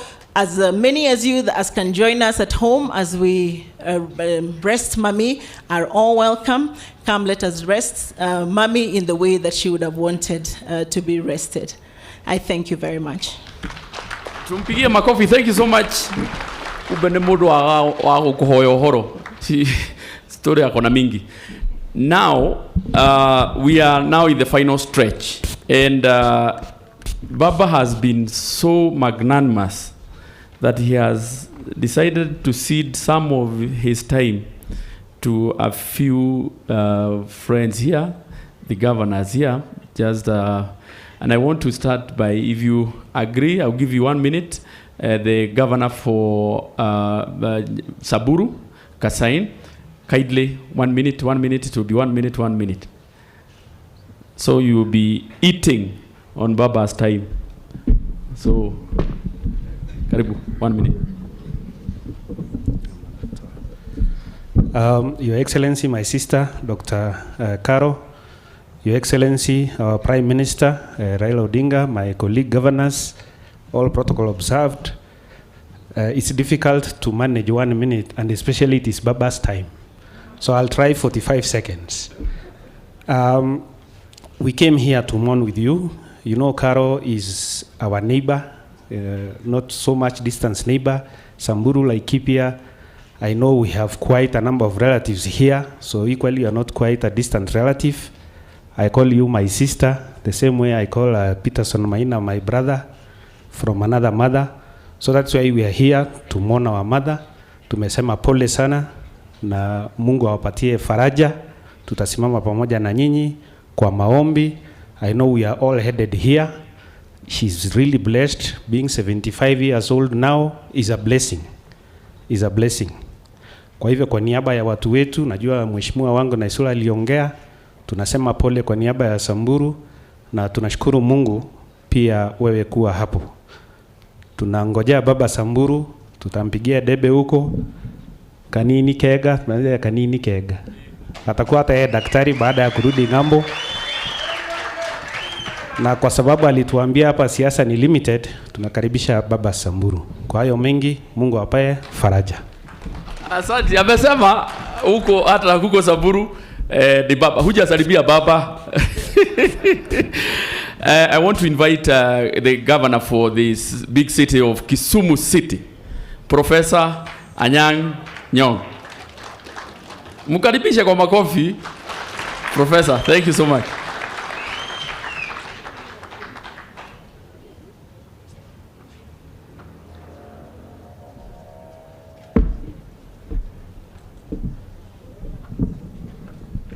The Holy Catholic Church, the family of the late Mama, Jacinta Wanjiku Karugu, the Right Honorable Prime Minister, waheshimiwa ambao wako hapa na viongozi wote na wananchi watukufu. Bwana Yesu asifiwe. I will be very brief. But first, I want to say that the lady who is leaving us today was a good friend of mine. I knew Caroline for a much longer time, but I got to know her the last 4 years or so. It's a very interesting incident. One day I was coming from Turkana, coming from Richard Leakey's archaeological site. We had gone there in the morning, stayed the whole day, and we're coming back in the afternoon. The next day I was supposed to come to Nyeri for Universal Healthcare Conference. And Caroline and I were members of one team. She was representing the county of Nyeri. So I told the pilot, please be quick, take me to Wilson Airport because my car is waiting for me there. I want to drive to Nyeri. The lady looked at me and said, where do you come from? I said, I come from Kisumu. You mean you don't know Kenya? I said, I know Kenya. What happens is that if you're going to fly from Turkana to Wilson, we can stop in Nyeri, drop you there. You don't need to hurry. We'll drop you, and then your car can come later. Then I asked her, is there an airport, an airstrip in Nyeri? She said, yeah. The one at the golf course was closed, but there's a new one. And she looked at her books and saw there's an airstrip called Nyaribo. So we came. I called Caroline. I said, look, we are coming to Nyeri. Please, can you meet us at Nyaribo so that you can find a hotel for us I can go to? So she said, oh, we are waiting for you. So when I came to Nyaribo, she was there with the friends and so on, and she said, let's walk home. And her home was 10 minutes from Nyaribo. When I arrived there, Mama was fellowshipping with some women of the church. She hugged me, welcomed me, took me to the house, introduced me to these women. We started talking. She knew more about me than I knew about her because she is actually a politician. She has to appeal to politics to talk. She asked me about my family background. I told me I was an Anglican. My father was a canon of the Anglican church. Then we went into religion. I had to stay there until evening. Of course, Caroline, as usual, called friends, teachers, I don't know who. They were in the compound. We started drinking and then waiting for dinner. By 10 o'clock, we're still there. Then I stood up to go to a washroom, and she told me, no, we have a new bathroom in the garage. Go there and help yourself. Unfortunately, when I was going to this bathroom, there were some slabs, and I missed one slab. And I fell down and broke my shoulder bones very badly. So rather than go back and have dinner, I was rushed to Outspan Hospital. You see what we share in common? The ties that bind. That same Outspan Hospital where I went for my shoulder to be addressed is the same hospital where Mama passed on. Wind the clock forward. From then on, 4 years ago, we have continued to talk on the phone. If you could call me, how is the shoulder? Come back. And the shoulder is now okay, Mama, don't worry. Oh, please come back, I want to check. It's okay. Until very recently, when she had to go to the US, and I called and she told me she was going to the US. Caroline also told me. So I was very concerned. But she explained what was happening. And she told me, when I get there, please call me. And I did call. Unfortunately, when I called, she had gone to the hospital, and I talked to one of these family members. Now, losing a mother, Caroline, is not easy. Prime Minister lost his mother when he was in detention. He never even saw the burial of his mother. I lost my mother about 3 years ago, and I've never really recovered, because when I remember how my mother brought me up, I always had nostalgia for Mom. Now, Caroline, what you say here, I just want to refer to it in your eulogy. When Dad went to be with the Lord, I was a 13-year-old sitting my national exams. That Mom was one of the biggest memories I have of you. How you protected me as a young girl. How you protected me as a young girl. When one of your eldest mom was talking here, at the end of it, she made some gestures to the Prime Minister. PM, you remember? I don't know what she said. Maybe, what was she saying? Yeah, but also, she was saying the same thing. Protect my young girl. I'm a civil. The other ladies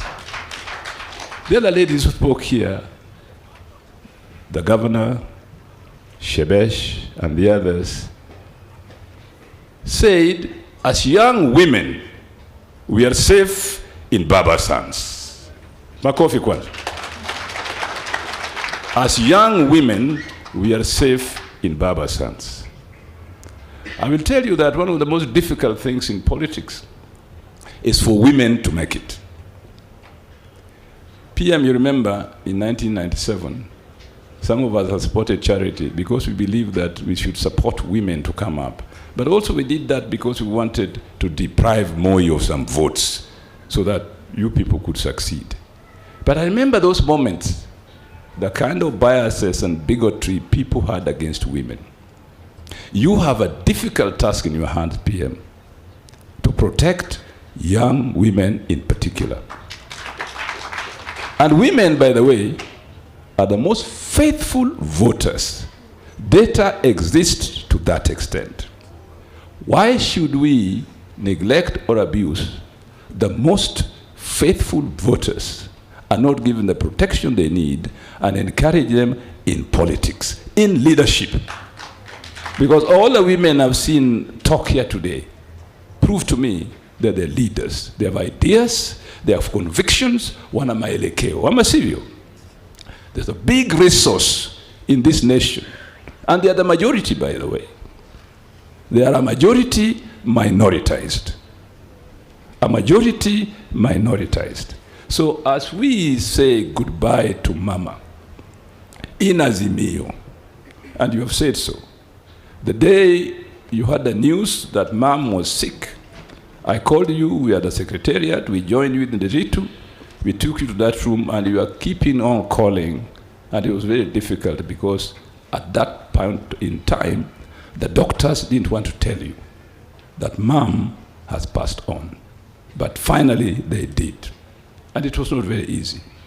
We tried as much as possible to protect you.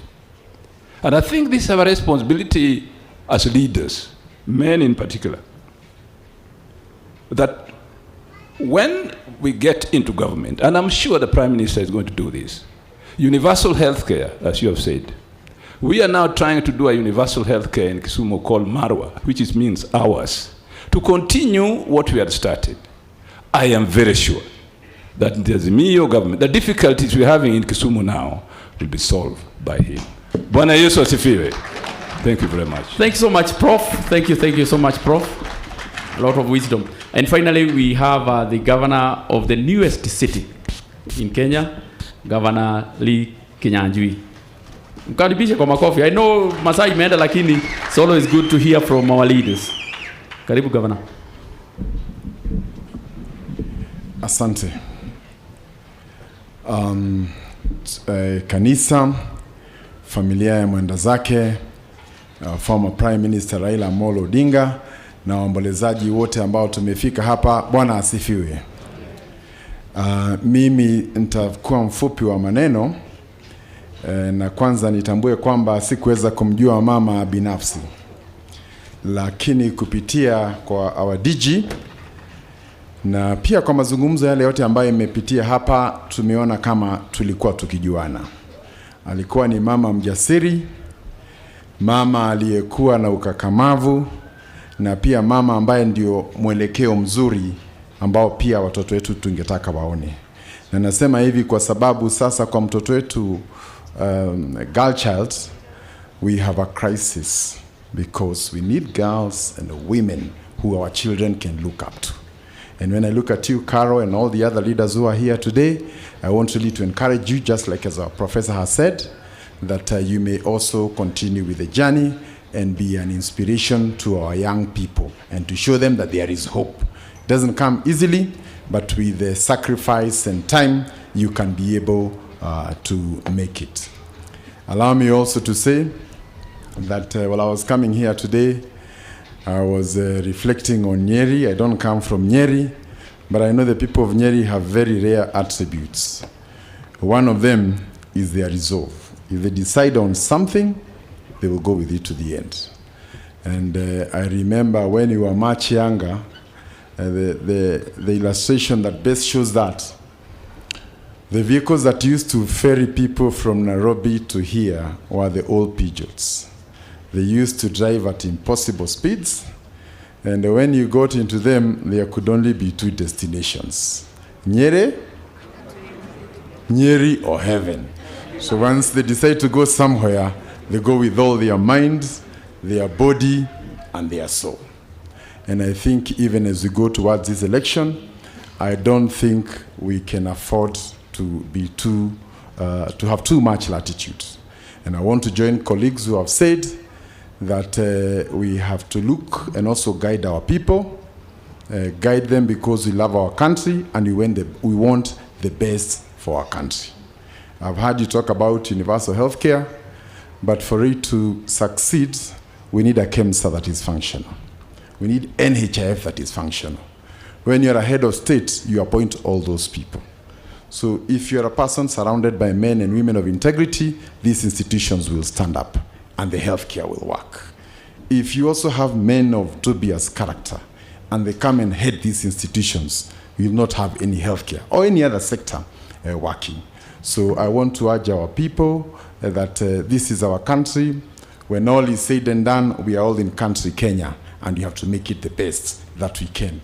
And lastly, for the people of Nyeri, I am aware that sometimes in your moments, mugaga inyo moria Nyeri na mutiaka goke. Mutiaka goke. Hedeo yothe ithu tukoretwo na mwaka wa 2013 na 2017 arĩa othe tũciraga nao mokaga tũgaikara thĩ mũthenya magatwĩra ũrĩa mekwenda na ithuĩ tũkamera ũrĩa tũkwenda tũkagayana o mũndũ agathiĩ oĩ kĩrĩa athiĩ nakĩo. No rĩu kũrĩ angĩ marenda mathiũrũrũke gũkũ moke thoko-inĩ marĩria na kĩitũ, no twaingĩra kũrĩa tũgathiaga kũria kana nĩ kwarĩ na kĩrĩkanĩro na tũkeragwo hatirĩ. Koguo tũkuga andũ aitũ harĩa marĩ gwĩcio na ithuĩ nĩ wega tũmenye atĩ tũtihakagwo kĩ na mũmenye maũndũ ma thirikari nĩ manene. Ona your certificate, your birth certificate, your passport, your everything ciothe nĩ cia thirikari. Koguo thirikari ĩngiuga nĩ kũnyamaria andũ no imanyamarie. Na ndio kwa sababu hiyo tunasema we want a government that will be responsible, support farming, support agriculture, support health, and for us to be able to achieve that, we have looked at Baba and we think he has those credentials. Thank you very much, and may God bless you. Thank you so much, Governor. I can also confirm that Baba has those credentials. I have no doubt because I have worked with him. You know, we started the journey with you here, with Baba here. Na kiatu naona ndio ile tu ile ulipatiwa hapa kwa soko, and for sure Baba, you have climbed the mountain. There's no doubt about it, and I have no doubt in my mind. I have no doubt in my mind that you'll be the 5th. I have never given you my vote, but on the 9th of August this year, I will lead my people hapa, hawa watu wa Nyeri, watu wa Kieni hawa wote, I will lead them to come and vote for you because I know that you transform this country. I want now to take this opportunity to invite my good friend Waziri wa ICT. He is also wa hapa, ni kura yangu pia hapa, and I know hata kura yako utapatia Baba. Waziri Musheru, tumkaribishe kwa makofi. One, he is here also having been sent by none other than His Excellency the President, na tunataka mkienda na Baba mkirudi kule soko mtaambia boss soko imeisha, imebaki kitu kidogo tu, kuja afungue stesheni ya Mugithi. Station ya Mugithi iko hapa imeisha. And also tell him that the Narumoro Hospital, which of course has been done by the World Bank together with the county government of Nyeri, already vitu za kuweka kule ndani zinabaki kidogo, hospitali ifunguliwe. So tell him together with Baba that we appreciate him na tunamiss akuje. Karibu sana waziri. Thank you very much, Kanini Kega, my MP, Kanisa, the family of Mama Susan, the Right Honorable Prime Minister, all distinguished guests. Let me start with the family, that I'm bringing my and my family's condolences to you. Some people are probably wondering how I know you, and actually we are more with Karo neighbors. I was trying to buy some land, and I was told she's the neighbor, and I was trying to see if I could convince her. But actually, we've grown a very good friendship, and we've continued to be friends. Let me also add that my colleague, CS Fred Matiang'i, really wanted to be here, and he was unable to make it. There is some national duty that is going on, which is the same one. CS of Corona, CS Mutahi Kagwe, is also attending. And he did say that Anne Mutahi, his wife, is here. I don't know where she's seated. I may have seen her. She was here, yes. So she came here to also represent him. And of course, Senator Maina is not well today, so he was not able to make it. And many others. But I will say that I knew Mama Susan. And the last time we spoke, we were together. We spent a lot of time discussing why we're wearing masks. But I feel that it has been too soon. There are things that she asked, the president came here, we promised many things, but are these things really going to happen? She was able to see the market, a market that was not there. She has seen the train. And more importantly, as a family, you brought her even through the airport because flights are here. But we know it's too soon because she hasn't seen the dual carriageway. I was with the Hungarian president. I was his escort of honor, And the cancer hospital at Dedan Kimathi is also on the way. So there are many things that are happening, that are coming, and I don't want to take a lot of time, but I want to say the song that the church and choir were singing, Mungu ni mchungaji wangu, is something that is very real to me. I am here going to invite His Excellency Baba to actually speak. And then I'm reading His Excellency the President's speech. Na mimi nimetoka Kamadura.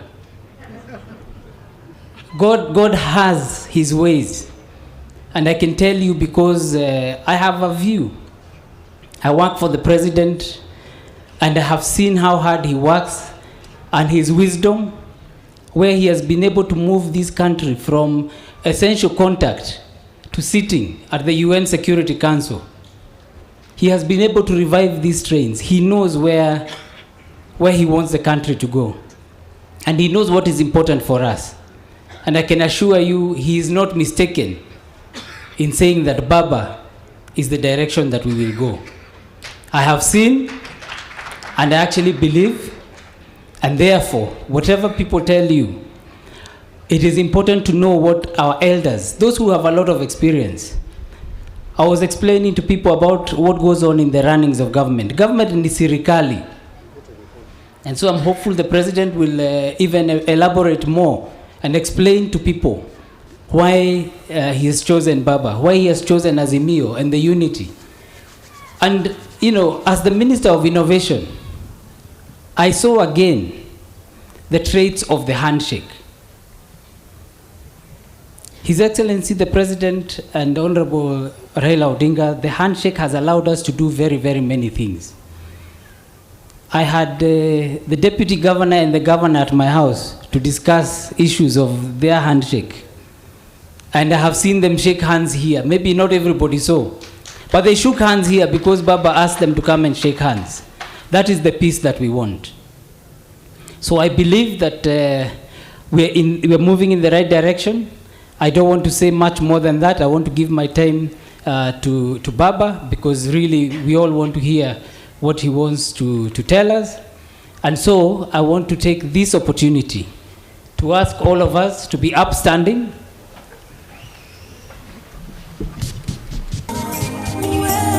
Yes, there is a song that is going to welcome His Excellency, the fifth, Raila Amolo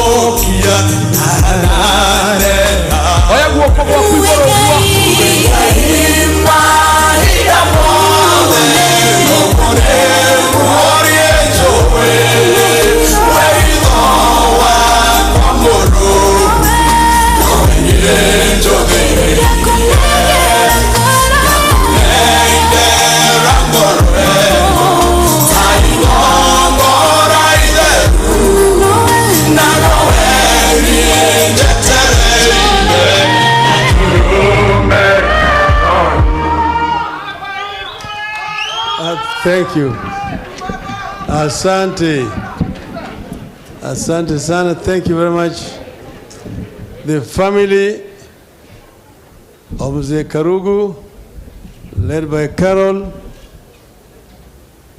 the clergy, waombolezaji wote ambao wamefika hapa. Amjambo. Ngaini mwega. Ende shiodhi. Asanteni sana.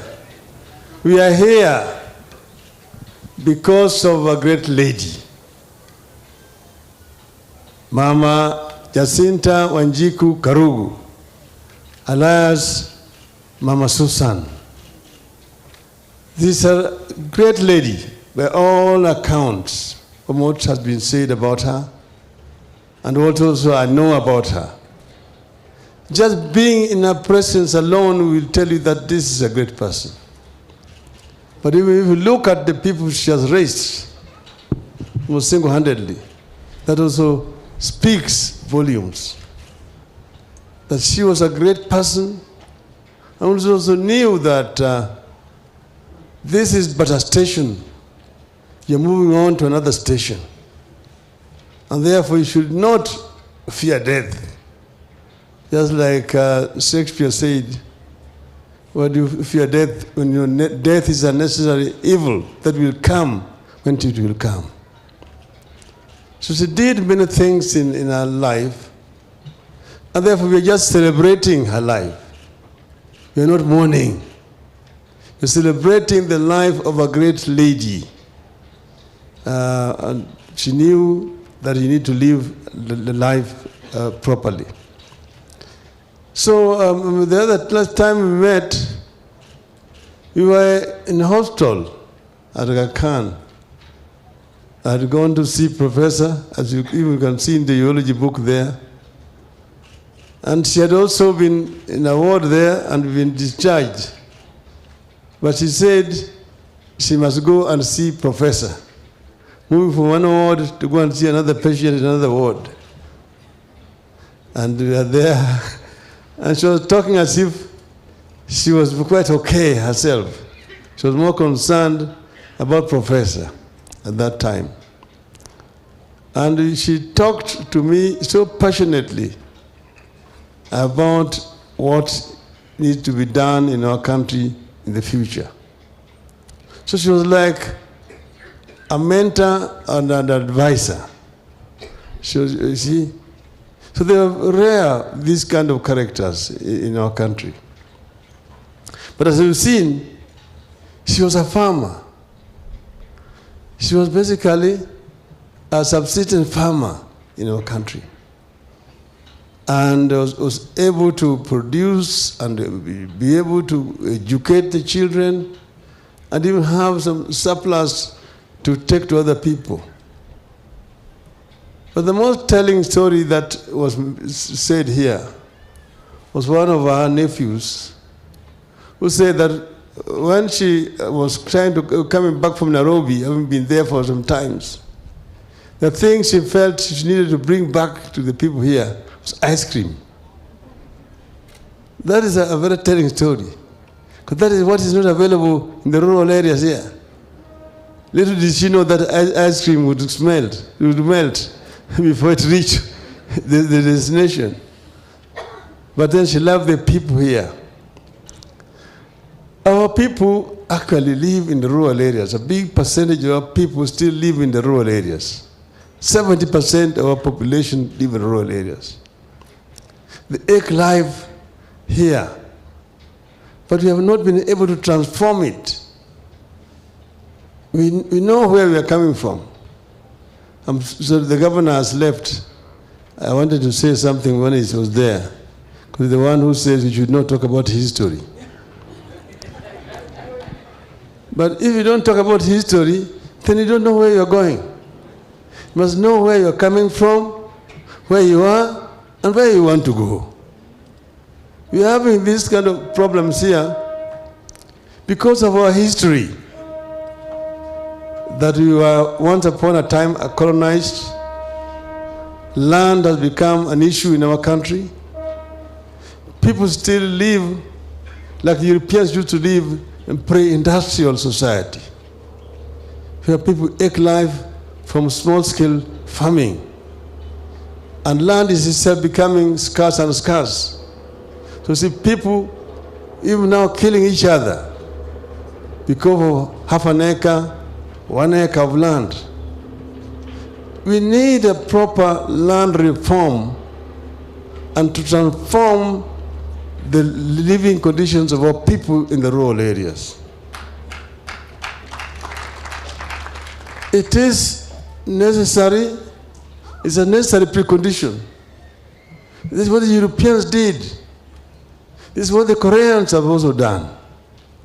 Consolidate land so that you can be able to farm that land more commercially.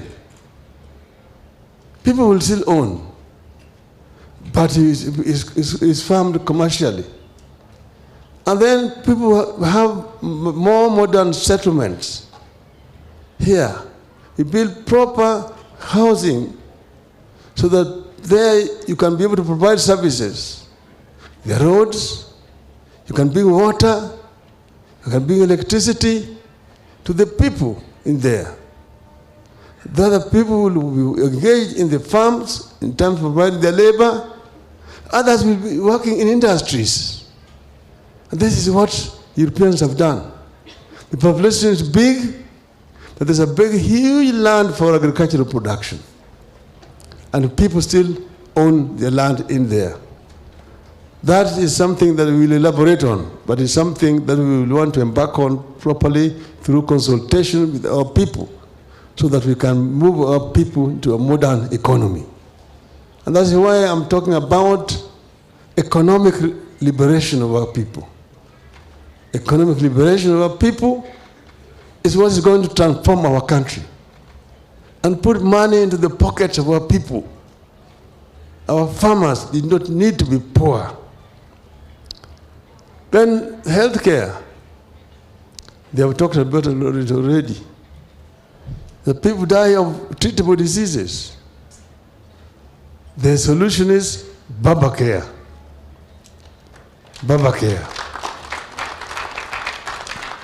And that will make it possible to each and every Kenyan when they are sick to access proper medical attention through Baba Care.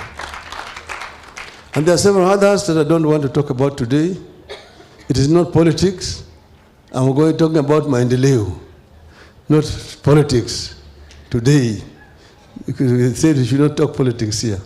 We will not talk politics today. But we are going to be able to transform our country because we remember where we come from.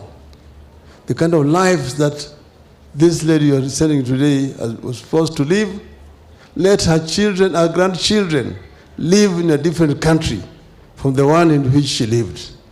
Let them live in a much more modern society. And we can do it, and we will be able to do it. So here, I'm bringing to you the greetings from President Uhuru Kenyatta. Aliniambia nikifika Nyeri, nilete salamu zake. Na mimi nilisema mimi sitaki kuja na Uhuru namna hii. Mimi sio project ya mtu. Raila Odinga cannot be a project. Raila Odinga is a Raila Odinga. Na mimi nilisema Raila hawezi kupanda milima. Nimepanda. Simepanda. Nitafika mpaka kule kilele kule Lenana Peak, nitafika huko. Because this is Kenya. Siku hizi mimi nahubiri mambo ya azimio la umoja. Azimio la umoja. And this is a declaration of unity. And it's even in the Bible.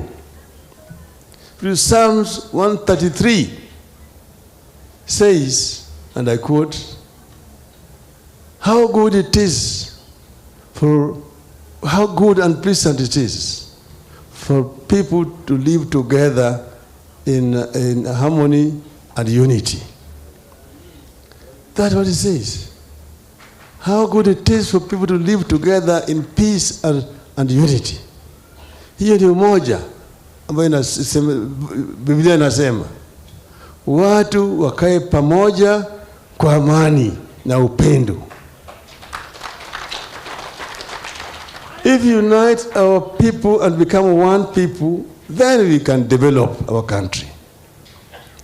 This is unity where there's no any form of discrimination on the basis of race, tribe, ethnicity, gender, age, or people with disability. This is the kind of thing that we want in our country.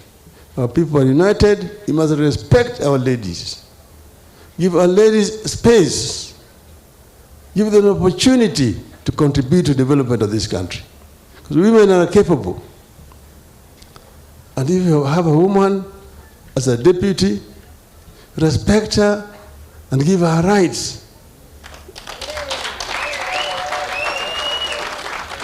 She should not be having a deputy governor and she's working and you're not paying her any salary. That she has to go to court. Shame. Shame on you. I wanted to say this when the governor was here, but anyway, he had agreed that he has now asked for forgiveness and that he's going to do what he's supposed to be doing. But that should not be an excuse. Say, don't disrespect our women. Our women must be treated with the respect that they deserve. They are equal citizens of our country. They pay taxes like everybody else, and they have the ability to perform just like men. I thank you. Bwana Waziri, karibu. Thank you very much. May my mama rest in eternal peace.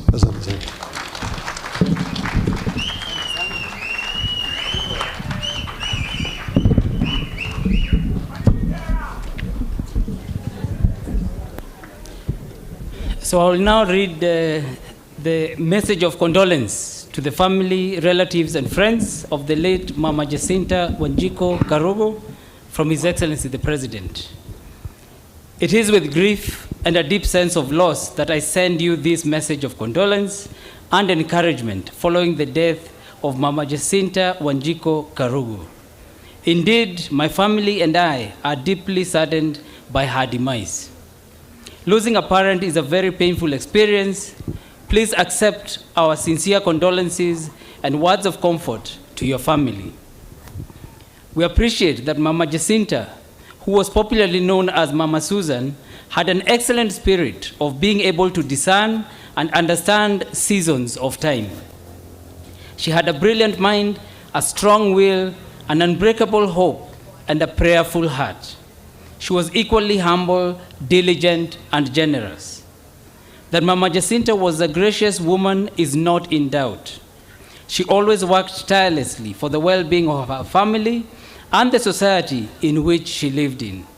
She strove to build strong bonds of friendship, which ensured harmony and peace in her community.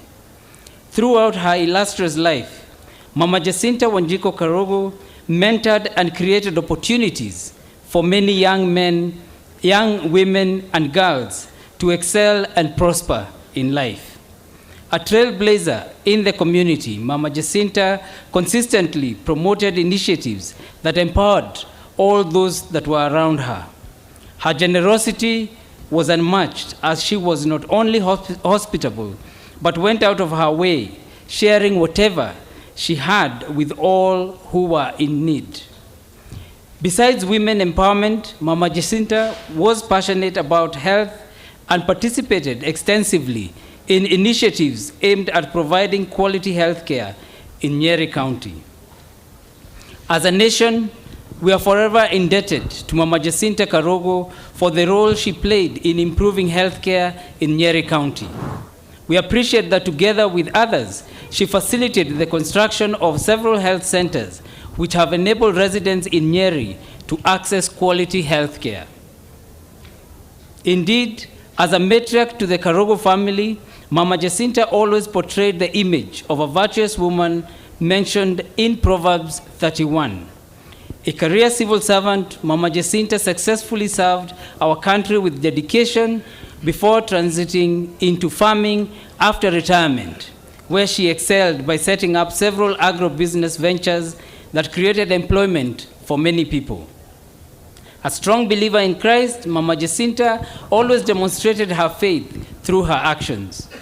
She will be remembered for the role she played in church, especially giving words of encouragement to those who faced serious life challenges.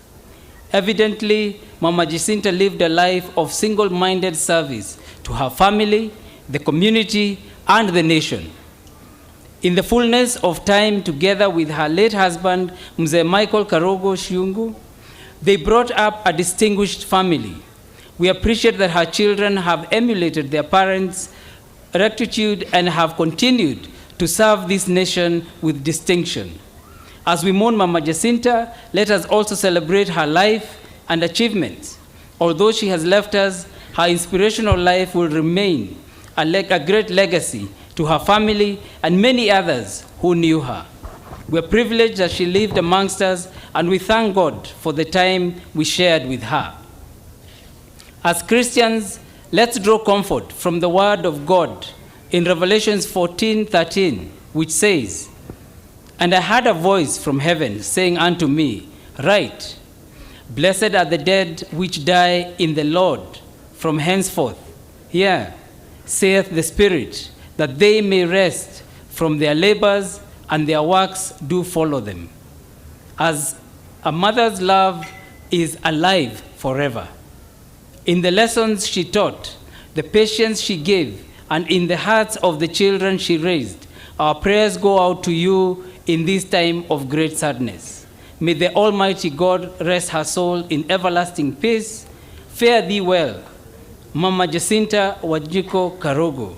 Signed, His Excellency Uhuru Kenyatta, CGH, President of the Republic of Kenya. Asante. Asante sana Waziri, thank you so much. And finally, we want to have a vote of thanks, and it will be moved by none other than Honorable.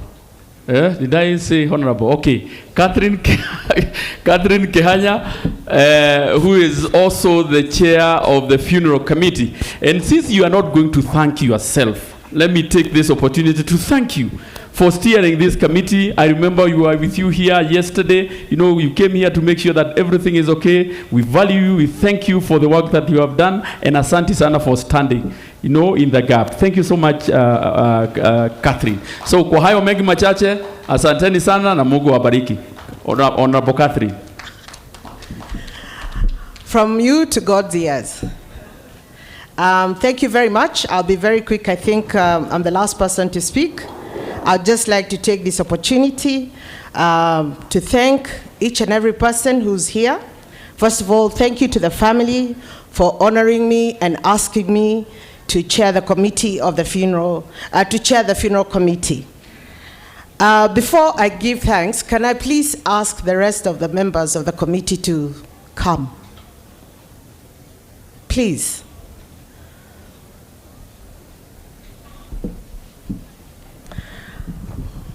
I want you to see the strength of the women who are behind this committee, the success of today,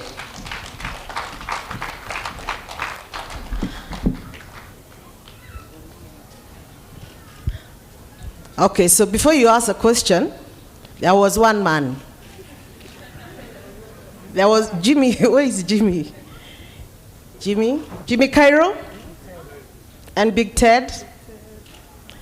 So these are the women who made it happen. And of course, you know Governor Kananu, CS Betty, Minor. Most of the time in the evening, you know, I was being reprimanded. I also doubled up as an MC because I kept forgetting to acknowledge really who they are, because we are all sisters. Rachel Shebesh, special thanks to Rachel, because when Mom passed on, it is Rachel who brought the deputy governor to Nyeri and has been with her since then. So they're the ones who brought Mom to Lee with Rachel Shebesh, and I just want to give you special thanks for that.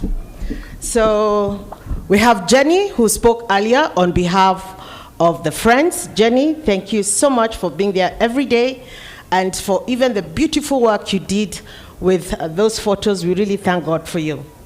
And then we have the most efficient PA and good friend to Carol that I have ever met. This lovely young girl, Noni, don't be cheated by her size. Noni, thank you so much. And then we have Jackie. Jackie was our secretary. We had our treasurer, Mother Warevi. I don't know where she is. Oh, she's gone to the house. So this is a team, Jimmy and Big Ted. I was, and Toshi Gitonga. So these are the guys who are at the back of everything, making sure everything happens. So this is Jimmy, Gitonga, and Big Ted. So let's just give them a clap for the good work. Thank you very much. And thank you for allowing me to chair this committee. So very quickly, I would like to thank the Almighty God for giving us Mom for those 77 years. There was beautiful years, even from what we have heard from everybody. We thank Him for giving her a purposeful life as a great woman of substance who has finished this race strong, a woman so strong. We thank the Lord for His faithfulness and grace that has carried the family through this very difficult time. Indeed, the Lord's grace has been sufficient. I would never forget to thank the church. I know Carol has thanked you. And I will say again, under the leadership of the Catholic Church, of the Archbishop, Bishop Anthony Muheria, we were here last Sunday, and he came to condole with the family. We were here yesterday. He also came again to condole the family and meet the family that had just come from the States. We really thank him for just his love for this family and just spending the time. And I would also like to just thank all the celebrants who are here today, led by the main celebrant, Father Jigwa, who we have been working with and who we have tirelessly worked with to make this day a very good success. And all the other priests who are here, I can also see, please allow me to recognize Father Karanja. Not that he's more important than anybody else, but Father Karanja was leading services for us in Nairobi, and he's here with us today. So thank you very much. We had services every single day here in Nyaribo and in Nairobi, and all the fathers, as Governor Carol thanked them, they were so committed, and we had services every single day. As you all know, Mom was a very staunch Catholic, and truly you have honored her. And thank you so much, because today you have given her a befitting send-off.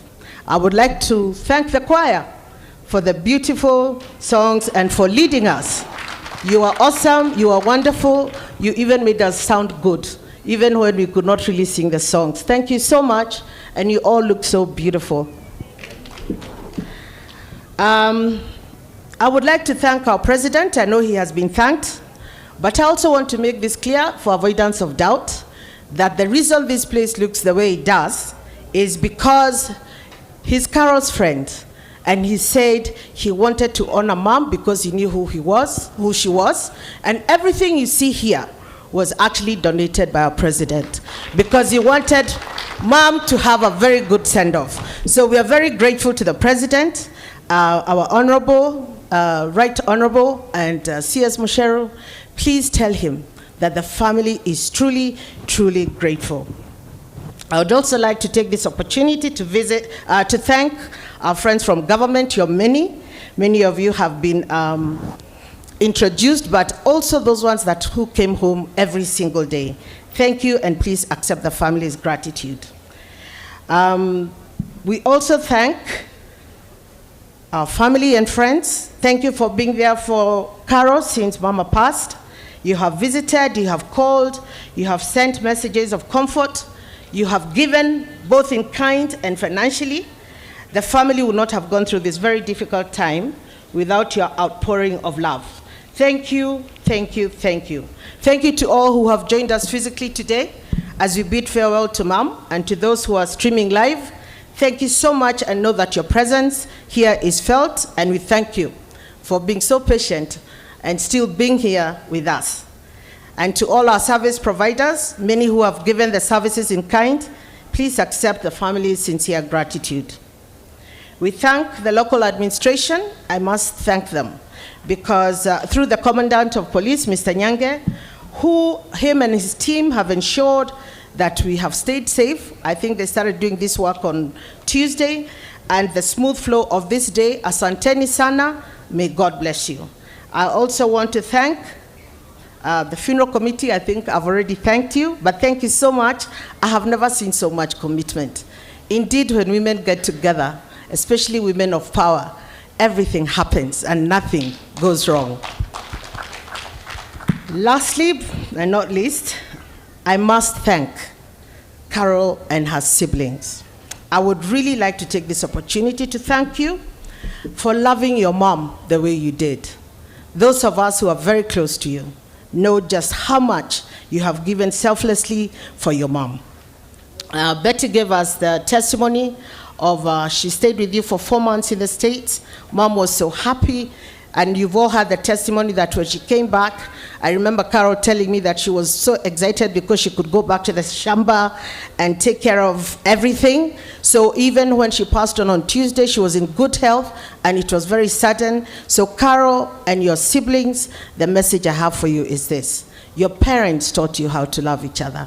I pray to God that God will continue to protect you, and please make sure that you stay together, continue to love each other, and never allow anything to come between you and your families, because family is everything.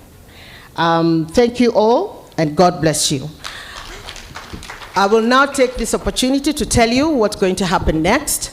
We are now going to go to the next phase of going home to lay mom to rest. Carol invited you to the home, as many of you as you can. But still, the space is not so big, so those of you who can be able to join us, please join us. We have screens here.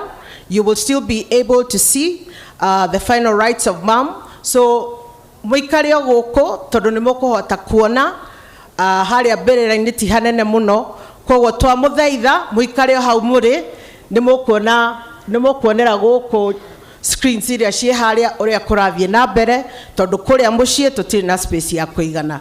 Mũrathimwo mũno. Okay, Carol has prepared lunch for everybody. Nginya andũ arĩa megũtigwo gũkũ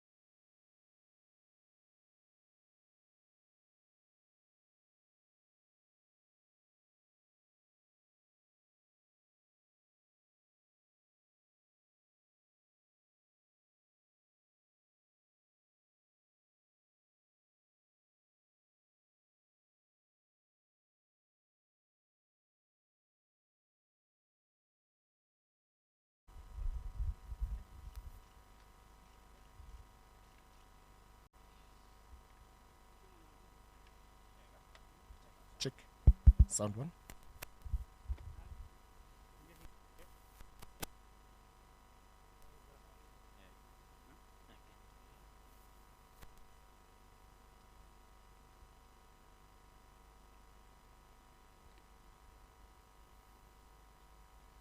Sasa nitamkaribisha Father Paul Kimani atuongoze katika sala. Ningeomba wale ambao wangeweza kusimama, those who can be able to stand, we stand so that we can have the final commendation.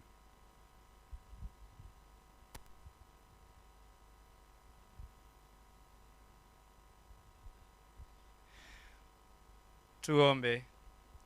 We Ngai muhoreri mathini wa rwendo na tha ciaku, garura nduma ya gikuo kuri utheri wa utoro mweru, onia umiriri waku kuri mucio wina kieho na utwike muhonokia witu na hinya witu, tute kuma kuri kieha na nduma ino ya umuthi na ututware thayuni wa utheri wa uthio waku.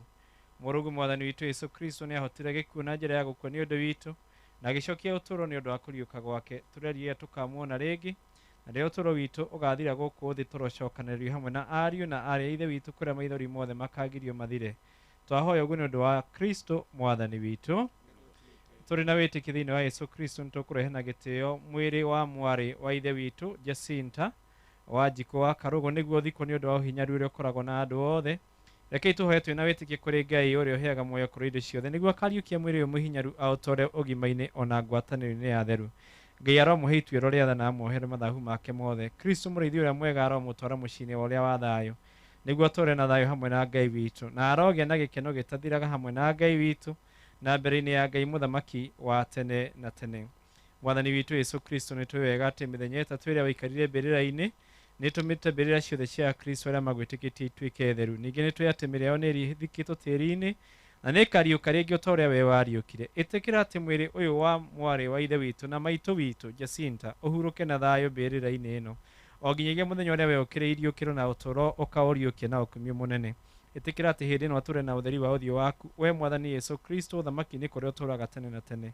Ngai ithe witũ nĩ twagũtigĩra mwarĩ wa ithe witũ na maitũ witũ nĩguo mũmenyagĩrĩre na rwendo. Twĩna wĩrĩgĩrĩro atĩ nĩ akariũkio mũthenya wa mũthiro wa thĩ hamwe na arĩa othe manakua thĩinĩ wa Kristo nĩguo atũũre na Yesu Kristo tene na tene. Tũragũcokeria ngatho nĩ ũndũ wa ndathimi ciothe iria ũrahete Jacinta thĩinĩ wa ũtũũro wake. Ũguo nĩguo wonanagia ũbarĩrĩri waku mũnene kũrĩ ithuĩ na ngwatanĩro ĩrĩa twĩnayo hamwe na atheru othe thĩinĩ wa Yesu Kristo. Mwathani igua mahoya maitũ na wamũkĩre mwarĩ wa ithe witũ ũthamaki-inĩ waku wa ikenero na ũtũhotithie tũninanĩre kĩeha nĩ ũndũ wa wĩtĩkia mũrũmu ũrĩa twĩ naguo nginya hĩndĩ ĩrĩa tũgacokanĩrĩra na mwarĩ wa ithe witũ rĩrĩa tũgacemania na Kristo mwathani na tũranie tene na tene. Na twahoya ũguo nĩ ũndũ wa Kristo mwathani witũ.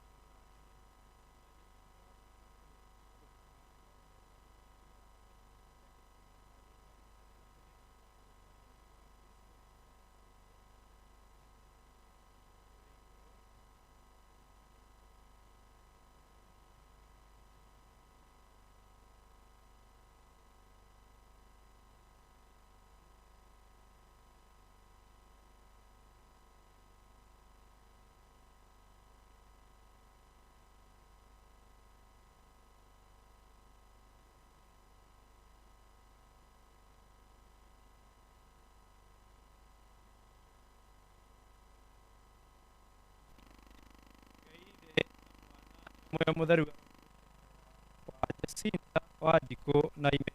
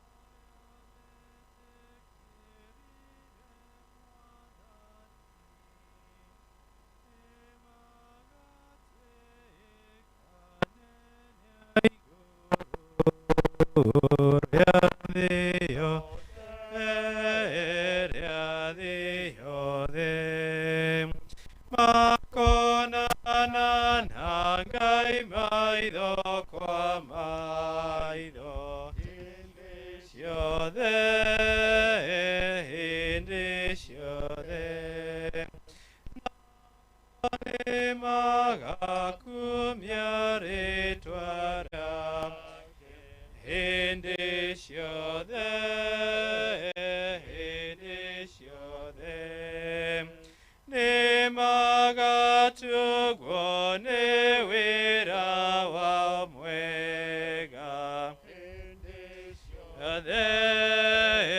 hĩndĩ ciothe ũrĩa marutagĩra Ngai gũkũ thĩ hĩndĩ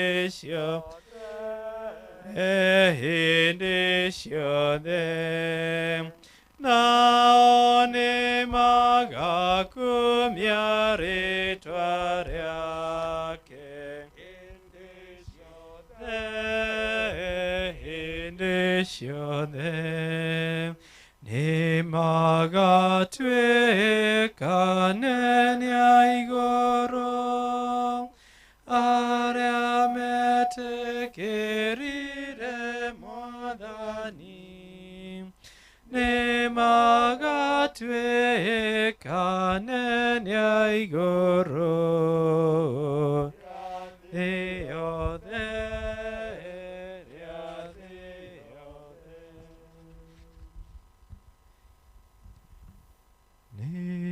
Ngaigua ngenete rĩrĩa ngakinya igũrũ kũrĩa agathiĩ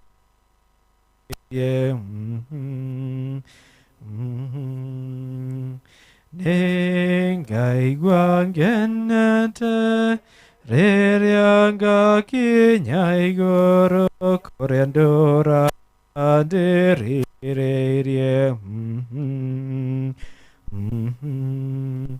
arata akwa othe nĩ makanyamũkĩra maitũ na nyĩmbo makĩnjĩra ingĩra ũhurũke nĩ wathĩnirio mũno mbara-inĩ ya Shaitani mwarĩ ingĩra ũhurũke na Yesu mũhonokia rĩrĩa ngakinya kuo nĩngona mũhonokia ũrĩa ndĩriragĩria kuona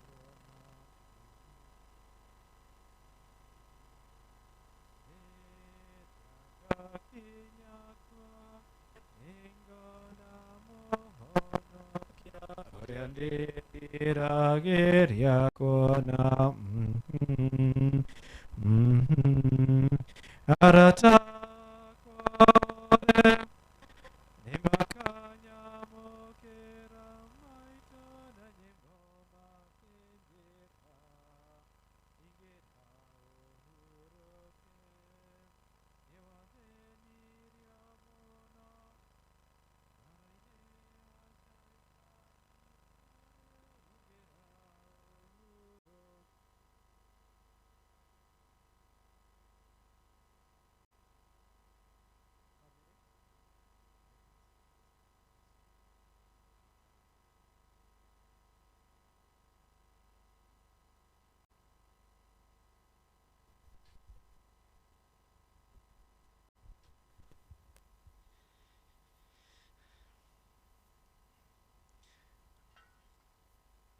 family members and other dignitaries can stand here.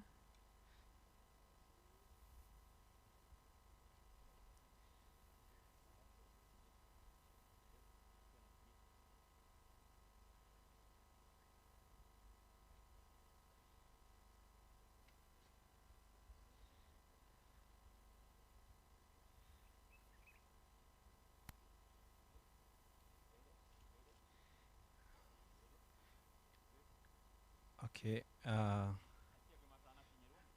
Yeah.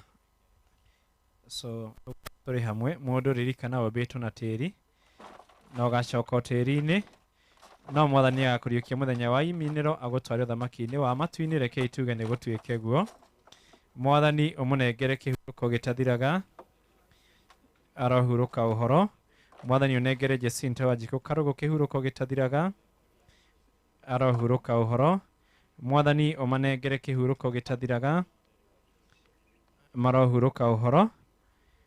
Koguo Wale ambao hawajaweka mchanga, sasa tutawapatia nafasi. Familia tutarudi tu pale kwa jukwaa ili hao wengine waweze kuweka mchanga tafadhali.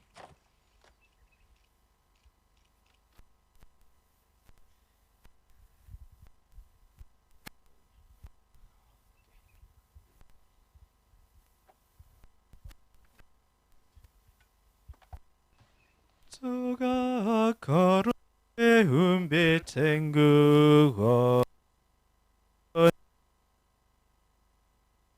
anya maito wito nentoga shemanya kouma twine nentoga shemanya waide wito nentoga shemanya ta igoro gashemanya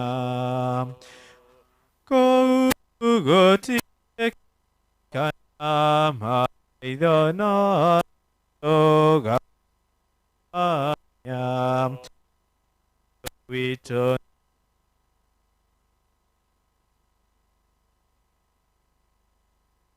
toga shemanya ide wito nento gasheman akinya igoro nento emanya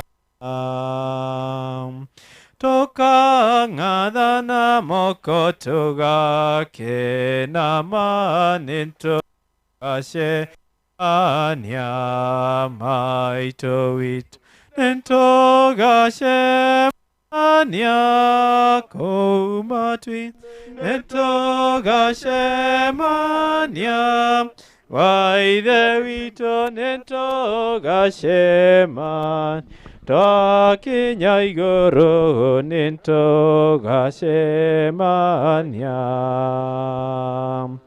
goko dinoro genda tora Hariria nento gashemanya maito wito nento gashemanya koumatwine nento gashemanya waide wito nento gasheman takinya igoro nento gashemanya toga kenaga toke goshaga jesu nento gashemanya koumatwine nento gashemanya koumatwine nento gashemanya waide wito nento gasheman kakinya igoro nento gashemanya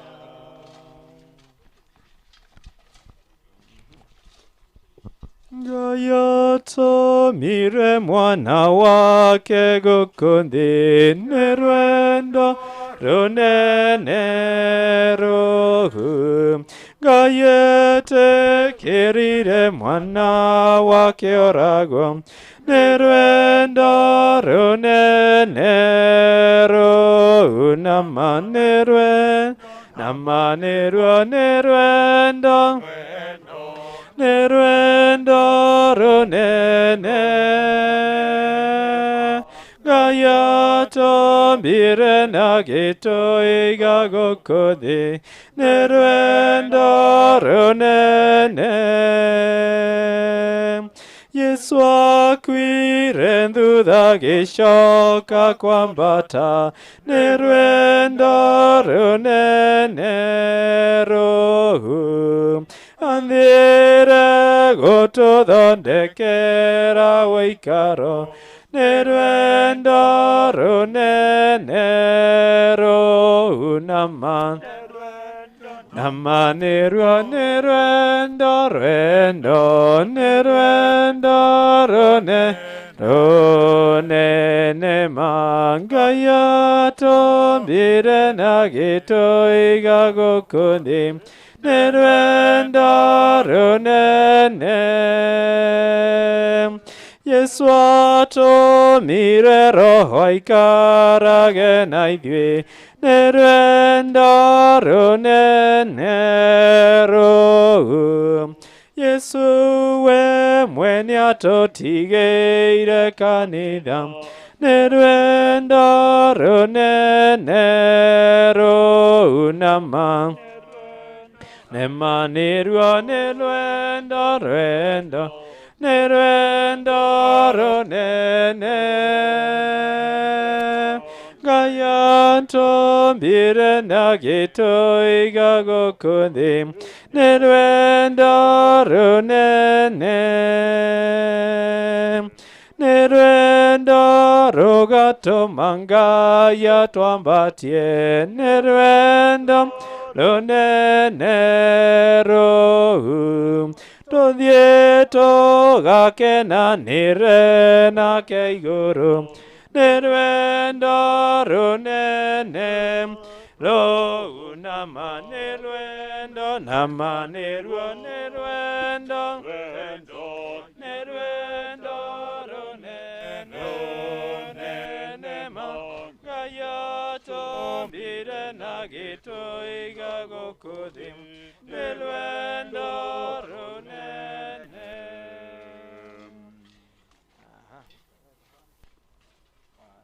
7, 9 to 10.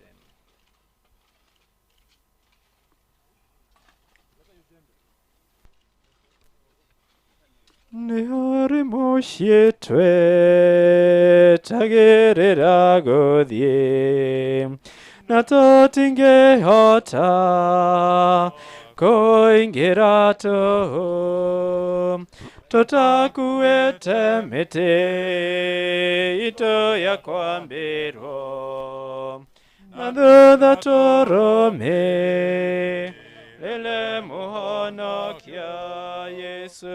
Yesu nĩaratũria, tũmũrũmĩrĩre, na twambe twĩrege na tũkue mũtharaba.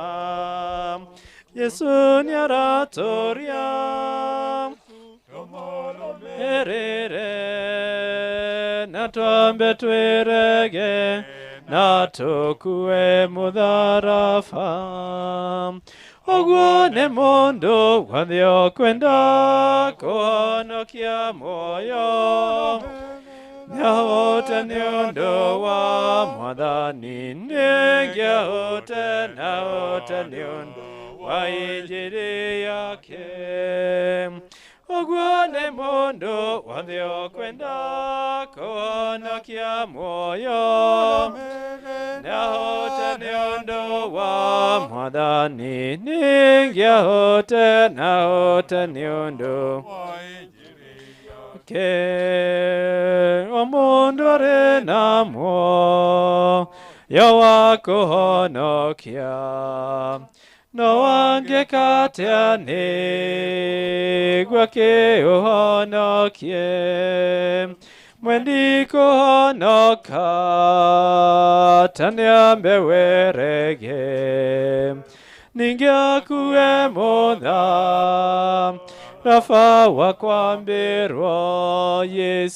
Yesu nĩaratũria, tũmũrũmĩrĩre, na twambe twĩrege na tũkue mũtharaba. Yesu nĩaratũria, tũmũrũmĩrĩre, na twambe twĩrege na tũkue mũtharaba. Ũguo nĩ mũndũ wothe ũkwenda kũhonokia muoyo, nĩahũte nĩ ũndũ wa Mwathani, nĩngĩahũte nahũte nĩ ũndũ wa injili yake. Ona thĩ yothe ĩngĩtuĩka nĩ yaku, ndũngĩhota kũhonokia muoyo waku. ongegunekane kometiganĩria nĩ ũndũ wa Mwathani na injiri yake. Yesu nĩ aratũria tũmũrũmĩrĩre na twambe twĩrege na tũkue mũtharaba. Yesu nĩ aratũria tũmũrũmĩrĩre na twambe twĩrege na tũkue mũtharaba. Ũguo nĩ mũndũ wothe ũkwenda kũhonokia muoyo na hote nĩ ũndũ wa Mwathani nĩngĩahota na hote nĩ ũndũ wa injiri yake. Ũguo nĩ mũndũ wothe ũkwenda kũhonokia muoyo na hote nĩ ũndũ wa Mwathani nĩngĩahota na hote nĩ ũndũ wa injiri. Gũkũ thĩ ndũraga rũgendo-inĩ rwa gũthiĩ igũrũ matu-inĩ kwa Ngai, tondũ nĩ Mwathani wanjĩrĩire na ciĩranĩro ciake nĩ ciama. Ciama Mwathani witũ Yesu nĩokire akiuma igũrũ akĩnyonithia njĩra ya ma. Jerusalemu nĩngwĩrirĩrie, Jerusalemu onjeterere, mũciĩ mwerũ gĩikaro kĩa Ngai. Ula hamwe na theru tũkĩonanaga ũthiũ kwa ũthiũ na Ngai. Ingatũra hamwe na theru tũkĩonanaga kwa ũthiũ na Ngai. Mũciĩ ũcio wĩ riri na mũthaka nĩ kĩrorerwa kĩa magegania, ũkengaga mũno gwĩ thahabu, nĩ ũtheri wa Ngai. Ngai gũtirĩ ũtukũ kana mũthenya tiga gĩkeno, gũtirĩ thĩna kana gĩkuũ. Jerusalemu nĩngwĩrirĩrie, Jerusalemu terere, mũciĩ mwerũ gĩikaro kĩa Ngai. Ngatũra hamwe na theru tũkĩonanaga ũthiũ kwa ũthiũ na Ngai. Ngatũra hamwe na theru tũkĩonanaga na Ngai. Imaramari na horagani hamwe na rogi matikaingĩra, ahoi ngai cia mĩhianano itharia hamwe na ahenania. Nania mangĩaga ũheri nĩguo moherwo magarũrũke, matikaingĩra mũciĩ mwerũ. Jerusalemu nĩngwĩrirĩrie, Jerusalemu onjeterere, mũciĩ mwerũ gĩikaro kĩa Ngai. Ngatũra hamwe na theru tũkĩonanaga ũthiũ kwa ũthiũ na Ngai. Ngatũra hamwe na theru tũkĩonanaga ũthiũ kwa ũthiũ na Ngai. Derogendo inengadaga no gadaga no. Derogendo inengadaga no gadaga no. Nenina Maria andware mwana wake Yesu nangaifafa. Toga kena nagere hamwe na theru othe kumatu. Maito Maria na wengwegiritia na wengwegi. Maito Maria na wengwegiritia na wengwegiri. Goririkana modara faine Yesu erire njohano nenyukwam. Na kimwira maitorora morogo neithwe ciana ciaku ngatha ya iria. Neithwe ciana ciaku ngatha ya iria. Neithwe ciana ciaku umako wigoro ukotung'etie ciana irĩ na kĩeha nĩgũkwaga. Yoha Maria ngoro citũ ikene nĩ kuona nyi. Tũgakena mũno maitũ Maria. Tũgakena mũno maitũ Maria. Tũgakena mũno. Twakinya igũrũ gĩtwamũkĩra na theru ũthiũ matongoretie. Tũkĩinagĩrwo na ngemi gĩthĩrĩrĩkagio kuuma. Ũgeni warĩkia gũthira mũndũ acokaga na thĩ no tĩ ũgeni-inĩ wa gũthiĩ matu-inĩ. Tũgaikarage cikara iria twere. Ũcio Ngai warĩkia gwĩta Ngai wa Isiraeli na Isaka na Jakubu twakũhoya. Ngai wa Kĩrĩnyaga Ngai mwene nyaga twakũ mwamũkĩre no mũigega arohurũka thayũ hamwe na theru aku. Thaithathaie Ngai ndũkamwĩneane gwĩ thũ arohurũka thayũ hamwe na theru aku. Thaithathaia Ngai mũige na ime rĩa matu-inĩ arohurũka thayũ hamwe. Thaithathaia Ngai aroma magakuraga arohurũka thayũ hamwe na theru aku. Thaithathaia Ngai nĩguo mbeũ ĩhote kũmera mbere mũhaka yambe thutha rute nguha yambĩrĩria ũtũũro.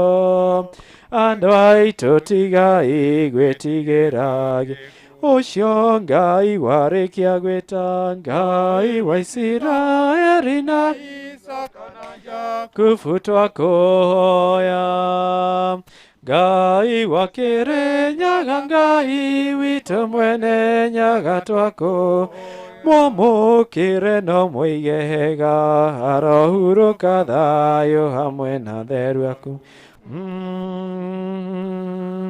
Thaithathaia Ngai ndũkamũneane gwĩ thũ arohurũka thayũ hamwe na theru aku. Thaithathaia Ngai mũige na ime rĩa matu-inĩ arohurũka thayũ na theru aku. Thaithathaia Ngai aroma magakuraga arohurũka thayũ na theru aku. Thaithathaia Ngai rĩu Ngai nĩathurĩire mbũĩ ĩrĩa arenda mũgenda-inĩ. Wendi wake ũrahingaga hĩndĩ ciothe. Tarekei Ngai arute wĩra wake ũcio Ngai warĩkia gwĩta Ngai wa Isiraeli na Isaka na Jakubu twakuhoya. Ngai wa Kirinyaga, Ngai witũ mwene nyaga, mwamũkĩre no mũigega, arohurũka thayũ hamwe na theru aku. Thaithathaiya Ngai ndũkamũneane gwĩ thũ, arohurũka thayũ hamwe na theru aku. Thaithathaiya Ngai mũige na ime rĩa matu-inĩ, thayũ hamwe na theru aku.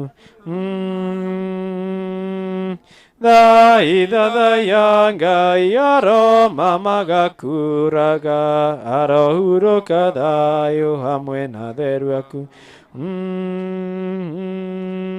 Thaithathaiya Ngai ithuothe tũrĩ rĩũmba rĩake atũmbire tũtarĩ, na ngĩenda gũtuoya thirĩ arĩ naũ. Indo ciene itirĩ ndokeirwo no, ũcio Ngai warĩkia gwĩta Ngai wa Isiraeli na Isaka na Jakubu twakũhoya. Ngai wa Kirinyaga, Ngai witũ mwene nyaga mwamũkĩre no mũigega, arohurũka thayũ hamwe na theru aku. Thaithathaiya Ngai ndũkamũneane gwĩ thũ, arohurũka thayũ hamwe na theru aku.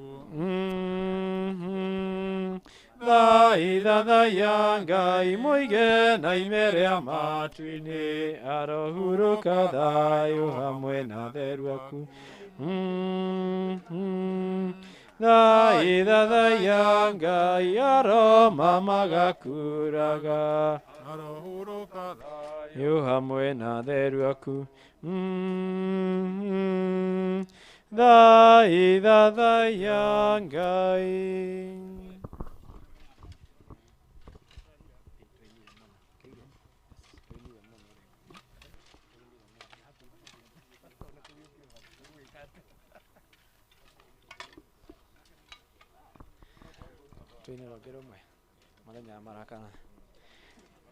Mũthenya ũrĩa wa marakara, andũ aingĩ nĩ makamaka, magĩethaga kũrĩa kwĩhitha, mona riri wa Mwathani.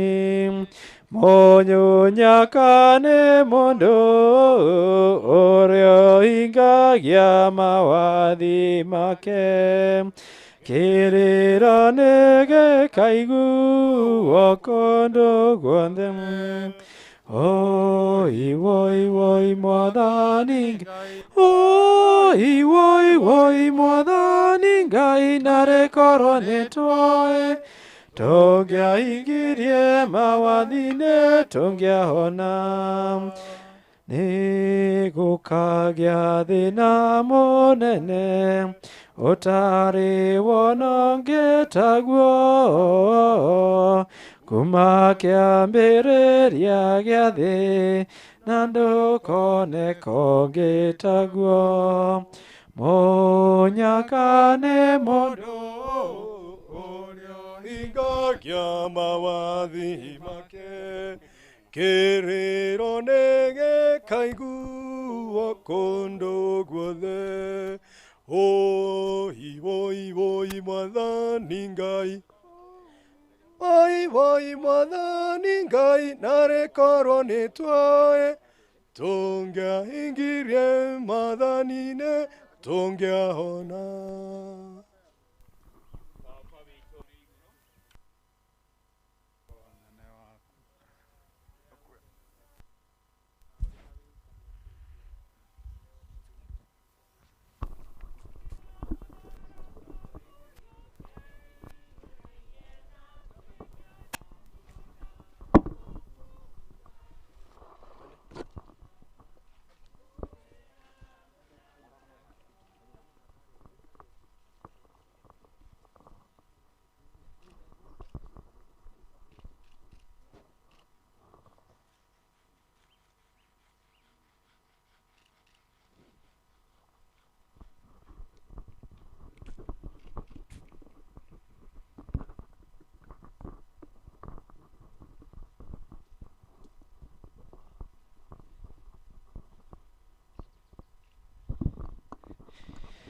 Mwathani umanengere kihuruko gitathiraga marohuruka uhoro. Mwathani unengere Jacinta Wanjiku kihuruko gitathiraga arohuruka uhoro. Mwathani unengere Michael Karugu kihuruko gitathiraga arohuruka uhoro. Mwathani umanengere kihuruko gitathiraga kuma muromo wa icua-ini marohuruka uhoro. Twagucokeria ngatho Mwathani undu wa igongona riega ratuhe na tukirikiriria kumagaria maitu witu. Twahoya ureke ahuruke na thayu, urathime mucii wake na uhe thayu na aria othe magukite. Umaro Mwathani umakorwo uri hamwe nao thiini wa thabari ciao cia gucoka thiini wa cikaro ciao mwanya mwanya. Mucii uyu niwe twatigira, ithe wao ni ahurukite na nyina wao ni ahuruka. Rugamaga hamwe nao maheage thayu, ona urumwe, ona uthii wa na mbere, ona gikeno kiria maraturaga nakio nginya hindi iria nyina arari muoyo. Ithuothe turathime na tweiga utangiri-ini wa maitu maria nyina witu na nyina wa Ngai maundu-ini maitu mari mothe, ona thabari-ini citu ciothe cia gucoka thiini wa cikaro citu. Uguo twahoya ni undu wa Kristo Mwathani witu. Mwathani aroikara na inyui. Ngai kihoti othe ni amurathime, ithe na mwana na moyo mutheru. Tuthii na thayu, igongona ria mathiko ni riathira.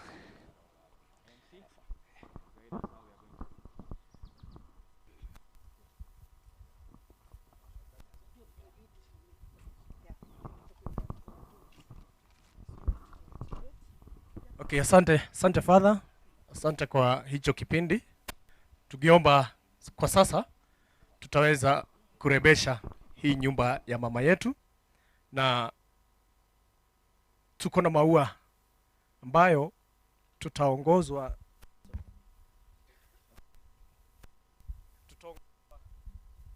lakini naelezwa ya kwamba ua la kwanza litakuwa la kanisa likuigirwo ni fathers ihua ria mutharaba nigetha fathers makorwo makiigirira ihua riu.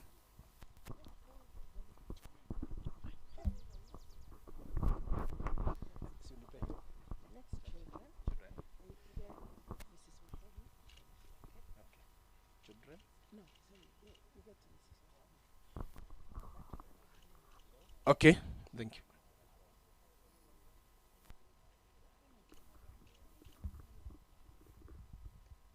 Thank you very much. Asante Father. The next one, Mrs. Wahome. Mrs. Wahome. Ako wapi?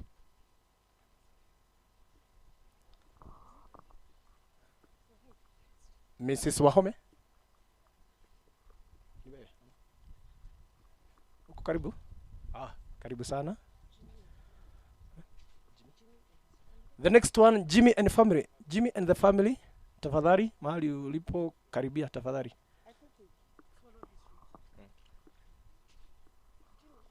Where's Jimmy?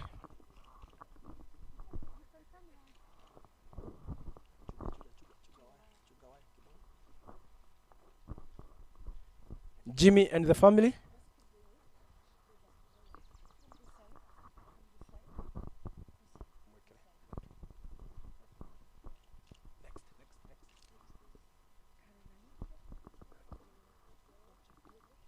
Thank you. The next one, Dr. Karugu, Deputy Governor, and your family.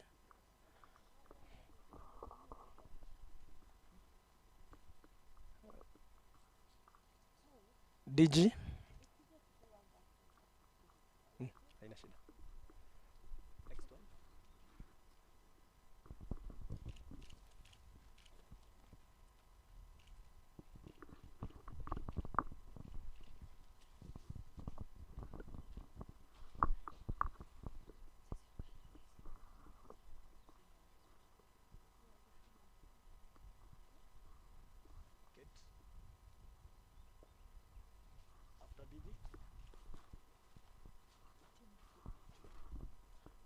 Timothy and your family.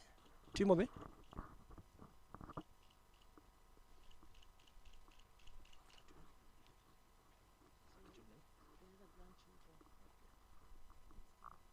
Yeah. We have Timothy.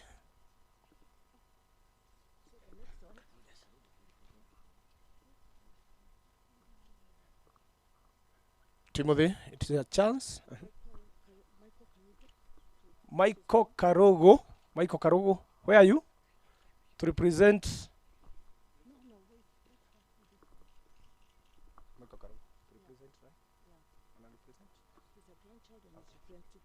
Okay.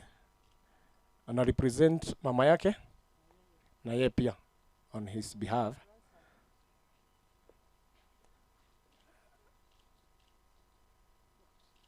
Thank you. Can we have grandchildren? Others? The other grandchildren, tafadhali, mahali mlipo.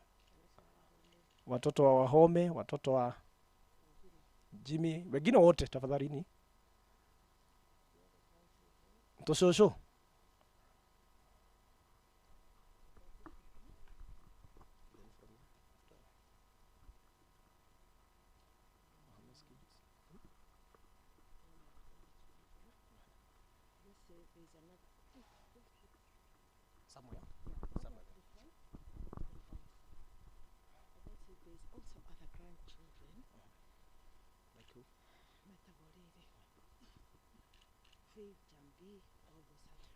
Kina Faith, kina Jambi, wao pia ni grandchildren. Muko wapi? Where are you? Faith, Jambi, and the rest. Ah, very good.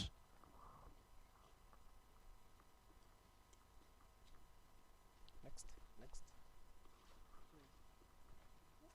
Good. Ngoje kidogo.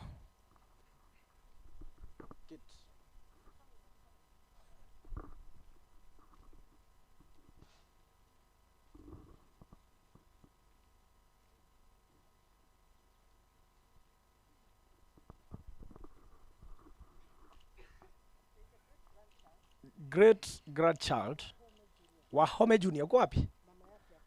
Oh, represented by his mom, eh? Mama ya Wahome Junior anakuja next. Mom's sister. Ata wote.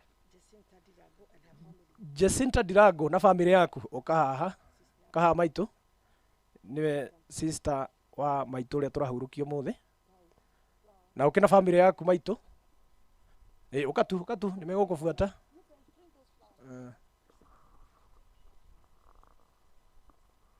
tago Jacinta Dirago niwe maciaranĩirwo na maitu na akiri na family yake.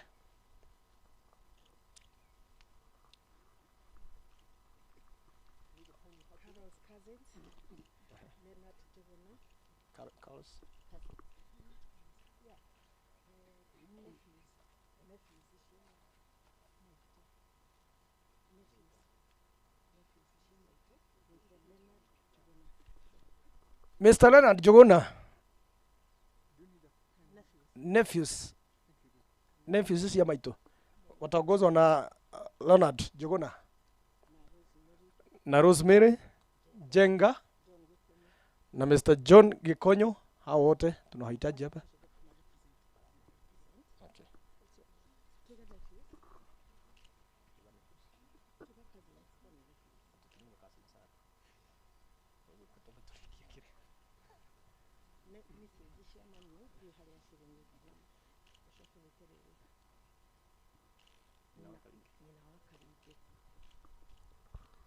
Nyina wa Karinge uko wapi?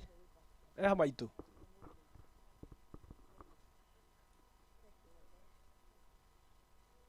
Maitu nĩ areho haha, nyina wa Karinge nĩ areho haha.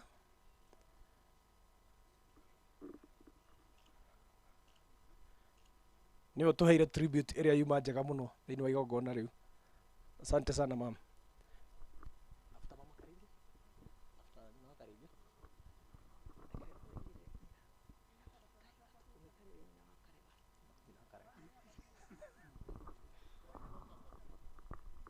Familia yake andu ake meha anyina wa Karinge maitu uke na andu aku family yaku yothe muigirire ihwa riu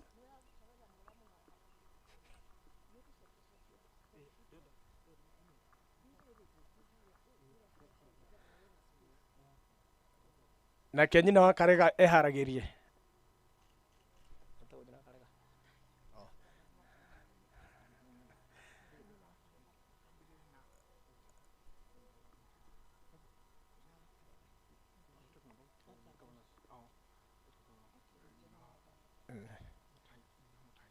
Next, nyina wa governor, uko wapi? Mamake governor, na angĩkorwo na family mũke nayo. Kana nyina wa Karega, gũkũ oĩkaine nyina wa Karega. So na family yaku.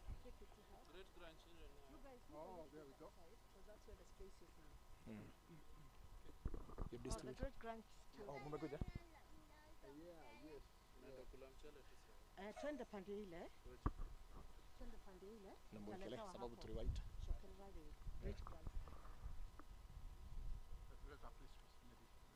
After that, we have great grandchildren. Acio metagwo tũcũkũrũ twa maitũ. Asante sana. Thank you muno. Tũcũkũrũ. Great grandchildren. Kina junior. Yes. Yeah. Very good. That's very beautiful.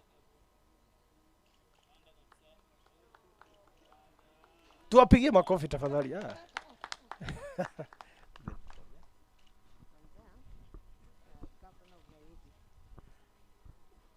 We have Her Excellency the Governor from Nairobi City, Madam Anne Kananu, mahali ulipo.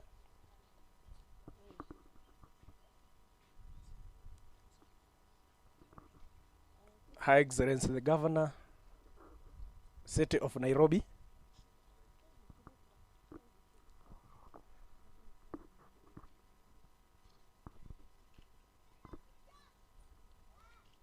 Asante sana, Mheshimiwa Governor. Asante sana. Next, we have Mheshimiwa Rachel Shebesh. Rachel Shebesh. Rachel Wambui wa Shebesh.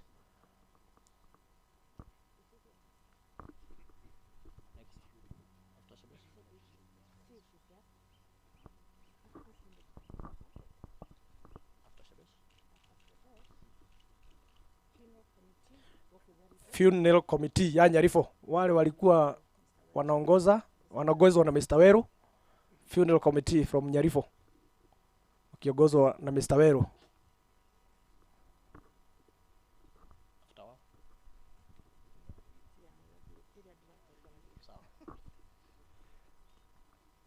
Hiyo ni Funeral Committee ya Nyarifo ya Mr. Weru.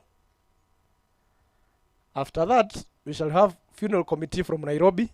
Ilikuwa inaongozwa na Madam Kate mwenyewe. Nisikie umeitwa Mheshimiwa Kate. So, committee ya Nairobi, karibuni. Nairobi Committee.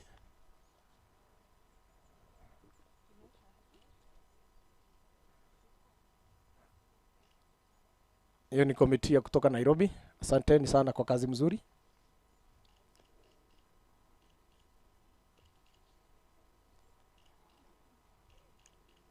Asante sana watu wa Kanairo. Asante.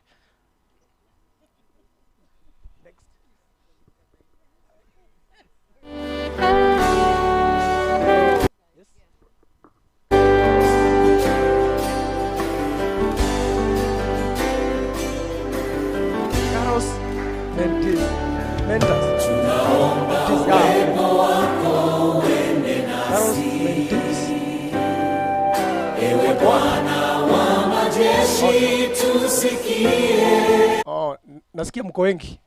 You are more than that.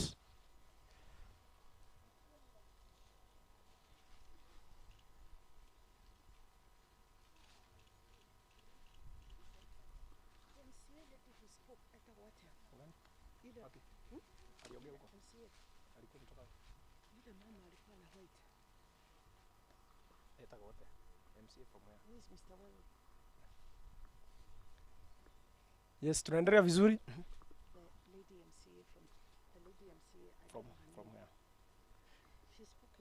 Naelezwa tulikuwa na Lady MCA, hatujui kabisa, hatukumbuki ya kwamba alikuwa wapi, mwenye aliongea kwa church. Sijui kama kwa within. We had a Lady MCA. Very good. From Gekodi. That's the word. From Gekodi. Now I remember. Thank you. Thank you mheshimiwa.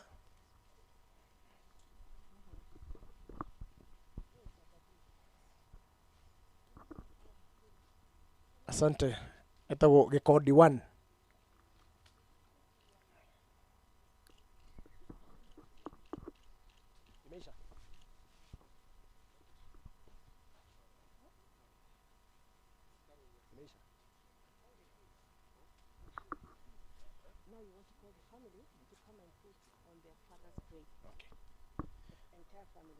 Wacha tukue na familia yote, entire family. Sasa ndio tukuja tuwekelee ile maua kwa kaburi ya baba yetu.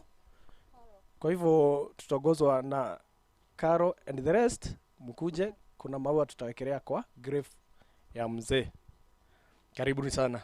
The immediate family of Karugu.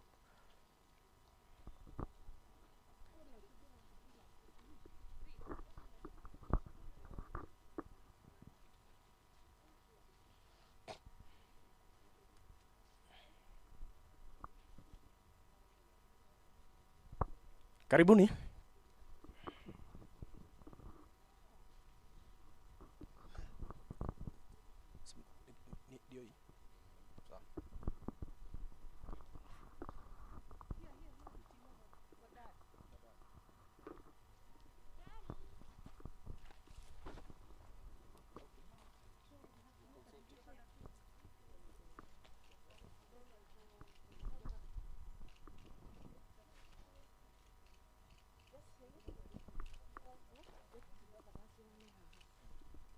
Thank you, Karugus. All the deputy governors who are here. All the deputy governors who are here. I can see Deputy Governor from Kirinyaga. All the DJs who are here. Tafadhalini. Mheshimiwa Dabiri, karibu sana. Okay. Yeah. So Mheshimiwa Dabiri amewakilisha deputy governors wote Kenya mzima.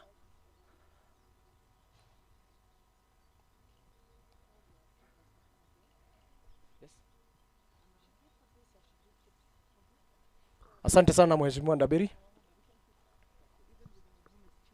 Next. Our Home's family, the entire extended family of Wahome. Wahome othe ni family nene niguo ndererwo. Family ya Wahome. The Wahomes wakiwa wote.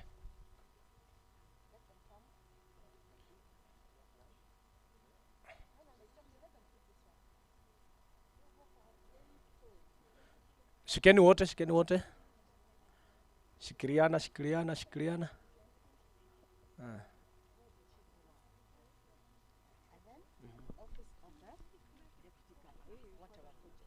Office of the Deputy Governor. Yeah. Office of the Deputy Governor Nyeri County. Mukuje wote. Office of DG Nyeri County.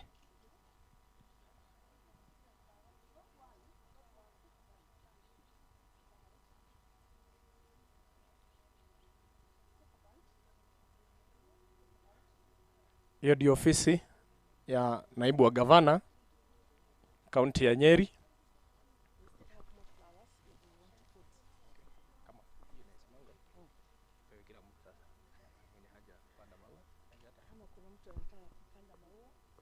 Asante. Hiyo maua imebaki, tutadistribute kwa Christians wote. Kila mtu apewe maua moja akuje apande pale.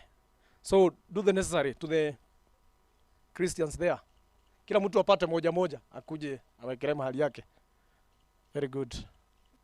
Asanteni sana.